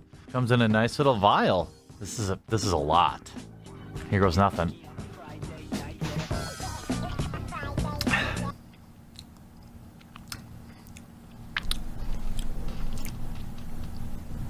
I don't know. Hambly was really gonna need these connections because he was burning through whatever was left of the bridge between him and the Magic community to the ground with his Scorched Earth campaign against Wizards of the Coast. Specifically, I mean, it wouldn't be the last time that he drank a man's cum, right? It might have been the first time that he faked it. It might have been the first time that he did it for fake. Against their judge. Did it for fake. What the fuck am I saying? Jeremy's a guy who definitely holds a grudge, and he was left seething after they banned him. Not only because they cut him out of his Magic the Gathering tuber ambitions, but they locked bro out of his Magic the Gathering online account too. But what I wanted to talk about was really digital goods, specifically Magic the Gathering Online, because as you might know, my collection was stolen by Wizards of the Coast. All that money he spent on boosters lost to the Shadow Realm forever. Honestly, being locked out of playing a gacha game, which Magic the Gathering Online and Arena 1000% are, will always be a blessing in disguise. But for quartering, it was just one of the many heinous offenses committed against him by Wizards of the Coast. But Jeremy was about to get his get back by... He's just correct about digital ownership. Yeah, he is kind of correct about digital ownership. But that's what you kind of go in there for. You know what I mean? That is kind of what you go in there for. You already know that shit is going to be owned by somebody else. Now, the place that I would agree, like, wholeheartedly, is over, like, Steam, for example. The idea that you could get your Steam your Steam account banned, and you lose, like, hundreds, maybe for some people, like, thousands of dollars of fucking games. That seems like total fucking bullshit. Nobody thought about it back then? Possibly. How the fuck else would you actually get banned from Magic the Gathering Arena? Like, you stall games? I mean, that's like the fucking meta anyway, no? Exposing Wizards of the Coast for harboring pedophiles. It had been brought to Jeremy's attention that Wizards of the Coast had been lacking when it came to their background checks, and there was now a cabal of pedos working for him. Quartering went to gather in a dossier of sorts of this Diddy the Gathering he had found out about and dropped it all on their heads. And how many did he find? 1. We start with Ross Prasner.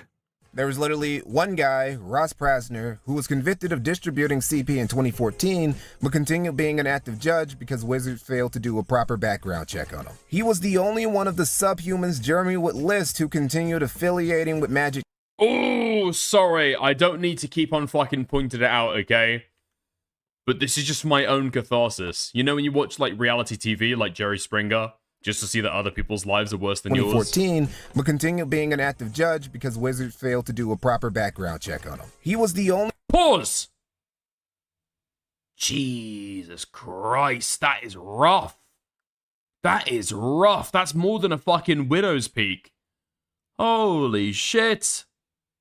Fuck me. Something happened. Something happened here. I'm not sure what. But this guy grew back so much fucking hair. I need to find out his fucking secret. Only one of the subhumans Jeremy— You'll be worse by then? That's what I'm worried about. Would list who continued affiliating with Magic tournaments after they were caught. It's not that these guys didn't do what they did, it's that they didn't actually judge at Magic tournaments in any official capacity after— Like, I feel like you can get away with being bold this early in life and this badly if you've got a really good beard. You know what I mean? If it's, like, really thick, it grows through really well. Has the Quartering ever had a decent beard? I don't know. Because I feel like this guy started growing a beard back before it was, like, fashionable or, like, socially acceptable, you know? When the only people who grew beards were, like, homeless people, fishermen, and pedophiles, right? Those were the 3 groups of people who used to grow beards. Fuck me, man. Give it a fucking trim, yeah?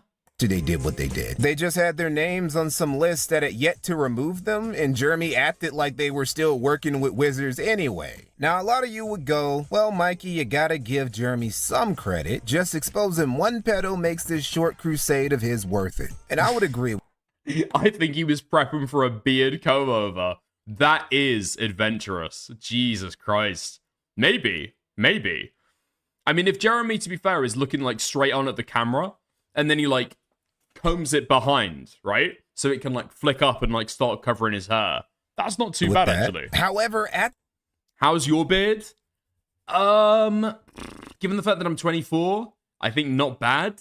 Not good enough, though. That is true. Like Magic had a cabal of pedos running the show was the Quartering being extra. Even after his in-depth grudge-fueled investigation, he only found the one guy who slipped through the cracks. And I'm sorry, but literally every institution of a certain size occasionally has sexual deviants pop up in them. Also, this was completely performative outrage from Jeremy to get back at Wizards of the Coast for banning him and stealing his gotcha pulls on Magic the Gathering Online. He did not actually care. I know he didn't, because when he got to one of the dudes in the video, Luke Flora, who was arrested for sleeping with a student of his, he said this. Now, this next person is a little... I was unsure about putting this person on there, but the point of the matter is this person is technically a convicted of a sex act. He now works for Star City Games. He's a former teacher, imagine my shock, convicted of sex with a student, 6 counts, felony counts of sex with a student. He's the in-store programs manager at Star City Games, as far as I can tell. Now, the reason this one's a little dicier, I mean, is because the student was 17, but that really, you can't make any excuses for that. There's also this clip, one of the only remaining remnants of Jeremy's Be Your Own IT videos, where he offered people with peculiar material on their PCs some advice. It's more of a public service announcement than anything. This guy's got the clip, let's go! Anything else.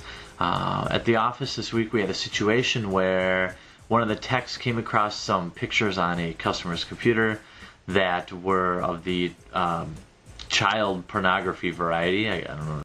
Also, has this guy ever looked put together in his fucking life? Like, the beard is slightly more trimmed here, right? Problem is, total neck beard, right? Nothing going on those sides. Nothing to hide those fat fucking cheeks. The hair? I guess he's got it styled in a certain way. Still looks shit. The tie. Can we ask what is going on with the tie? I mean, you're wearing a shirt, you're wearing a tie, you want to look fucking put together. You've actually tied it up. The top button looks like it's done up, but it's an extra wide neck hole to be able to account for his extra wide neck. But the tie isn't tied properly. It's like curling around over his fucking fat chest, and you've got the little fucking bit there, not stretching all the way down. Fuck me, man. How long is this tie? I'm actually wondering now. Does this tie, like, stretch down all the way to his fucking knees? How fucking long is the long bit? I don't really know there's any... Where's your tie, Dickers? Yeah, how about fuck you, buddy? Tack way to put that. But the customer was reported and subsequently arrested, I believe, is last that I heard. So... Wait, what? No way. What? Yo, Willie B. Coyote in inbox. This guy has looked put together. What the fuck happened after this guy left high school? Legitimately. Holy fuck! Jesus Christ. Jesus Christ. Fuck me, man. That's a decent jawline as well. He's got like a good head shape, I think, you know? He's got like a strong jawline. Nose doesn't look too bad either. Yeah, okay, negative canthal tilt. You can tell even then he was developing the autist, no sleep fucking underbags that happen. Fuck me, man. Jesus Christ. I mean, the photo on the right doesn't even bear a fucking comparison. Fuck me, dude. What is this from? What is this from? This image, where the fuck did people fucking find this shit? Is this from content that he uploaded himself? Fuck me. His neck got absorbed by his fat and by his beard and body fat. Aren't you a Nicholas Durio fan? Anyway, that's probably not. We don't listen. We don't need to. We don't. Okay. So how old is he here? What, is he in his like late 20s? Something like that. Yeah? Holy shit. Fuck me. If you have things that you don't want... Wait, not the same person, not the same person. You're saying this is not the same person? Jeremy Hambley? Jeremy Hambley. Right? They look close enough, don't they? No, that does look like the quarter-in. I can imagine that being the quarter-in. No? Look at the face. I'm looking at the face right now. I'm looking at the face right now. You don't see it, to be honest? I can see this being the quarter-in. That ain't him? Really? Are we sure? I'll take a little bit more of a look here. I'll take a little bit more of a look. It's just crazy that somebody's got the exact same name. And looks the same. No? Okay. Computer text to see, you know, you should delete them. You know, maybe change the... Here's them. The right picture is stretched. Yeah. I think so. Folder name when you take it in if you can, or... You know, I'm not condoning it. I don't think it's necessarily right. I believe it's an invasion of privacy. So if you have these sorts of things, remember that computer techs do look at other things on your computer. People look around on it, and you shouldn't make it real easy for people to find things. And now you understand why all those Be Your Own IT videos are gone. Wizards of the Coast would implement a stronger background checks policy, but they had no real way of implementing it at a wide scale, so it really didn't change anything. It was just an announcement they made for optics' sake. But whatever. A W is a W, and we gotta give this W to the Quartering. In his eyes... How many people did you end up reporting? What do you mean? How many people did I end up reporting doing what? And in the eyes of his fans, he has slayed his dragon. He also got the opportunity to reopen his Magic the Gathering online account so he could sell his collection there and get some money back. Which, let's be real, is probably what he cared about way more than exposing some pedophiles. Now with all this... Oh, with my computer degree and shit. I never ended up reporting anybody. I protect my... No. I never worked on that. Magic the Gathering community bullshit out of the way, he could give most of his attention to what would be his main channel going onward, the Quartering. And by mid-2018, the Quartering had mastered his new main channel's formula. Daily uploads of topical content that was well-researched and that he peppered with his own in-depth commentary. He recorded himself reading the news. He would find a handful of news stories and read them on camera slowly, cause the motherfucker could barely read despite wearing glasses and having a master's degree. And this... Alright. What the fuck? Okay, friendly fire, what the fuck? You know how people would complain in like 2020 that when you do bigotry in a video, it doesn't just affect the person you're talking about, it also affects people in the audience who might also be marginalized? Wait. Does this crack have the same fucking glasses as me? Hold on. Stories and read them. Wait. Hold on. Does this guy have the exact same pair of glasses as I do? No. Reading articles at half speed because he can't read? Computer degree? We've got to stop this. We've got to stop this now. We've got to stop this now. We can't think too much more into this, okay? The implications are incredibly fucking dire. Please do not make any extrapolations. Any that you do will be false. On camera slowly, cause the motherfucker could barely read despite wearing glasses and having a master's degree. And this... Does this guy have Irish ancestry? Are we related? This would be the Quartering's content format for the better... Oh my god, and now I'm looking at his fucking hairline differently as well. I'm reassessing all of this shit. Oh! Is that what's in store for me? Really? No, it can't be that bad. It can't be that bad. It can't be that bad. It really cannot be that bad. Better part of the next decade. It was nothing revolutionary or even particularly hard to do, hence why people like Review Tech USA have also made careers out of it. What Jeremy did have over everyone else, though, was his relentless output. Don't put Jeremy and Dickers in the same fucking video, man. Don't put Jeremy and Dickers in the same video. I don't think I'm going to be able to take it psychologically. This man is a slop factory. The worst thing is, Nate, I'm not even 6'5". I haven't even got that going for me. All of the benefits that Jeremy has, a successful, flourishing YouTube channel with millions of subscribers, I don't have that. I'm like 6'10", I'm like 5'10". I haven't even got that.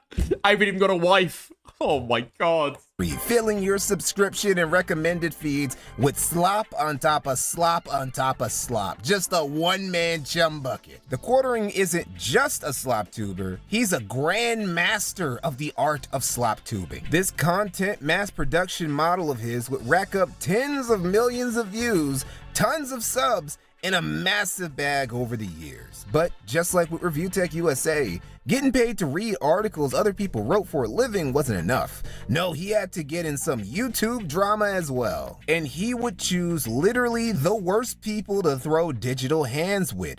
Dudes from the sector and internet blood sports community.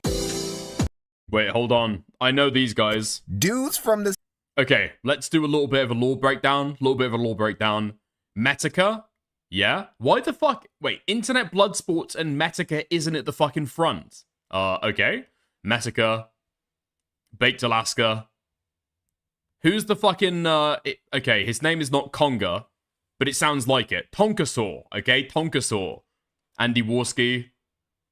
I don't know who the fuck this guy is. And JF Gary Epi. Wait, who is this guy? Who the fuck is this guy? Okay. Maybe that guy isn't Tonkasaur? Who the fuck is... Okay, never mind. I'm never going to be able to figure out, I guess. The sector in internet blood sports community. That is failure. I don't know who the fuck that is. Now, initially, the little spats he got into, like the one with the late and great Gonzalo. Oh, right. You're telling me that I got it complete the wrong way around. So this is Tongasaur, and this is failure. Is that it? Blood sports community. Okay. Now, initially, the little spats he got into, like the one with the late and great Gonzalo Lira, aka Coach Red Pill, didn't really go Rest anywhere. in peace. Quartering by this point was bigger than the majority of guys in both the skeptic community and the internet blood sports scene, and he had nothing to gain and no real reason to go to war with any of them. That Oh wait, I was right the first time. All right, fuck it, never mind. was until Sargon and the sectors started feuding. See, around 2017 to 2018, cracks had begun to form in anti-SJW spaces, especially in and around the skeptic sphere. I'm not gonna regale. Wait, hold on. I feel like I know what this is. Is this MythCon? Is this MythCon? Hold on. Sargon of Akkad. MythCon? Yes, that is exactly what it was. Hey Thomas folks, Smith I'd like versus to thank Sargon of Mythos Akkad. Milwaukee for inviting Armored Hashtag MythCon. Jesus Christ. Skeptic Sean Head and myself to MythCon. And also, if you've ever been into fucking atheist content, you know exactly what I'm fucking talking about. You recognize these chairs. You recognize absolute fucking nobodies somehow finding their way onto a fucking stage. You guys with the whole history of the skeptic community, that's a Oh, yes, okay, it is MythCon. video for another day. But things were... Wait, hold on. Okay, that's Armored Skeptic. I know that. No clue who this bitch is. This guy, literally no clue. Is that Vadim? From Creationist Cat. Is that Vadim? Wait, what? I had no clue that this guy was bopping around these fucking conventions. That guy's still around, huh? Damn. starting to fizzle come 2018. At least in a sense. He has just not changed at all, has he? He hasn't changed his fucking fashion, hasn't changed his fucking facial hair. This guy's just stayed constantly the same. Constantly tired. That the OG format was starting to stagnate a little bit. Also, the battles between guys from the dissident right and certain skeptics like Kraut and T and Sargon was starting. Oh, that's Kraut's PFP. Why the fuck is this guy a parrot now? To overtake the community as a whole. Sargon's cult of personality in general was starting to overtake the community as a whole. There was a Godfather meme about Don Sargon ruling the skeptic sphere like a Machiavellian tyrant.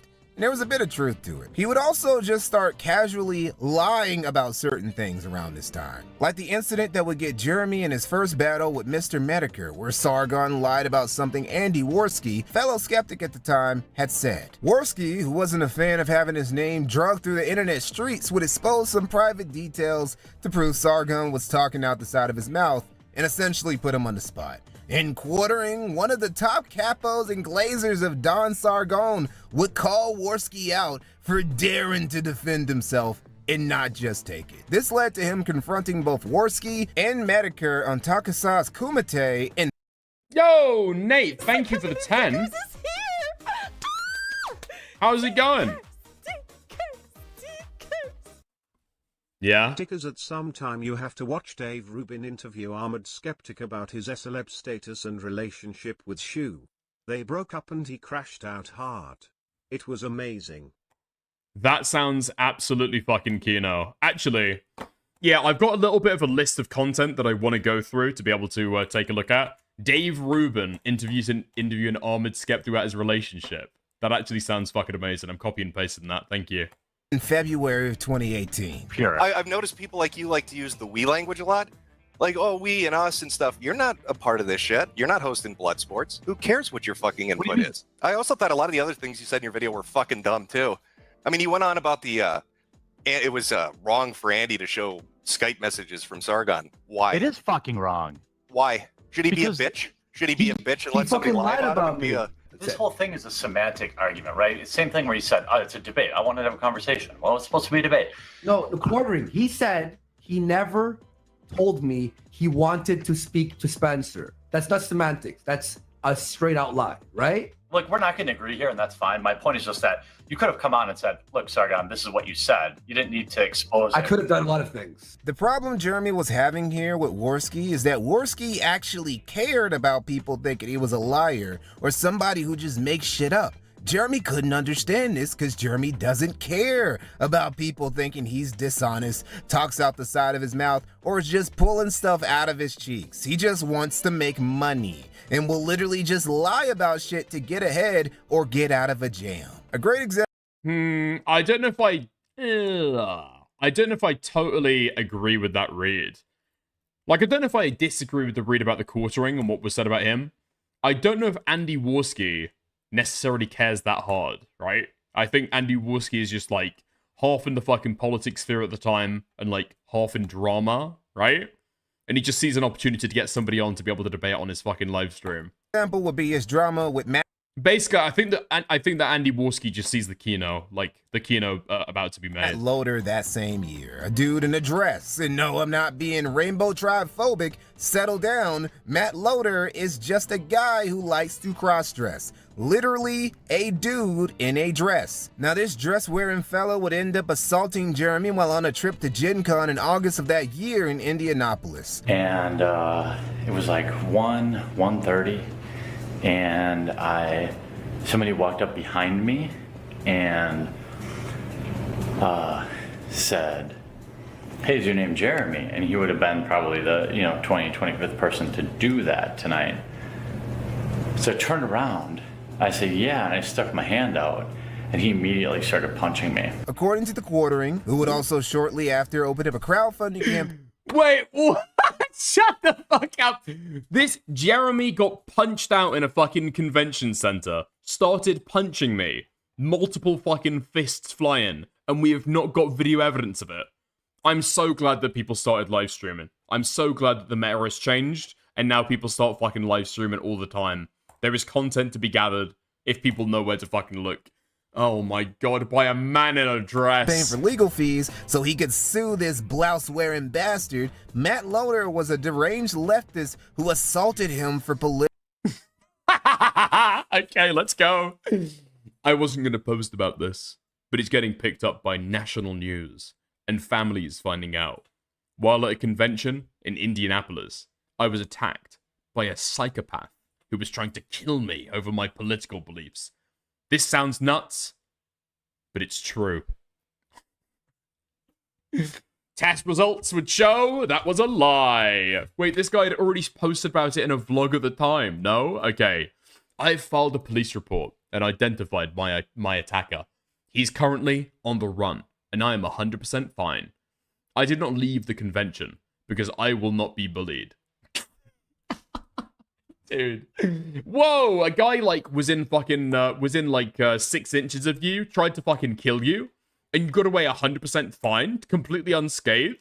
This guy's made of iron. Politically motivated reasons. That is a lie. It was actually because the quartering had called Matt Loader a pedophile with literally no evidence. This was only a few months after Jeremy's anti-pedo crusade, just to show you how seriously Jeremy takes this subject. Anyway, Matt Loader didn't appreciate that, so he pulled up to Jeremy at a bar outside of Gen Con and pieced him up. Not condoning this alleged 2-piece and a biscuit combo, Loader served Jeremy, just making it clear that Loader wasn't there to bash a fash. This was a classic, I heard you was talking shit type confrontation. Apparently, the bar was also damaged in the fight, and cops had to show up and send both parties home. This is the window he punched in after not being able to continue to punch me. Now, some of you might ask, but Mikey... That's so fucking good, dude. See, you got totally fucking bitched out. Somebody walked up to you in a bar because you've been talking shit, sucker punched you, and then you're posting his fucking W's. Holy shit. The gays are taking insane amounts of steroids these days, huh? To continue to punch me. Now, some of you might ask, but Mikey, if Jeremy was really assaulted, why would he all that by a fruity ninja? Dude, you got raped. Sue Matt Loader instead of press charges against him.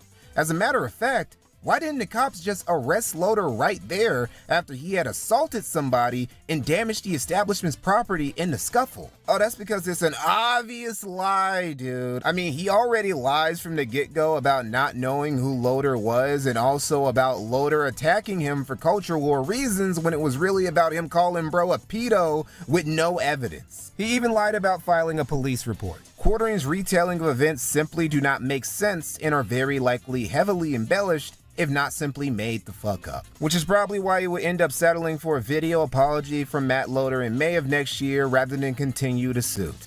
Hi, this is Matt Loader. Some of you know me as Matt Fantastic. Just prior to Gen Con 2018, I let my anger get the best of me and physically confronted Jeremy Hambley outside a bar in Indianapolis over statements he made about me previously. I unequivocally take responsibility for my actions that evening, which were wrong, and apologize to Jeremy for my thoughtless conduct. Jeremy Hambley is one of the most unreliable narrators on YouTube and is a fundamentally dishonest and disingenuous fat nigga, as would be proven in his follow-up bout with Medicare in October of 2018, where he would put the gloves on for his E-daddy Carl Benjamin once again. In January of 2018, just a month before Quartering was on the Kumite with Andy and Medicare, Sargon took the first major step in his quest to save the West with his liberalist movement. Many dudes from the sector would poke fun at Sargon and his liberalists, saying they were cringe and taking this internet shit way too seriously. That Sargon, who had political ambitions that let his already big-ass head get too big for his own good, and that the IRL theater of national politics was a whole different ballgame than just making fun of some blue-haired SJWs online. His October 2018 Killstream appearance in particular would be the breaking point, and the Quartering threw his lot in 100% with his boy Sargon. Not only because he views Sargon as a friend, and that quite a bit of his channel's exceptional growth in late 2017 and early 2018 was owed to Don Sargon's blessing and the Quartering strategically cross-pollinating with the Skeptic's audiences, but also, Jeremy really did glaze Sargon to death and viewed him as his main E-daddy back in the day. So, in Sargon's honor, and also because he was envious of Jim's popularity just like he was envious of Christine Sprinkles, Quartering was gonna bring the heat. And he did it in a very bitch-made way. See, this was around the time when YouTube started to go harder against edgy content. A lot of the dissident right guys had already been purged, and even edgy apolitical content was getting shut down, including internet blood sports guys. So one day, Jeremy, out of was internet blood sports totally apolitical? I'm not sure if it was. Like, the lead figures of that community were Andy Warski and fucking JF Gary Epi. No? I don't think it was totally apolitical. Nowhere, and in the midst of the big liberalist sector feud, starts telling Medicare to come outside. Come debate me, Jim. You know you won't, pussy.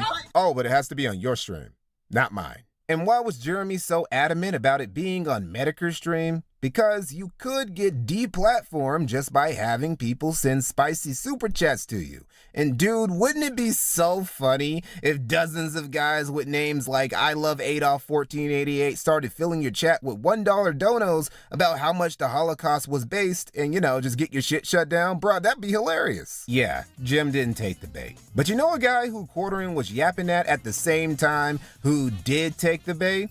Keemstar. For some reason, Quartering was perfectly fine with letting Keem on his program. Probably because he didn't have gay ops in store for him. Oh, Keem doesn't need to host me on his channel.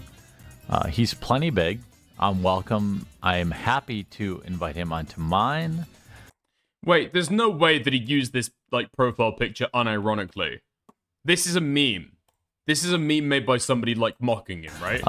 Jim, on the other hand, is a coward who is afraid of his own super chats. Letting Keemstar on would be a big mistake for two reasons. One, Jeremy was a little too tipsy for his own good, and that liquid courage shit he dishes out on Twitter doesn't really carry over to live debates. Keem kind of paddled that ass. Look, I don't have a problem with you. You're the one that supposedly have this problem with me. You called me a low IQ cuck. Well, In response to what? Or I said I made a joke about the guy in a dress, which is ridiculous, by the way. Somebody hit you. It's the first time you've ever been hit in your life. You overreact. You make multiple Twitter videos about it. You make YouTube videos about it, and now you're trying to sue the guy? I'm not trying. I am suing him. Why didn't you just hit him back? That's not how it works, dude, Keem. If he hit you first, it's fair and square. What the fuck are you talking about? My take is this. You talk shit to people, and then when they confront you, then you turn all beta, and you're like, oh no, it's not a big deal, blah, blah, blah. And it's like, I don't know, it's like that you're like lonely. Now, the second reason why Jeremy bringing Keemstar on was a bad idea was because Keem let Medicare onto Quartering stream for a second session of ass paddling. How you doing there, buddy? I'm doing great. Oh, how you doing there? How you doing there, Soulboy? How's it going? Oh, I'm doing great. How come we're not on your channel?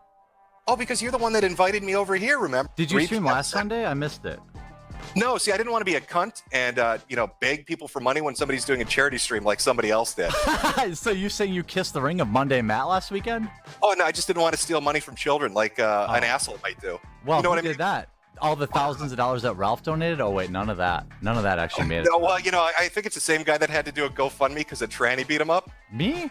No. Whoa! We disavow that language. We disavow that language in incredibly strong terms. Oh, no. Yeah, you got slapped around by a man in a dress. You're a real strong guy, Jeremy. Keem, you talk all this shit to Keem. You're a cuck, Keem. You're a coward. You're a pussy. You're a bitch. All this shit. Well, he shows up and it's, can I suck your balls a little harder? Oh, squirt it down my throat, No, Keem. Jim, come on, dude. His take was what? That I sued a guy and he didn't agree with it. Okay, hot take. No, his take was that you're a beta pussy bitch. You got beat up by a tranny. You are lying Whoa, we disavow that language as well. about being emotionally damaged with your lawsuit. And he's probably going to make fun of your wife, but you didn't show him a picture. Oh, and also you're boring as shit and you talk way too slow. That was his take. I didn't hear anything from you. Well, I mean, am I supposed to post pictures of my wife to impress anonymous internet people or no? You told him you would. This isn't sad. I left. I was waiting to get Jim in here. The wife stuff all the way back in the day. If only I had a fucking time machine to be able to go back and give Keem what we know to be the truth today. See him battle, I tried to go at. He does go quiet as soon as somebody brings up his wife, doesn't he? Internet people or no? You told him. Sure. Oh, and also you're boring as shit and you talk way too slow. That was his take. I didn't hear anything from you. Well, I mean, am I supposed to post pictures of my wife to impress anonymous internet people or no? You told him you would. This isn't sad. I left. I was waiting to get Jim in here to see him battle. I tried to go at you a little bit, rile you up, but you just sucked my dick. You're just sad, dude. How did I suck your dick, Keem? You got on your knees and deep-throated. Nothing gets you in fight mode. A guy punching you in the face doesn't get you in fight mode. What am I supposed to? Beta. And that's the story. You know what does get this guy in fight mode? Making jokes about his wife taking loads behind his back upstairs while he's downstairs playing Magic the Gathering Arena. That's what gets this fucking guy's back up. Saying that his wife is getting railed on the daily by some Jewish bull. That finally the Quarterer has got in fight mode. And it's almost destroyed his fucking career. Story of how Jeremy went 2-0 in a span of like 40 minutes on his own stream. Not the soldier Sargon wanted, but probably the one he deserved. That would be the end of Quartering's short-lived Bloodsport's career. By the end of next year, the entire Skeptic sector ecosystem would have changed anyway. The Skeptics would basically disintegrate through people leaving, infighting, self-destructing, and the liberalist movement collapsing after Sargon's big debut into mainstream politics turned into one of the most brutal public humiliation rituals in British history. And credit where it's due, the Quartering would come out of this tumultuous early era of his channel not only intact but thriving. His channel would become a money printing behemoth. And honestly, if that was it, if Jeremy was just a popular YouTuber, I wouldn't have made this video. But Jeremy wasn't satisfied with being just a popular YouTuber making a high 6-figure to low 7-figure income. That wasn't entrepreneurial enough for him. Nah, he needed a non-YouTube related business to make money off of. And this, in my opinion, is this dude's biggest problem. Because Jeremy Hambly is one of the most cartoonishly bad businessmen I have ever seen.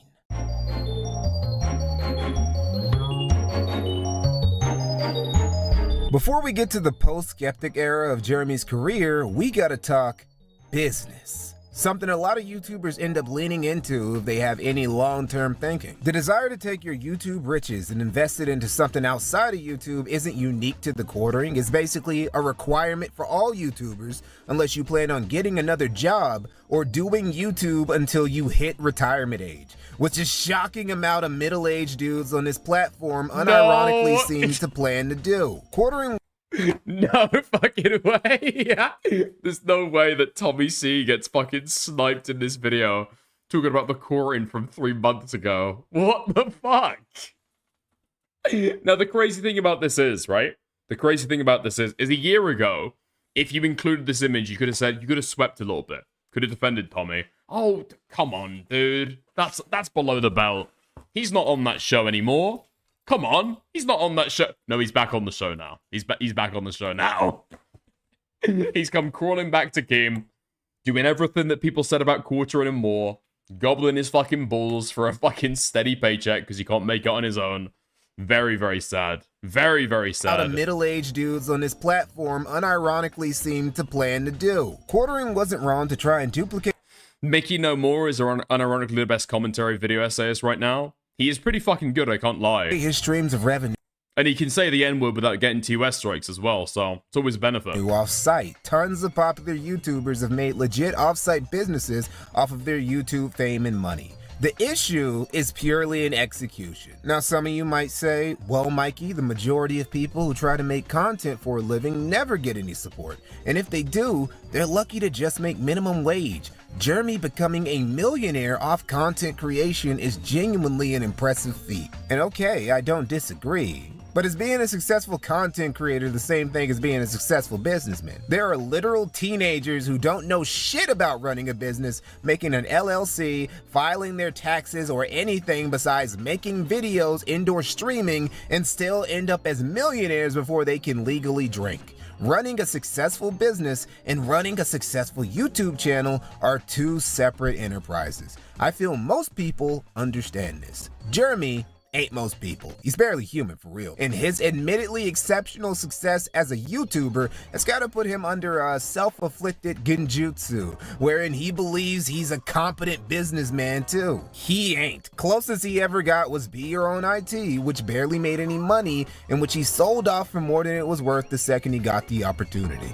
There's also Marketing Sheriff LLC, which is just a small digital marketing firm he started in 2014 that would never become a known agency brand and is essentially just a business shell for Quartering's online work. Matter of fact, let's go over an entrepreneurial catastrophe of Jeremy's from this time, because there's a great No fucking way. Wait, hold on. Jeremy Hambley spoke at MythCon. Hey folks, I'd like to thank Mythicist Milwaukee. Oh, fuck off. Jeremy Hambley. MythCon. What did this retard talk about? What did this retard talk about? I'm Googling right now, Jeremy Hambley MythCon. I'm not finding anything. The Quartering MythCon? Maybe? I can't see anything here. I can't see anything here. Wait, hold on. Oh my god, the cock gobbling knows no bounds. Top 10 savage moments. Sargon of Akkad versus Thomas Smith on the Quartering YouTube channel.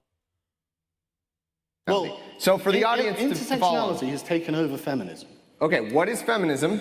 And then what is intersectionality? What is this conference is an embarrassment, by the way. This is an embarrassment.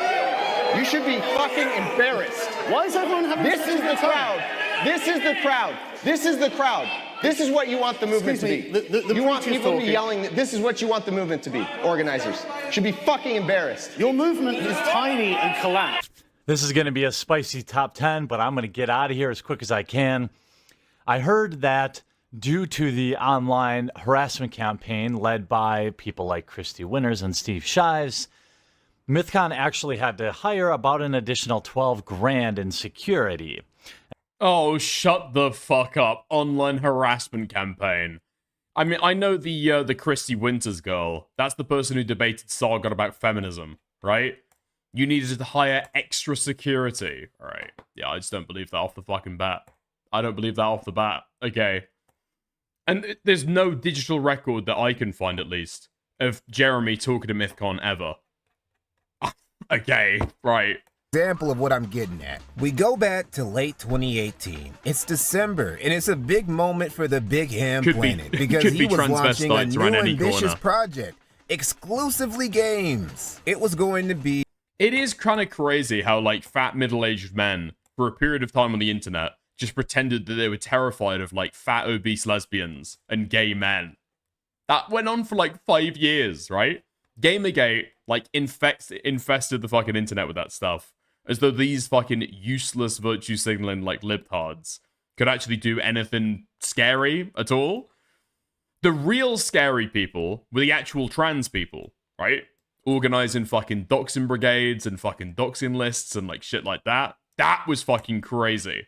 That didn't come around until much later, though, I don't think. A gaming news website with videos and articles written by journalists along with a forum, all of which Quartering pitched as a politics-free haven for gamers. Hey, great idea, bro. How you gonna pay for that? A small forum is one thing, but you're talking about building something like IGN. What a... No, Dickers, it was real for a bit. After the riot at a Milo event at Berkeley, shit got crazy. Yeah, but that's not like... That's not the online fucking journalists and, like, libtard fucking video essayists that people were, like, fear-mongering about, right? Those were, like, college kids who would, like, riot and go fucking crazy, right? That's, like, a completely different kettle of fish. The solution to that was simple. He was gonna crowdfund the money, despite making a pretty heavy bag from YouTube. Some security bills racked up $600,000. I'm just gonna say... I'm not saying that you're lying, right? But based off, I'm gonna give that the fucking sniff test and say that that's not fucking real. A security bill for a single event racked up over $500,000. That just doesn't make economic sense to me. Doesn't make economic sense at all. Also, let's not fucking pretend that these guys didn't love the counter protest that they had. That was insanely good fucking marketing for them. At this point, Quartering still decided to launch an Indiegogo campaign for $5,000. Shapiro's at Berkeley, okay. Shapiro is a different fucking case study, okay? Because not only did that guy have the fucking libtards, he had actual fucking white nationalists marching against him. There was like a mini Charlottesville every time that guy would speak for a little while. He got it from fucking both sides. Oh, you can find... Okay. Damn. Guess, okay? I want people to fucking guess. Jeremy the Quartering Hambley will be speaking at Better Discourse event in Milwaukee, Sunday, 2020. How many likes do you think this post got? Anybody who saw it, you're not allowed to guess, okay? How many comments? How many likes? How much press do you think this got at the time? Yeah? People hearing the Quartering's opinion. Is it time to cancel? Cancel culture? Yeah. 5 retweets, 6 likes, 7 comments. Oh, Jesus Christ. And one of them totes a dog, Millie.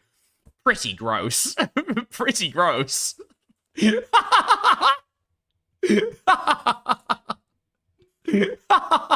JFC really scraping the bottom of the barrel. Not all media is made for me and I'm obsessed. Lamau, you guys really have no standards, huh? Oh, holy shit. And ain't it interesting how Jeremy, who brags... Has this guy ever been well liked? I'm starting to realize now that this guy might have just been like a slightly pathetic lolcow for his entire career. How the fuck did this guy get so much fucking ad revenue? This guy had no fucking fans. About how much money he makes and who claims he was... Did he just play the clout game really fucking well? I don't know. Like, this guy's got no active fan base at all, right? He goes live on Kick, turns on subscriber-only mode to this day, and gets, like, no people in chat at all. Total fucking ghost town. Making... Game the algo, millions of videos. Yeah, okay. Net, probably low sevens. Okay. By 2018, still had to crowdfund $5,000 from his fans. Anyway, the campaign was a success. Quartering would end up raising almost $160,000 by the campaign's end. Okay, we got some motion here, some real fan support. Now you would think when Exclusively Games launched in 2019, everything would be smooth. What with Jeremy getting over 3,000% more than what he initially needed to even get it off the ground. You would be wrong. The site was violently burning through money from day one. The main problems for Exclusively Games came down to two very poorly thought out promises Quartering made beforehand. One was that he was gonna be hands-off editorially. This was his way of not scaring the hoes, so to speak. Possibly warding off people who wouldn't want to touch the site because he was affiliated with it. It didn't work, obviously, because I mean, you own it, nigga. You were always gonna be affiliated with it regardless. It also meant that when things started getting funky at Exclusively Games, he wouldn't be able to put out the fires because he literally wasn't paying attention to this website he had taken $160,000 from his audience to make. The second bad promise was that he promised there would be no ads. All the money would be made from donations and merch sales. The problem with this idea is that it only really works as a business model if you have a lot of dedicated users/whales. Exclusively Games did not. As for the other problems, well, it'd be simpler for me to just read these messages of people who worked at and used Exclusively Games. He spent $2.5K to have the review section redesigned. Ground up. The developers took about 2 to 3 weeks to finish. Isn't he struggling for money? Yup, they finished. They put the reviews in the staging area. On offline version of the site, only the admins have access to. They worked brilliantly, better than ever. Apparently, Jeremy forgot about it, and despite 2 to 3 emails of them asking if they should go live with the new version, he never responded. I didn't either, but wasn't my job to at this point. The site sounds like it'll be dead in a year. Yeah, it's on fumes now. He's out of money for it 100%. I like Jeremy. He's always been goodish to me. He paid me very well, but I can't save EG, and he wouldn't let me even if I tried. Too controlling. I mean, I don't know 100% about EG, but it's costly as fuck to go about this the way he is. 160K could keep a website plus staff afloat for maybe 6 to 12 months. This one is my favorite. Indian devs doing weird shit. He outsourced the site to India? OMG, no. I didn't tell you? He just fired them last week for sending in bills for things we never ordered. They probably sensed that he didn't have a good grasp of the financial situation, given that he just paid them $2.5K for nothing. So I think they tried to milk a little $100 here, $250 there, and he caught on finally. Yeah, that's... Wait, this guy's outsourcing to India and is still paying 2.5K for a fucking redesign. Okay, interesting. That's right, the Quartering outsourced the maintenance of the site he took $160,000 from his fans to create to some random Indians who scammed him, because of course they did. Things started going so bad for Exclusively Games that Jeremy ran a second fundraiser in July 2019 and got another $50K from his mark-ass followers. It didn't help. By May 2020, despite being over $200,000 in the hole of other people's money, by the way, Jeremy would announce that Exclusively Games was on pause. When I started this project... I mean, what's the fucking content model there? He, like, owns a fucking news company, so instead of reading other people's articles, he can direct all of the attention to the articles on his site? I don't know, that seems like splitting your fucking revenue, no? Are people gonna go on there and read the articles and then still come through and watch you fucking read them? I don't know what the fucking idea was here, how it synergizes with any of his other content. Especially if it's not gonna be, I don't know, like directed or editorialized by him. It was a... No, Dickers, it was a morality thing. What do you mean? A passion project. One that I wanted to prove that a website that doesn't rely on outrage can exist in modern day. My plan was to crowdfund as long as it took to eventually build up a YouTube channel that would then fund the channel.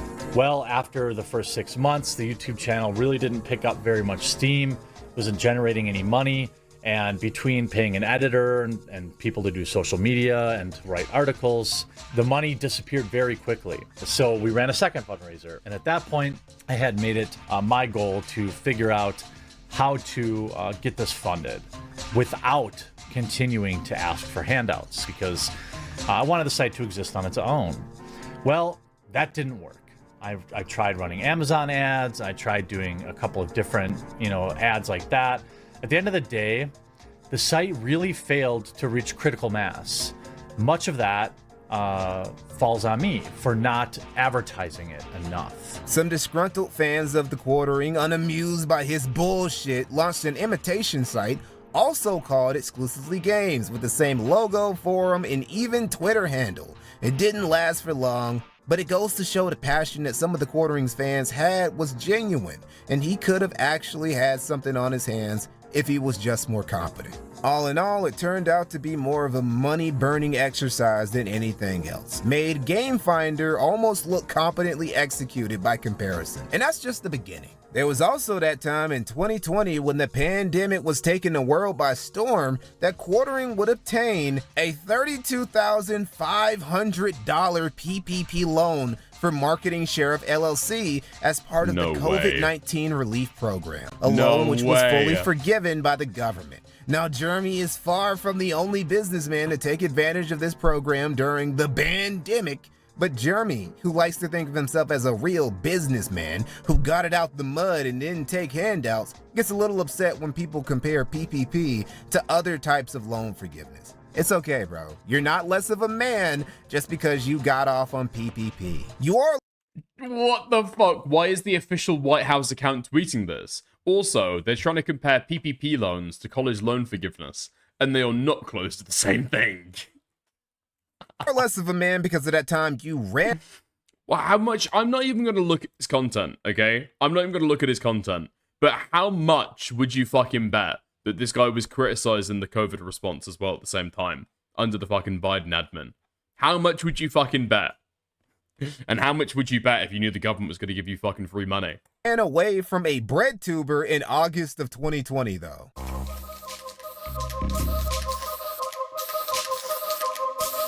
What happened is one evening, Quartering's wino tendencies got him into some trouble again. While drunk, he badgered and eventually agreed to a debate with the Surf Times if the Surf Times could raise $5K for charity. The Surf Times then went on to raise 8 times that for a trans charity. Now, when the time came for Jeremy to show up or shut up, he ran. He ran away with his from the Surfs? What?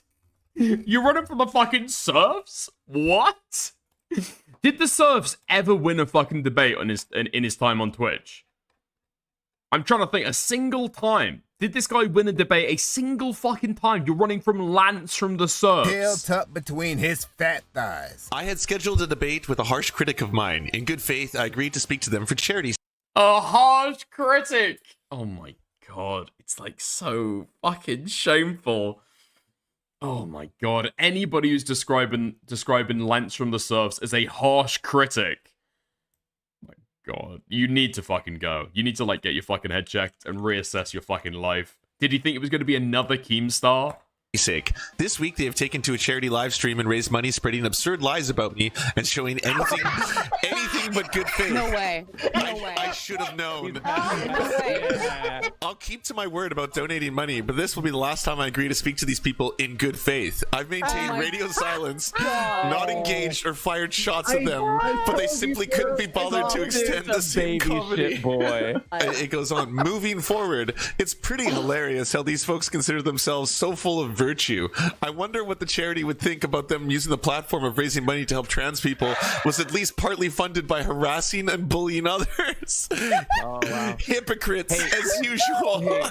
This motherfucker really ducked the debate with a bread tuber. Grown-ass man who talks shit about other people for a living, who one of his biggest gravy trains was making fun of other people in the Magic community and obsessing over Brie Larson, was crying because a bread tuber was cyberbullying him. What was Lance even fucking saying? I don't think... Did Lance ever say anything that fucking harsh? Yo, thank you, Yen. Wait, did you raid? Oh, thank you again for the raid. I appreciate it. Thank you very much. My thoughts on this are encapsulated by a tweet by Vouch of all people. What an unbelievable pussy. The Quartering said he'd only debate at the Surfs TV if he gave $5,000 to charity. So Lance went ahead and raised over $40,000 for Transmutual Aid in a massive 36-hour marathon. And now the Quivering is backing out. Just embarrassing. But what's amazing is that this still wasn't the most embarrassing thing to have happened to the Quartering that month. No. Wait, pulling up the CP clip, I assume?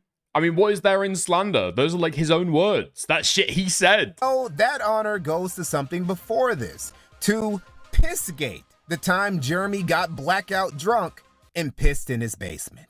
You never know. Base. Maybe I'm gonna pee in my trash can down here. I don't know. My wife went out for pizza without me, and I'm angry about it. So I'm gonna win this. Oh! In retrospect, oh my god, in retrospect, there are so many great fucking examples about him bitching and whining and crying about his fucking wife. This round, and I'm gonna pee. She went out with pizza without asking you, and you're upset? With who? With who? With who? I mean, me personally, maybe it's just me, okay? But if my girlfriend goes out and, like, gets food on her own, I wouldn't give a fuck. If she wants to get noodles, so long as she brings me back some, I don't really fucking care.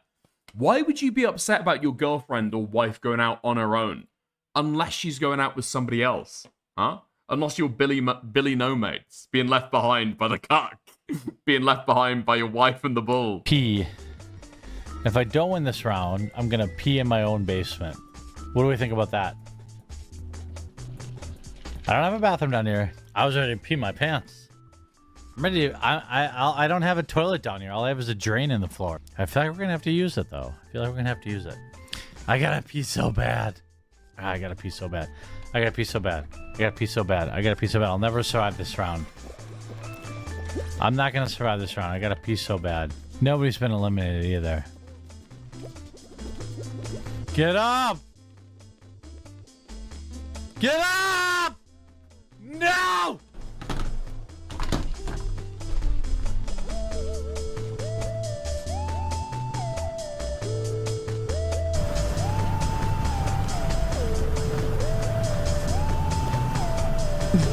Oh my god. Man, you know that room fucking stunk for months as well. You know that room fucking stunk for months. Like, there's a reason why we invented toilets, you know? Flushing water, washing it away. A fucking open drain.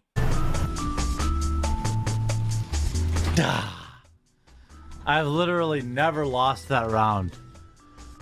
Can you really be relieved if your piss is now in your fucking nose? You know what I mean?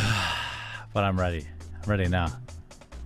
Oh my god. I just peed in my basement. No, not in the kitty litter. Just in the drain. In the drain. Look, if you want to watch a streamer that wants to pee in the potty, go watch someone else. When you're a pro gamer like me, yeah, I mean, if you're a dude if you want to watch a dude that's going to piss in the fucking overflow tank in his basement, that's who I am. Wait, the overflow tank? Piss in the overflow tank?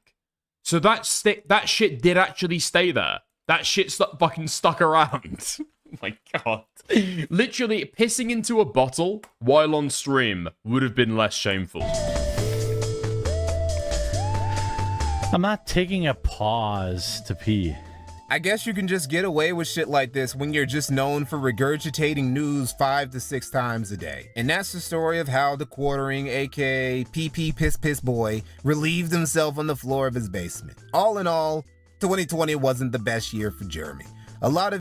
If the drain was under him and he could piss while gaming, it would be more understandable. No, I agree with that actually. I buy into that 100%. The worst thing would be getting up, going over to piss into the drain, right? Zipping back up, going back into your seat, and it's still, you can still smell it. It's still in your fucking nose. At least with the drain being under you, you've got a little bit of luxury, you know? You've got a little bit of kind of like, you know, like a creature comfort.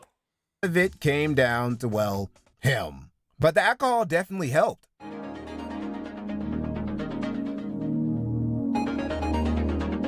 We jumped to 2022, the year, in my opinion.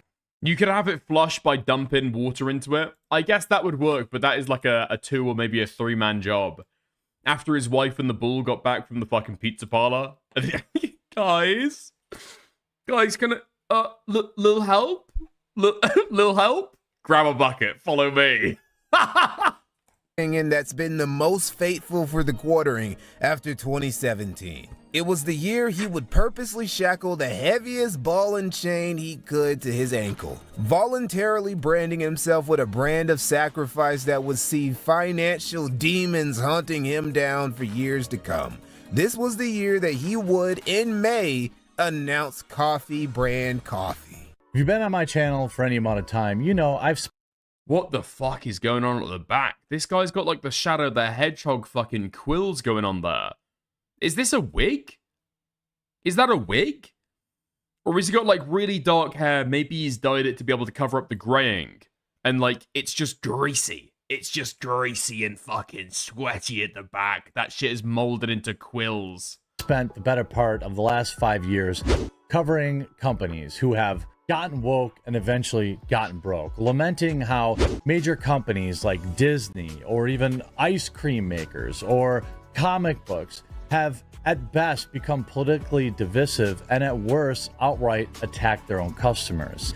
Well, I've sat on the sidelines long enough and I've decided that I was going to put my money where my mouth was and get into the game. Introducing Coffee Brand Coffee. So yeah, I bought a coffee company. And man, Quarter would really act like this was going to be his biggest move yet, that this was going to be the crown jewel of his entrepreneurial journey. What it would actually turn out to be is a financial burden, a money pit, and a masterclass on how not to run a business. Wait, didn't he make money on the fucking... I thought the one thing that you could say from him is that the coffee was dog shit, but he at least made fucking bank off it. No? It was a money sink. First, we'll start with the conceptual phase. From the beginning, Jeremy's attitude with this business ordeal of his was a little problematic. He talked about all the other businesses he's...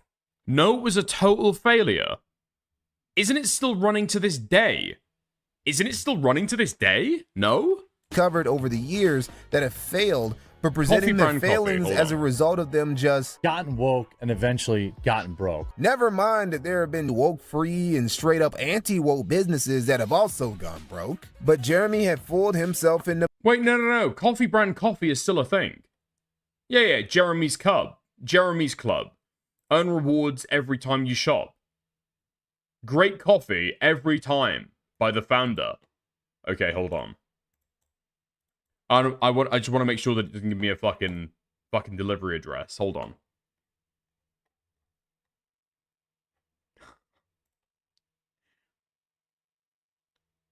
Ooh, okay. Maybe it's not loading properly, but I think some of the stuff is still up here. So the website is still there. US made. Wait, really? It's US made coffee? Presumably it means US packaged. There's no fucking way that it's like grown in the United States, surely. Okay. I started Coffee Brand Coffee for one reason. Excellent coffee. We work with the best. Pick standout beans. And we're all about our community. Expect great coffee, new flavors, plus snacks and hot cocoa. That's it. It's all airdropped shite. Yeah, I'm pretty sure that it's like white label stuff, right? It's like totally fucking generic. And the website is now fucking broken. You can't even see the fucking images. You could buy it if you wanted to, surely. No? Spiced jack-o'-lantern coffee. It's fucking April. Okay, interesting. Believing that as long as he didn't become an obnoxious ideologue, his coffee company would magically make money. That's not how this works. Conceptual phase problem number 2. Starting a coffee company as your breakout business as a YouTuber is so played out, it's basically parody at this point. Like, how much coffee do these niggas think the average person drinks? And that ain't even the worst of it, because if you're a He claims he spent shit to allow for manufacturing. Manufacturing of what? The fucking toys and gimbals and shit. Content creator and you start your own coffee brand, your main competition isn't going to be the other content creator owned coffee brands. It's going to be the mainstream brands of coffee everybody already buys and are readily available on shelves at Walmart, Target, Costco, etc. Manufacturing of lies. Nice. And this brings us to conceptual phase problem number 3.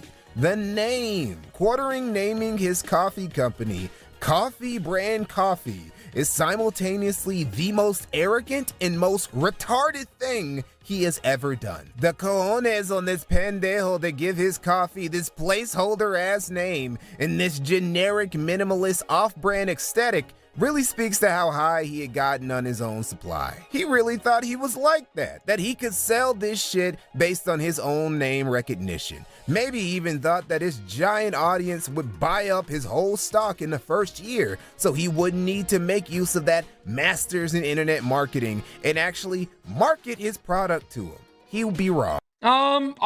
Is the marketing really that bad? I don't mind the name. I think the name's fine. Yeah, I don't mind the website either. I think the minimalist stuff looks good. Why did it fail? I mean, it's a crowded fucking marketplace, right? It is a totally fucking crowded marketplace. Yeah, I don't know if minimalist branding actually works with coffee, right? I think you need something to be able to, like, make yourself different from other people. It's kind of why the cigarette market didn't really change after they weren't allowed to, like, advertise, right? Because basically, like, more or less, everybody's product is, like, equally replaceable with everybody else's product, right? Because Quartering would spend the next few years from the time he launched it.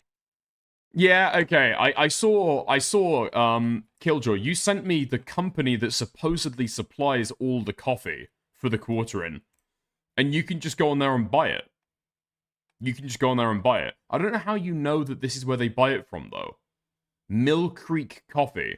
To the date of me making this video, struggling to sell his generic, boring, overpriced. Real fagheads would disagree, I'm sure. I mean, okay, different brands of cigarettes do have different levels of quality, okay? And Marlboro Golds are the undisputed best, okay? Undisputed best. But yeah, I mean, they're basically all the fucking same, right? Price coffee. At the very, very highest, you might have, like, an increase in quality that's, like, super noticeable, right? And at the very, very lowest, cheapest, it might be total fucking shit that you, like, cough up your fucking guts every time you, like, smoke your fucking fag, right? But at the same time, I mean, like, in the middle, that shit is all the fucking same. Reds, blacks, blues, yeah, that's the only difference. To anyone, including his fans. Turns out when you name your product something that if you put it into Google, you get 9,000 other products first, it's kind of hard to sell. You would think a dude with a degree in marketing would know that, but I guess not. So literally, before the company even got off the ground, the odds of it being a success were already in the single-digit percentage range. If Jeremy had consulted anybody else first, maybe the future woes he would have had to endure could have been avoided. But that's the... Benson and Hedges are good. Oh my god, Nate, I can't believe you're trying to fucking sell me on this right now. Benson and Hedges, the only ones that sell in the UK are the blues. And they're like basically every other standard blue cigarette, right? Low tar, it's alright. It is what it is. They're all the same. Downside of being rich and also being your own boss. You develop an ego and start thinking you don't need to get a second opinion on shit. Bro really started thinking he was the Elon Musk of YouTube, who he loves, by the way. Jeremy's admiration of Elon is so strong, in fact, that in December of 2022, after Elon bought Twitter, like, I mean, Benson and Hedges just gives me the vibe as somebody who used to work in, like, a fucking supermarket. Old woman. That's who's buying Benson and Hedges, right? Middle class or lower class, old woman. That's who's coming in to buy Benson and Hedges. If you're an upper class old woman, you're going for the silk cuts, right? The expensive ones. But nah, Benson Hedges is old woman stuff. Jeremy got overexcited, got piss boy levels of drunk again, and had a meltdown about how much he loved Elon and wanted to eat his semen just like he ate Sargon's. I literally got out of bed to make this video. My most important video. that I've literally ever made on this channel. I'm tired. I've been working 14 hours a day. I'm on fumes, like pure gas. But this decision, this minute, this moment is so important that I'm willing to F up my entire week. I'm blowing my entire notification window for this video because it's important. It's the most... Oh my god, this video will forever fucking stand in infamy. I need you guys to go and vote on this Twitter poll for Elon to be able to keep Twitter. Hold on, is this the one? Video I've ever done. Elon Musk. Oh my god, also, can we like pay attention to this shit? Check us out on Minds. What the fuck is Minds? Rumble, equally failing. Odyssey, equally failing. Gilded, what the fuck is that? And then BitChute. This guy will take money for literally fucking anything. You could roll dog shit into fucking cigarette papers and he would start selling that as his brand of cigarettes. Kaz put out a poll. Should I step down as head of Twitter? It is currently 56.3% to 43.7%. Like, it is the most obvious ploy from Elon Musk to try and get some kind of like mass adoration and celebration from Twitter as a whole. Like, it is a total ploy.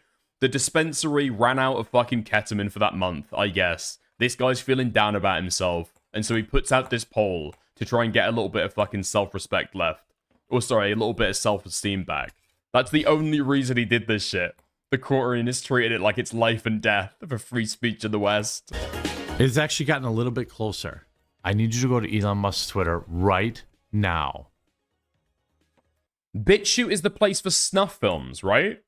Really? Okay. I'll try and see if I can access it in the UK. Go to his poll and vote no. So what was... Okay, I click on the link. Literally, bitchute.com/UK regulations is the fucking... is the webpage that it sends me to. Yeah, okay, never mind. Quartering's brilliant idea on how he was going to sell his coffee? By shilling it, constantly and shamelessly. Shilling your own products isn't the worst thing in the world. It's actually quite respectable to sell something to your audience that you made yourself rather than shill products to some random company whose stuff you might not even... Wait, Minds was David? No, fuck off. Minds was Dave Rubin's platform. And I don't know about it? And I've never heard about it, and it doesn't exist today. It was a total flop. It was a total flop failure. What? Huh? With that kind of clout cachet behind it, that kind of insightful marketing mind, it failed? Damn. Use or would have endorsed if you weren't receiving a check for it. But the problem with... In the UK, at the very least, if I type in Minds, the very first result that comes up is Mind, the mental health charity. Jeremy Schilling of CBC is volume and desperation. Quartering would literally never miss an opportunity to shill coffee brand coffee. The pinnacle of Quartering's relentless quest to shill coffee brand coffee. Just the moment that really embodies how desperate this dude has been to sell a single bag of this overpriced bullshit of his is when on June 8th of 2022, when Tim Pool, a longtime associate of Quartering's and fellow YouTube news slopper, got swatted during one of his Timcast streams. Now the chat was still live while Tim and the others were away, and while they were, the Quartering went into Tim's chat and shilled his fucking coffee. This is a high-stress moment, likely a great moment to brew up a delicious cup of coffee brand coffee if the stress is getting you. Perhaps one of our new teas will calm you. Maybe a velvety cup. Oh my god, he still shit talks Tim Pool to this day, doesn't he? I know that they've got like a fucking beef going together. This is how it started. Tim Pool got fucking swatted. He's advertising his coffee. Of coffee brand cocoa. Jeremy did this like 4 or 5 times before Tim returned, and even replied with further shilling under all of Tim's tweets. Like I heard, you know what the craziest thing was? When we were outside, right? And cops were in the suite, we just kept hearing coffee brand coffee. And I was like, what's happening? Coffee. And I was like, what? Looking around. And then I open the chat and all I see is chat's coffee brand coffee. I'm like, what's happening? Quartering. Jeremy. He gave us $400. More than that. Thank you, Jeremy. Bro literally has no sense of shame.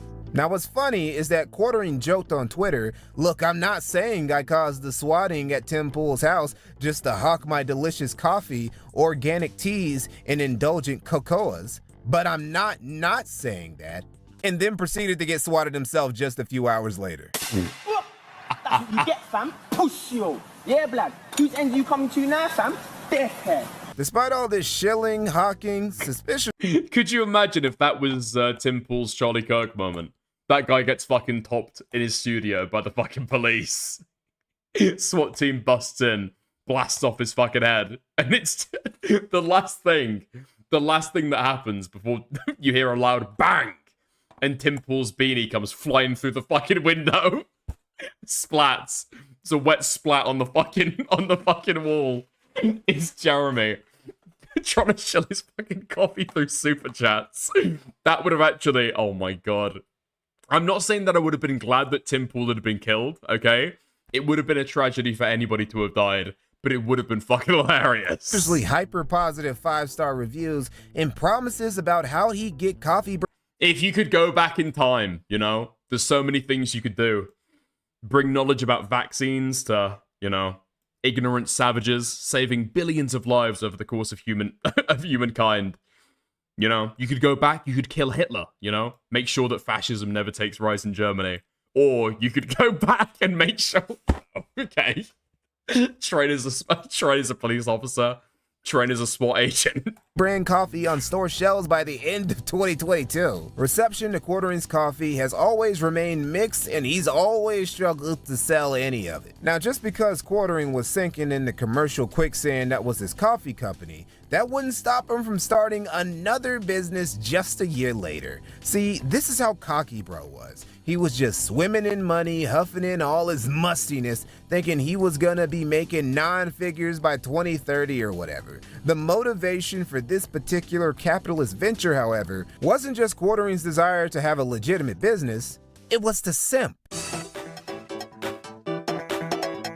Specifically, the simp for Sydney Watson, the Australian-American former Blaze employee who, along with Elijah Schaefer, who was also present at Jan 6 and went inside the Capitol building in Nancy Pelosi's office with Bait Alaska and even took a picture of Nancy Pelosi's email, but was the only person who went inside the Capitol and never faced any punishment for it, for some reason. Hosted the show You Are Here Together. After Sydney left the Blaze and got in a lawsuit with him, she was kinda left in a bad spot. So Jeremy decided to bust out his cape and play Captain Save a Sheila, and they would, in late 2022, start a new show together called Community Notes. But the Save a Sheilin didn't stop there. Now, in March 2023, Quartering would team up with Sydney to launch a whole website called The Publica. The Publica will be a politics and culture news site for free thinkers and mischief makers that will be a grassroots alternative to mainstream media. And Quartering would front $2,500,000 into this venture. It's disappointing to hear about Sydney, but I don't know what anyone takes Lauren Southern seriously. Yeah, I mean, I was heartbroken when I saw her messages. She like literally told people, you know, I went out of my way to try and help her with her tea company. And she had no idea how to do fulfillment or any of this shit. And I was like, hey, let me help you with that. And because she didn't like the price that it would cost me, by the way, I was making no money on it. She told all these other people in these private DM groups that I was ripping her off. But by the way, meanwhile, I had paid about $250,000 to start the Publica, and she'd paid $0. Nigga, you's a mark. Nigga, you's a lame. Nigga, you's a nerd. Nigga, you soft. Nigga, you frail. Nigga, you look like you a tail. Nigga, you's a buster. Nigga, you's a sucker. Nigga, you look like if your bitch told you she fucked another nigga but say she won't do it again. Nigga, you look like you a truster. This thirsty ass, happily married man threw a $250,000 away in a vein of... Oh my god, hold on. How the fuck have I never noticed this guy's teeth? What? What? What the fuck is going on here? This guy's got crazy fucking rabbit teeth, huh? Attempt to build a new media empire with Sydney Watson. Quartering likes to say shit like, I learned long ago that internet foins is dumb. That's why I don't do collabs. so I don't take selfies with other YouTubers. I'm just here to get on my grind. But I don't know. I gotta be honest, I find it so fucking pathetic when I hear YouTubers talking like that shit. It is so fucking pathetic. Because you know that these guys will make more fucking connections in a little while. And they will make more internet friends. Every single fucking time. Every single fucking time. Having associates, having friends on the fucking internet is just super fucking necessary. You can't actually get on as a creator without it, right? Or you're leaving a lot of fucking success on the table if you reject it. Yo! There is a narrative that this is missing. Sydney Watson asked about Jack Murphy's corner chair article. Jeremy starts creating with Sydney when Elijah throws her under the bus. Reed Keaton's jerk clown on Murphy. Look now. That is very, very interesting. That is very, very interesting. That is very interesting. Hold on. I'm adding that to the list of retrospective content to go over. Thank you for the 20, Nate. That is insanely fucking generous. I hugely appreciate that, mate. Thank you very much. Oh, Jeremy, throwing $250,000 into a... I do remember the article that I read. Yeah, the guy talking about the sensual power.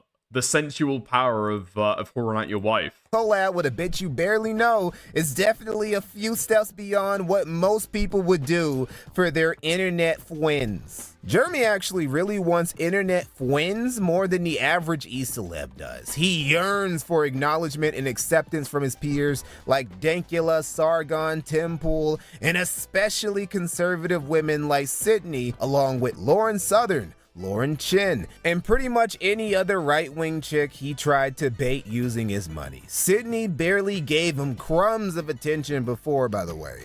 But now that she was in a vulnerable state and having burned several bridges with conservative influencers she probably shouldn't have, she had to rely on Jeremy, who swooped in to be the extremely awkward and creepy hero that Sydney probably didn't want but definitely deserved. And when I say awkward and creepy, I'm not just pulling a quartering and pulling stuff out of my cheeks. On the show, Jeremy would often let loose slips like, my DMs are closed. I'd get too many dick pics.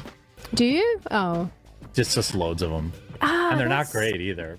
They're not great. They're like flaccid. Girl, have you ever peed in a trough where there's like dongs on the left of you and to the right? You can see them both. You don't have to look in an at open them. river. You don't have to look at them. It's You not have like to look. It's a respect thing. If there's a guy who is like supremely hung, you would like rib him about it. You know what I mean? Versus like be jealous. And it wouldn't be Oh, why is that on your mind? Why is that on your mind? Is that like a daily occurrence? I'm not often thinking about other guys' dicks. I'm not yet at a trough. At a trough. What he leaves out of that story is that his wife is the trough. His wife is the receptacle in that story. Jeremy, without him getting drunk and saying weird shit on Twitter, he would have...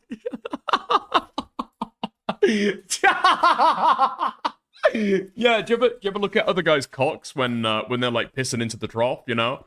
When they're like convincing the trough to go and like go to the pizza parlor with them and like leave you alone at home. When the guys are like dumping hot loads into the trough and like sending it back home to you, all smelly and sticky and stuff. Have to delete later once he's sobered up, like this one. If this post ends on an odd number of replies, Sydney will post a lewd photo in the replies. One can only imagine what Sydney's DMs from this period look like. Anyway, Operation Simping for Sydney ultimately ended in failure after the Publica failed to gain any traction and struggled to hit even 20% of its subscription goal. So I have to make a little bit of an announcement. Myself and my good friend Sydney Watson launched a media company back in February 2022 known as the Publica. Almost everybody, on a personal note, who worked for that site did it for almost peanuts. But sadly, my time with the Publica has come to an end. My career has been evolving, and I've just been spread too thin, and I need more time and space for personal projects. According to former employees, Quartering fired the staff while drunk in the middle of the night, and Sydney... Shut the fuck up. Wait, the Quartering hired Sarah Fields? No way. This woman used to work for the Quartering. No way. Isn't Sarah Fields that woman that got, like, fucking charged with child endangerment? Is that Sarah Fields? Now, I think that court case went nowhere, okay? To be totally clear. I don't think that court case went anywhere. This Sarah Fields, the woman who was trying to fucking kill Harry Sisson over his fucking, over his affairs with young ladies. I have zero time for your nonsense. I could write pages about you and how screwed over an entire team of journalists by firing them in the middle of the night while you were drunk because you wanted to sell a cookbook. I have all the receipts. But honestly, you're not worth my damn time. Yeah. Even when she's going after the quarter-in, I still kind of fucking hate her. Either pot up or shut up, you know what I mean? I could provide the proof for all these allegations, but I won't. Employees quartering fired the staff while drunk in the middle of the night, and Sydney, though she wouldn't outright trash him, has avoided being caught up in the quarter planet's orbit too much ever since. Hey, nobody says simping was easy or cheap.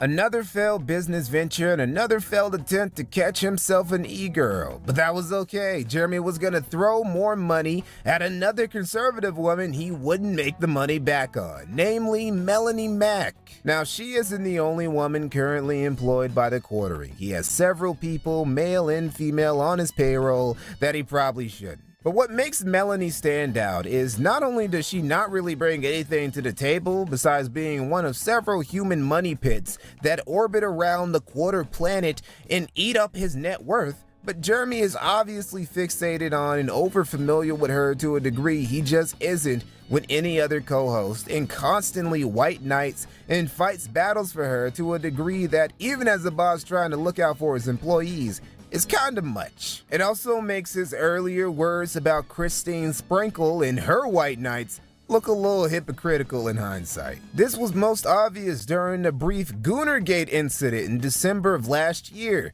when Melanie and a handful of other culture war righties went crusading against not porn, but extremely sexualized content in male-targeted media in general. Now, people started clapping back at Melanie and her anti-Gooner allies' Puritan stances, and also pointed out that Melanie, as a fan of Tomb Raider, was throwing stones from a glass house. Quartering would then come to Milady's defense against these Gooner nerds who just wanted to play big titty games all day. Just to remind you guys how Jeremy was moving just a couple years ago. What's going on, everyone? Jeremy here, Unsleeved Media, and I've got a scoop for you. Mare is also an interesting character for A-Login. Why do I know her? Why do I know Chrissy Mare? Why do I know... I don't know her name, but I know her fucking... I know her face. I know her gormless face. I've got some rejected art from Ixalan. You know, I don't know if you have seen this. I did share this image with the YouTubes. I'm not entirely sure why Wizards of the Coast wouldn't print this card. I mean, certainly very powerful, very intelligent, very thought-provoking. Lots to think about with this card. What's going on in Jor's mind here? But Jeremy wasn't reflecting in any of that. He just jumped at the opportunity to look good for an employee he'd be better off laying off. This is true for most of the Quartering's employees. He hires all these people to help run his businesses that all fail anyway, save for his YouTube channel that could probably run just as well with just 1 or 2 full-time editors. The most use Quartering really gets out of these guys is as co-hosts on his Rumble streams, which he started mostly streaming from in 2023. Now, he said it was because of free speech Rumble allowed compared to YouTube, which is preposterous. Like, Quartering's not even spicy enough for that to be an authentic reason. Part of the reason why Quartering's been able to thrive over the years anyway is because all of the actual edgy people, the far righties, the edgelord comedians, the shot jock streamers and whatnot, would all get banned during the late 10s, and there was a vacuum for milquetoast righties like Ben Shapiro, Tim Pool, and the Quartering to thrive in. The actual reason Jeremy went to Rumble was for the fat checks Rumble was going to pay him to stream from there, and the benefits of constantly being on Rumble's front page. Jeremy's Rumble deal has made him a heavy chunk of change over the years, until it Really? Are we? Is that the line we're fucking going with? Yeah. The Rumble ad bucks are paying crazy. Is that what we're fucking saying? Every time that I go to Rumble and I see a fucking advert, it is for like, I don't know. It's for like some anarchist's cookbook about how to like make bombs at home, easy, for like less than $10. Or it's for like, I don't know, like if you eat peaches, you won't get cancer. It's like, it's weird shit. It's weird shit that I don't even know half the time what's trying to be monetized, right? Do you guys remember a little while ago we were looking through fucking archives of some shit and we kept on getting the same fucking advert about eating fucking peaches like curing cancer? I don't know who the fuck is making money off that unless it's like Big Peach trying to fucking advertise. I truly do not fucking get it. Jeremy's Rumble contract to lock in content on the platform, that's going to be what it is. Yeah, that's going to be where it is. But I don't know if like being on the fucking editor picks front page for Rumble is anything worth clapping about. Not really. Deal has made him a heavy chunk of change over the years, until it hasn't. See, Jeremy, despite his years of experience and frequent business failures at this point, still has failed to internalize one of the most basic rules of business, that is, preparing for downturns. When business is booming, everything's easy. You can lose a couple stacks and recoup it all and then some in a few years. But when winter comes, when the drought comes, when that recession hits and the revenue ain't hitting like it used to, is your business capable of weathering the momentary hardship and not just fall apart? The answer, if your name is Jeremy Hambley, is no. Quartering's entire empire was built off the back of his YouTube success. His endless stream of YouTube slot videos is his financial foundation. Everything else is supplementary. So when these other businesses have been failing, Jeremy was like, it's fine. When his staff payroll gets a little high, he's like, it'll be all right. Even when Rumble ended its deal with Jeremy, stopped paying him those big checks, his subscriptions there start drying up, and he didn't get reliably put on Rumble's front page anymore, he could still shrug and say, well, it's not great, but it's not the end of the world. But shit hits different when his YouTube metrics start performing so well too. Looks like there's some trouble in paradise. See, Jeremy's been getting a bit anxious as of late, like actually losing his shit a bit. I know a lot of you have been asking about my breathing, what's going on with that. It's from anxiety, and I've been having a lot of it lately. I've been trying to get off the medication. I've been on, SSRIs for a long time for anxiety, and they tried to say, oh, well, let's up your dose, but I didn't want to do that. And my doctor's like, well... I mean, Jeremy... Fuck me. I mean, I don't want to fucking step over the line, but, I mean, Jeremy is, like, the least surprising person that I've ever heard is on SSRIs, you know? You know, it's not as effective anymore because you've been on it for such a long time. I'm hoping this is just a rough patch. It was a really, really, really stressful July between, my foot. I had Achilles tendonitis, then I had gout, and then I had anxiety, and then I had, the no paycheck for July because the Rumble deal expired. It was just a whole bunch of crazy, stressful stuff. Now, you might look at these numbers and say, that's not bad. Well, they are bad when you're an almost 2 million sub channel and you're hundreds of thousands of dollars in the hole and are employing way more people than you should. Apparently, breaking even 70K on a video is no longer a guarantee for the quartering. Not unless he's talking about something topical like Charlie Kirk's assassination. By the way, Jeremy has been one of those guys. Wait, hold on. Let's check those fucking views. How many views was he getting talking about Kirky? Topical like... No way. Really? This guy was talking about Charlie Kirk and he couldn't even crack a fucking mil? He couldn't even crack like half a mil. What? Really? Jesus Christ. Oh my god. What the fuck? Has this guy, like, lost his fucking edge? He didn't even put trans in the fucking thumbnail or title. What the fuck? Charlie Kirk assassin text messages are fake. There is some serious explaining Cash Patel must do. Not even trans? Not even once?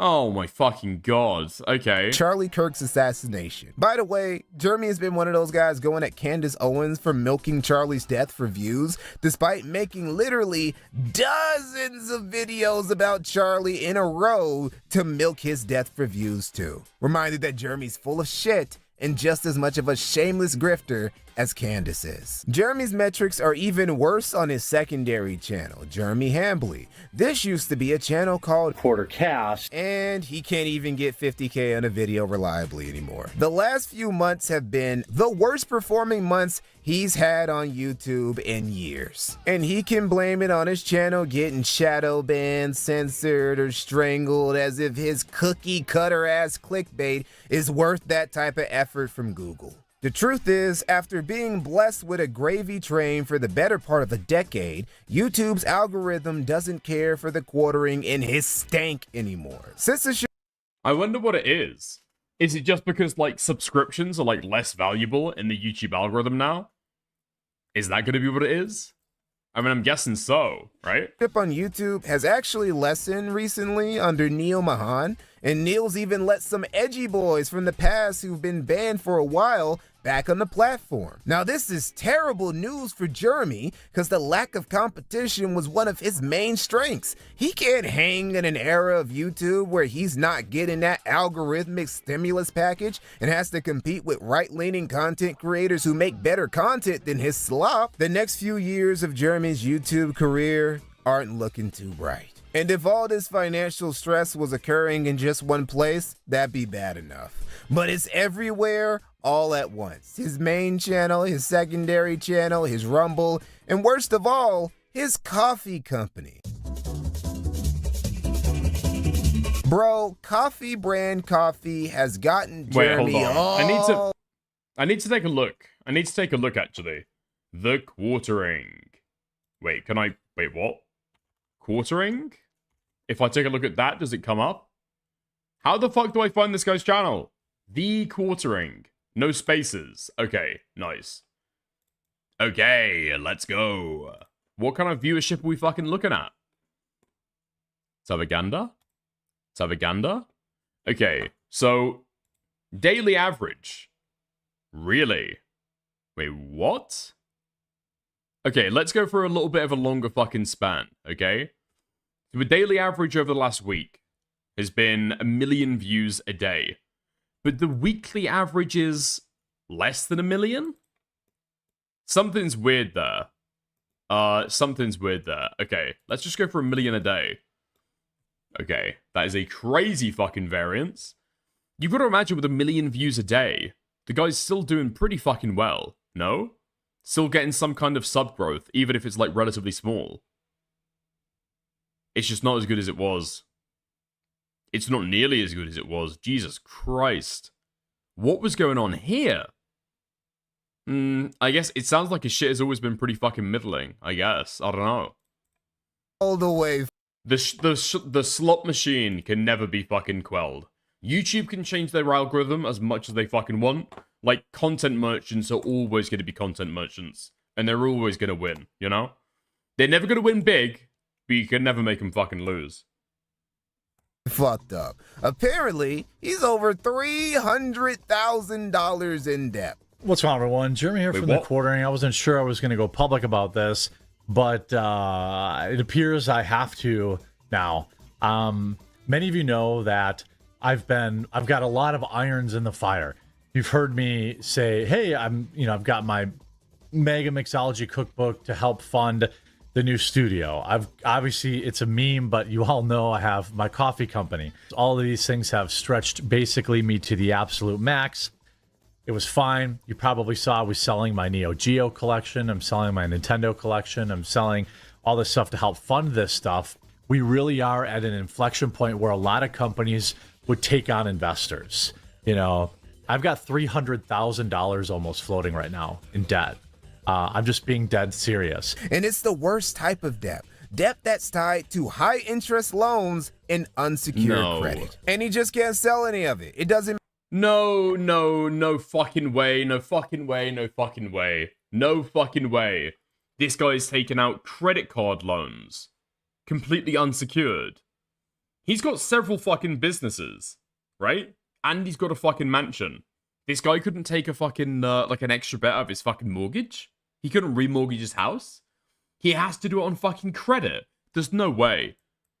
If he's got 300,000 on, like, credit cards and unsecured loans, there's got to be other debt there, surely. There's got to be other debt this guy's fucking taken out. You could take out a fucking business loan, right? He's still paying the mortgage, I think. Yeah. But how it works with mortgages, right, is you, like, paying for a certain amount of time, and then you can remortgage and get some of that money back because you agree to a different loan, right? You remortgage the house as if you're buying it for the first time, and you just restart the clock from day one. But he's got, like, businesses. He's got, like, LLCs and stuff.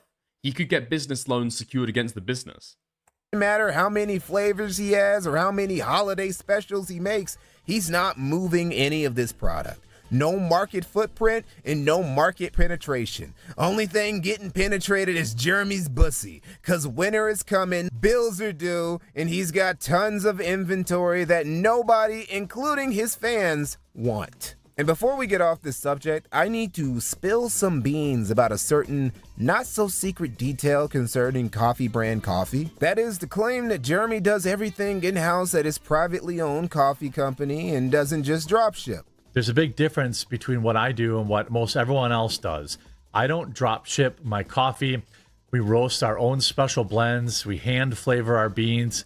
We pack our orders. We ship our orders. We handle our customer service.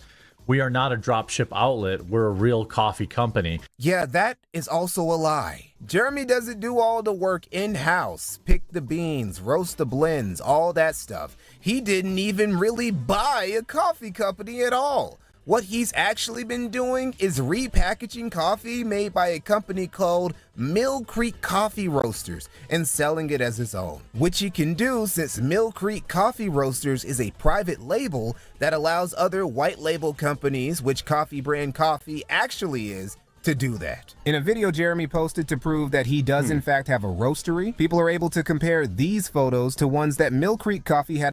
Oh, right. This is where Killjoy's getting the fucking links from. This is where Killjoy's getting the fucking lore. Zach Armand Head Roaster at Mill Creek Roasters. Right picture is an older picture of him. Oh, fuck me. Okay. Available on their social media. How the fuck did people figure out this shit? That's actually fucking insane. Yeah. And they looked identical. People also noticed that Coffee Brand Coffee's LLC coincidentally happened to share the exact same address as the LLC of Player One Coffee, a coffee company coincidentally owned by Zach Shutt, who's also the CEO of MetaPCs, coincidentally, one of Jeremy's main sponsors over the years. Also, coincidentally, of course, Zach's coffee ad also featured a roastery that looked an awful lot like Mill Creek's. Also, they somehow had the same address that was only a 20-minute drive from a facility owned by Mill Creek Coffee Roasters, who are the ones who are actually brewing this coffee. Not Player One Coffee, and certainly not Coffee Brand Coffee. This whole time... Reverse image search is powerful. Really? People did that shit off reverse image searches. I don't even want to know how long it took for people to be able to sift through all the different fucking coffee roasteries.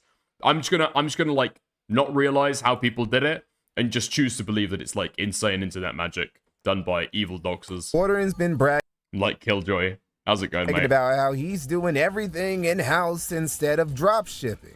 In reality, what he's doing is technically a step below drop shipping, because not only is Coffee Brand Coffee a white label product, it's just a copy of another white label product, Player One Coffee. And this isn't some grand secret either. Companies who actually do roast their own beans know exactly what Jeremy is doing. So the Coffee Brand Coffee company, that's basically a millstone around this motherfucker's neck at this point, was built on a lie that Quartering has been peddling for over 3 years.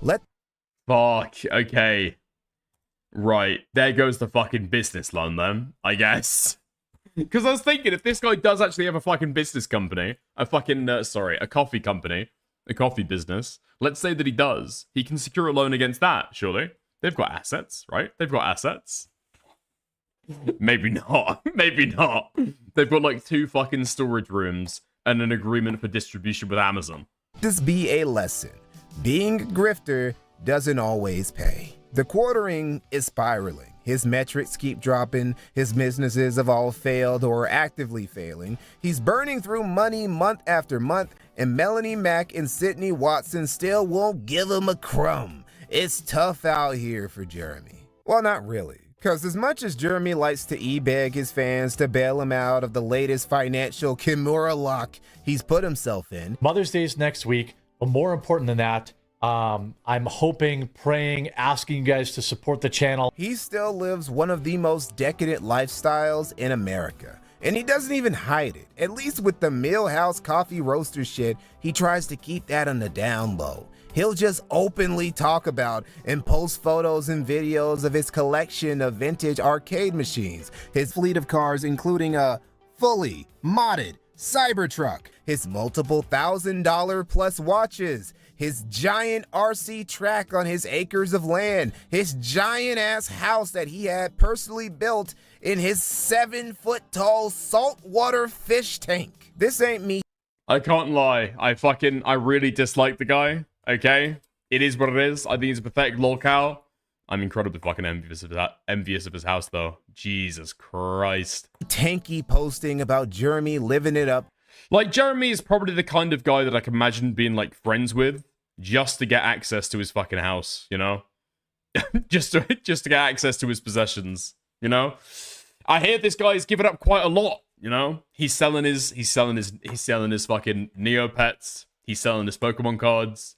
He's giving out his wife. He's sharing a lot. He's sharing a lot with the people close to him. Too big. He can ball out as much as he wants with his money. This is me pointing out that a millionaire who lives like this has no business extending his hand and asking for a handout from his audience. The quartering being an ape when it comes to running his various businesses and being a giant consumer when it comes to managing his finances is the quartering's problem, nobody else's. Moist Critical recently turned off all forms of his monetization because he already felt he made too big of a bag over the years to justify it, and felt guilty about his working class fans continuing to give him their hard-earned money. But Big Hambly over here, nah, he needs those donos, he needs those memberships, he needs that ad revenue, he needs a Rumble deal, he needs for you to buy his coffee, he needs for you to buy his MAGA mixology book, and he needs for you to pay for his hotel expenses. Holy shit, dude. Just get a cup, find a corner, and start begging pedestrians for change at this point, nigga. Goddamn. So, bottom line, you're a huge grifter. Massive. Wait, hold on. Wait, hold on.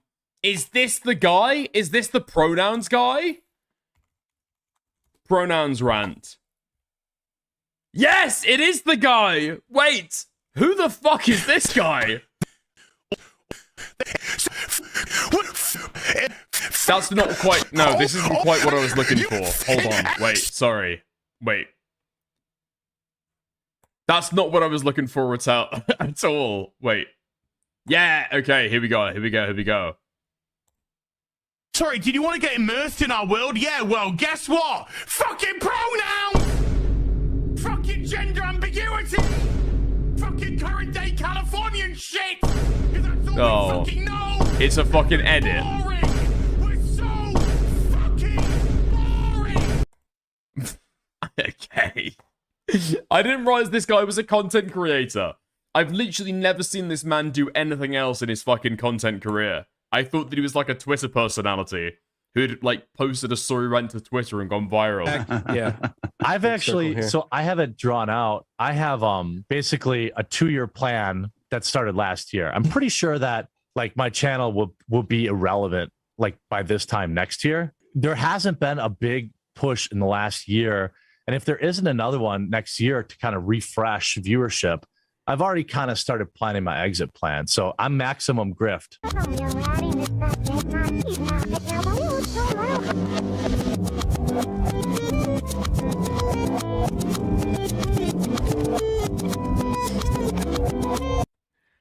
Yeah? Okay. Nice.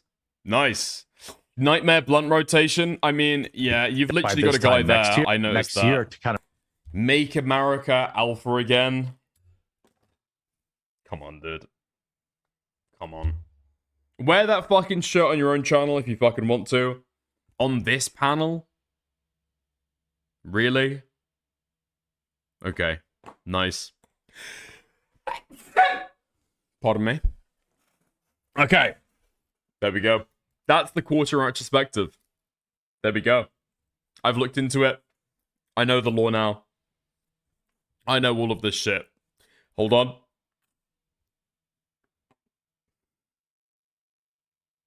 I think I'm fine. Okay. Brill. Wait, what? Okay, Killjoy's just sent me a DM. This is where you think all of his money goes. What, the quartering? Marketing Sheriff Home. Here's the LinkedIn showing he's the CEO. Not that it's needed. Oh, right. So this other guy is the CEO of Marketing Sheriff. Here's him bragging about Keffels. Here's it going into delinquency every 2 years. I might need to take a look at that stuff. Maybe because it's going to be, like, insular content to be able to get into. Possibly because, I might, like, accidentally flash something on screen that I don't need to. Or I, shouldn't. I'll take a look at that, though. Okay. Maybe we'll talk about that next stream. Maybe that's the way to go with it. That's interesting. Little pet theory from Killjoy. Interesting. I'll take a look at it tomorrow. I appreciate it. Thank you very much. Okay. Nice. Quartering Crowder fell out. No? Really? Quartering Crowder. Steven Crowder and Fuentes destroy Ben Shapiro and reveal special YouTube treatment. I don't see anything. I just see him fucking posted about the quartering. Or him posted about Crowder, rather. Yeah, I don't know. Working for Steven Crowder. So these are some of the guys that left Crowder's outfit a few years ago. Interesting. That guy was sitting on the quartering on that fucking panel, right? He's like a quartering buddy. Alright. We'll have to see. Maybe. Dude, some of this fucking lore is so insular. It's actually insane. Yeah, okay. Wait, quartering Garrett. Not Jeremy. Quarter Black. Okay, never mind. Who the fuck is that? Sorry. Okay, never mind. Nice. Fuck me. Alright, bro. Isn't it like 5 a.m. for you? Go to bed, dickers. Yeah, okay. It is. I was just taking a look. I might have a look at inbox. Okay. Let me play it. Hey, do you know what I love? Hey, Bethesda. Oi, cow, shut your fucking cake hole. Hey, Bethesda, I just want to say something to you. Bethesda, I just want to say something to you, Bethesda. Just want to say a little something. There is nothing I love more. Taking my headphones off, fuck that. Bethesda, there is nothing I love more than to sit down, comfy chair, turn on my PC, fire up a brand new RPG, lose myself, think, oh my god, just think of this world, just think of all the planets I can visit, all the... I'm cucking you. That's all you're fucking watching. Okay? That's all you're fucking watching. Didn't know we did this on stream. I don't know if he did do it on stream, or if this is like a Let's Play that he does. Do people even do Let's Plays anymore? I'm actually not sure. I'm actually not sure if people do Let's Plays anymore, or if everyone just does streaming. It's on stream? Really? There's no stream graphics at all. I mean, he's got the fucking OBS moving thing, but hey-oh, okay. He streamed the release. Ah, that's pretty cool. Okay, that's pretty cool. Okay. Nice. I don't know if they're called Let's Plays anymore. No, I guess not. But I mean, like, all the gaming content that I see on YouTube is all, like, edited down, right? It's all challenges shit. Trying to complete this game, but special quirk, right? Or it's like something else. But I don't think people just do straightforward playthroughs anymore, you know? Let's Plays are dead, unless you're like an old god OG creator. Yeah, I guess kind of true, but at that point, do you even need to fucking, like, work for it? I don't think so. You've got, like, a built-in audience that's going to be there forever. no matter what you do. Does Jacksepticeye still do Let's Plays? Why do I feel like Jacksepticeye does still do Let's Plays? DSP is the last Let's Player. Yeah, DSP is the last lots of things. Okay. Okay. Nice. Listen. 6 hours. We will do the Polymarket Exposé tomorrow. Okay? We'll do that tomorrow. We'll do a bunch of other content as well tomorrow. I think I heard about President Sunday reacting to my conversation with Aiko that I thought might be funny to go through. If there's any interesting bits from that, okay, let me know. I might have a look at it, might watch it. I think the tagline that apparently I got was that President Sunday kept on commenting about the emoting. And then also, he also said that, what was I saying? I sounded like a disappointed father. Apparently that was his summarization at the end. I sounded like a disappointed father when I was speaking to Aiko. There's something about like kicking a puppy across a room. That's what he felt like I was doing to Aiko. She was the puppy. She was the retarded puppy that I was kicking across the room. I'm not sure if that's true. That sounds quite harsh for Sunday to say about Aiko, but hey ho. Okay. Anyway, I'm going to raid you guys out to somebody else, and then I'm going to dip out, okay? But before then, I want to thank everybody who donated. Thank you to Nate. Thank you to Speed Racer, Spitfire01, Anyaki, Umfikiller, and Cold Heart. We hugely appreciate everyone who donated, but we also appreciate everyone who liked the stream, and also everyone who lurks, okay? And VOD watchers appreciated as well. Nice. Oh, man. It feels wrong to bully the retard. Yeah, I get that. But I don't think I was especially bullying Aiko. Like, she asks to call in. I say, you sure? You don't have to. And then she calls in, I don't even get, like, do I even raise my voice with Aiko? I don't know if I do, but anyway. I don't think I was aggressive at all with Aiko. But yeah, so yeah. That comment confused me, so I'm imagining that it's like out of context. Like I say, genuinely, I find it surprising that President Sunday was said about Aiko, but yeah. Maybe I'll watch it. Maybe I'll see. But there we go. I'm gonna raid you guys out to Himpleton.